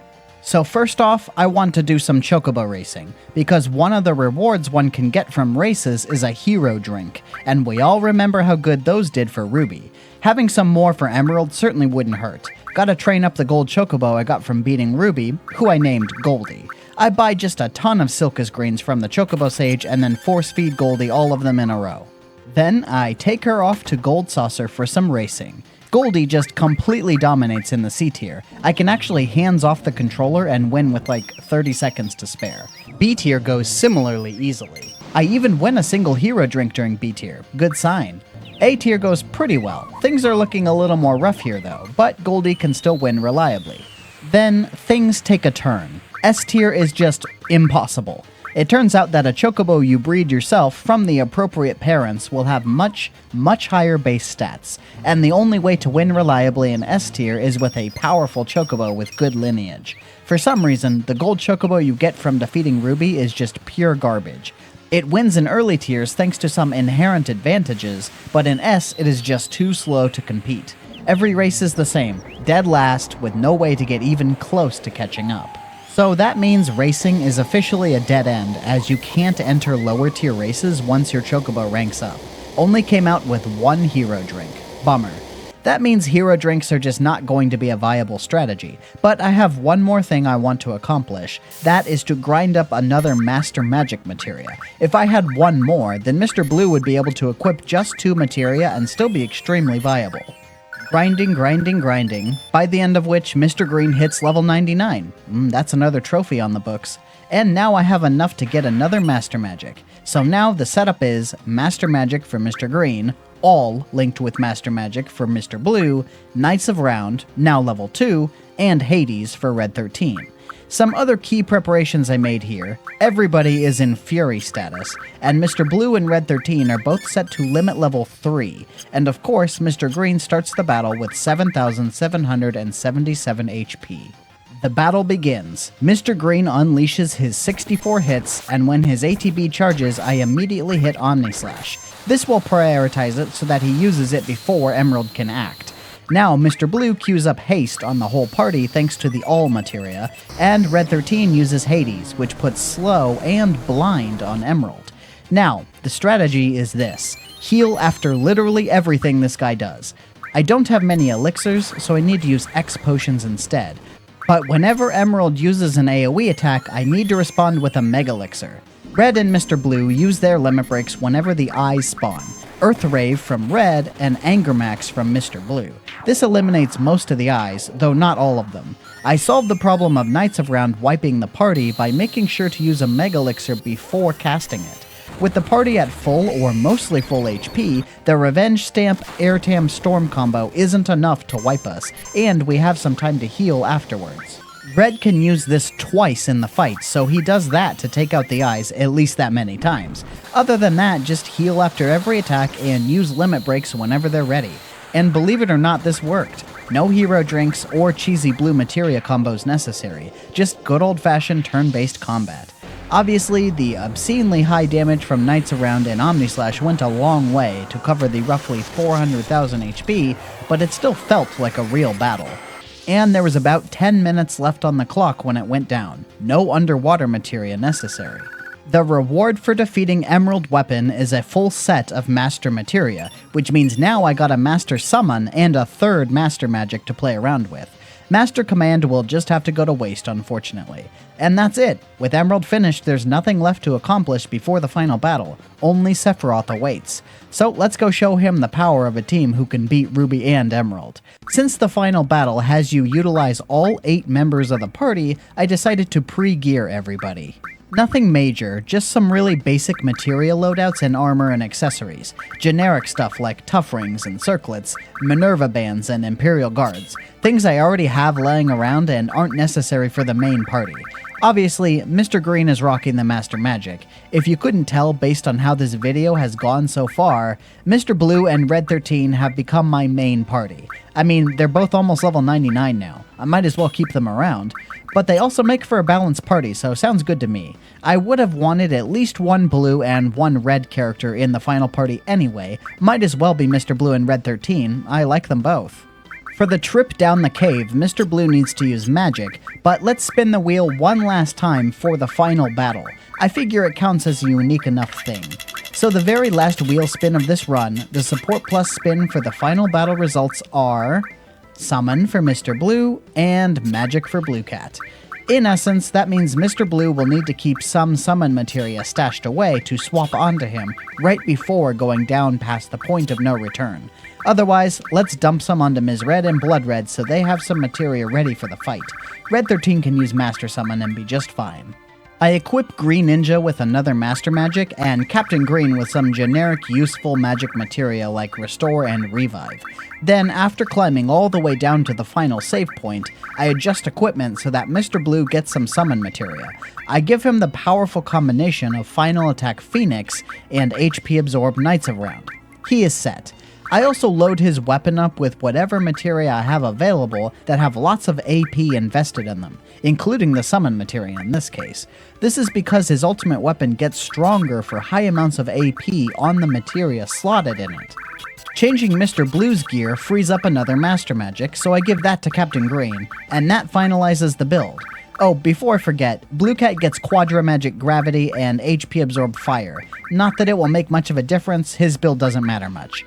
Okay, preparations complete, time to go to the final battle. Glad to see Mr. Green's single best line in the entire game is unchanged. Let's mosey.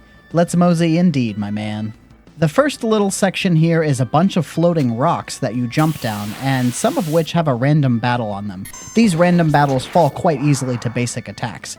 At the bottom of this spiral is an island made of little cubes of stone or something, and here a boss appears, Jenova Rebirth. This is the final battle with Jenova, and I decide to just use Knights of Round in one-shotter. No big, but I actually have a reason for trivializing this battle in this way. As soon as Jenova goes down, we arrive in this area with some weird gourd-shaped rock floating in space, and then the party starts floating before an image of Sephiroth. Based on the things they say, it seems kind of painful, especially for poor Red 13. Mr. Green rallies the team by reminding them of the sacrifice Miss Yellow made to summon Holy, and that her efforts would not be in vain, and the game prompts us to split into 3 parties. So the main party will be, of course, Mr. Green, Mr. Blue, and Red 13. Next, we have to choose a right party, and for this one, I decide to go with Blue Cat, Blood Red, and Captain Green. And the remaining 2 members, Ms. Red and Green Ninja, round out the pack on the left. My philosophy here was every team should have a green and a red, and the blue members as a third member where possible. I didn't think much beyond that, but thinking about how it turned out, it's actually kind of funny. The right team ended up being the goofy date trio you can do the Gold Saucer date with in FF7 Rebirth, and the left team is all the girls. There's even space for Ms. Yellow there. She's with us in spirit. Didn't plan it that way, just how we drew it up. Alright, so now we begin the battle with Bizarro Sephiroth. From this point forward, I decided to ban the use of Knights of Round, as I wanted to make this fight as engaging as possible. I could win instantly if I use Knights of Round, but what would the fun in that be? The battle starts with the center team. Every time any piece of the boss is destroyed, it prompts you to switch to another team. Most of the pieces have just a few thousand HP, meaning basically everything gets one-shot by physical attacks or summons. The battle begins with Red 13 summoning Hades just to see if anything sticks. No status effects work, but Hades does destroy the head, allowing a switch. Over on the right now, Blue Cat opens up with his Limit Break, which was pre-charged. He hits Toy Soldier, which deals a sizable chunk of HP to every target. Once again, the head is taken down, and the right magic as well, but I want to do a bit more before leaving, so Blood Red summons Bahamut Zero. That eliminates the other right magic and lowers the defense on the right core. At this point, jumping over to the left team. Another Bahamut Zero from his red, which destroys the head and left magics, leaving the left core vulnerable. For a second, before one of the left magics comes back. The team does some basic physical attacks. Ms. Red's power sucks, but it's the fault of her ultimate weapon's gimmick. It requires her to have a charged Limit Break. Absolute garbage, man. One of her biggest weaknesses in this game. Anyway, Neo Bahamut and some more physical attacks from Green Ninja defeat the left magic again and the left core, leaving the left side all clear. We swap back to the right side. Immediate Bahamut Zero eliminates all the remaining pieces on the right side. Now we are in the center again, and Red 13 follows the lead of the other teams with a Bahamut Zero. Mr. Green and Mr. Blue are basically just doing physical attacks. Mr. Green also backs up a bit with haste and regen. Red 13's damage is based on his MP, so after a few Bahamut Zero summons, he uses a Turbo Ether to top back up. And now, it doesn't take long before this part of the battle is over. Easy peasy. That's when we get to the real final boss, Safer Sephiroth. This was true of the last part as well, but the max HP of these guys is actually variable, and one of the factors that determines how high it goes is whether or not you summon Knights of Round on Genova, hence why I did that. I wanted to make this fight as hard as it gets, but ultimately, it really wasn't that hard. Mr. Blue was doing nothing but physical attacks the whole time. He didn't need to do anything else, and I didn't want even the temptation to summon Knights. Red 13 could summon anything he wanted, so I let him use Bahamut Zero and Neo Bahamut. Everyone was free to use limit breaks when they became available, and Mr. Green's job was keeping people healthy with regen or just hard heals. There was exactly one moment in the fight where things got a bit sketch. After Sephiroth flies up into the air, he eventually uses his ultimate attack, called Supernova. This is the big one that takes up like 5 minutes of animation. And at the end of it all, everybody's HP is heavily reduced to 1/16 of the total, as well as drops a few nasty status effects, including Confuse. Thanks to him having already queued up a Mega Elixir at the time he got hit with Confuse, he ended up using it on Sephiroth. Not sure if it max healed him or not, but ultimately it didn't make much difference, because as soon as Mr. Green got his limit break, that was the end for Sephiroth here. Omnislash tore him to bits.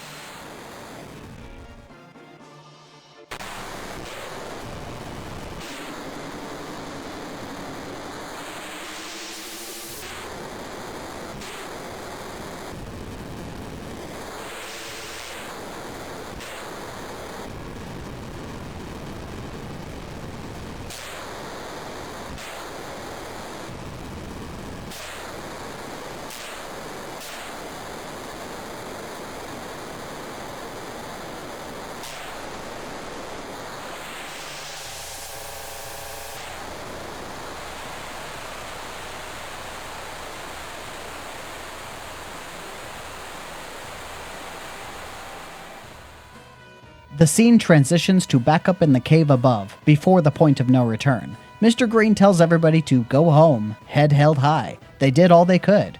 But then, as he and Ms. Red are leaving, he senses that Sephiroth is still alive somehow. So he travels deeper into the core, and finds Sephiroth waiting. And here is the victory lap. You can't actually lose at this point. It's essentially just a cutscene, but you do have the agency to activate Omnislash or not. Limit charges automatically, so it's just hit the button when it flashes. That's when the final cutscene plays. You know it's the end because the trophy pops right here. And that's when Holy starts moving. They did it. They removed the threat that was blocking the planet from acting.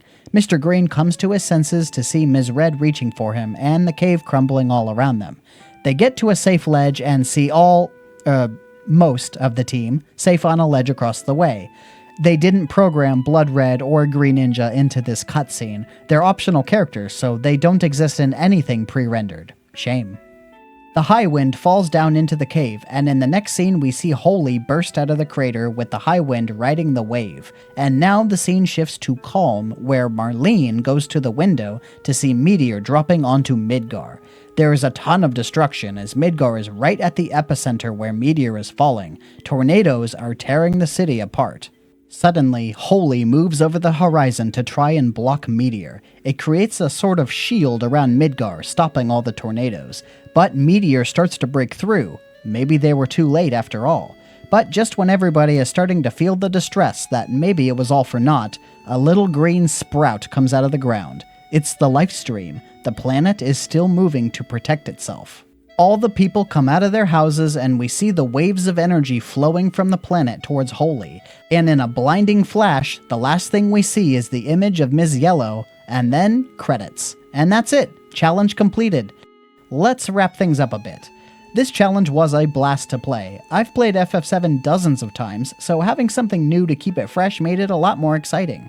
Losing access to powerful abilities like enemy skills or even HP plus materia certainly made things challenging, but ultimately I think summons really carried a lot here.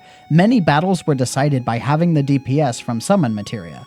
Obviously limit breaks helped a lot too, especially towards the end. Maybe in the future removing limit breaks would make for a more difficult challenge.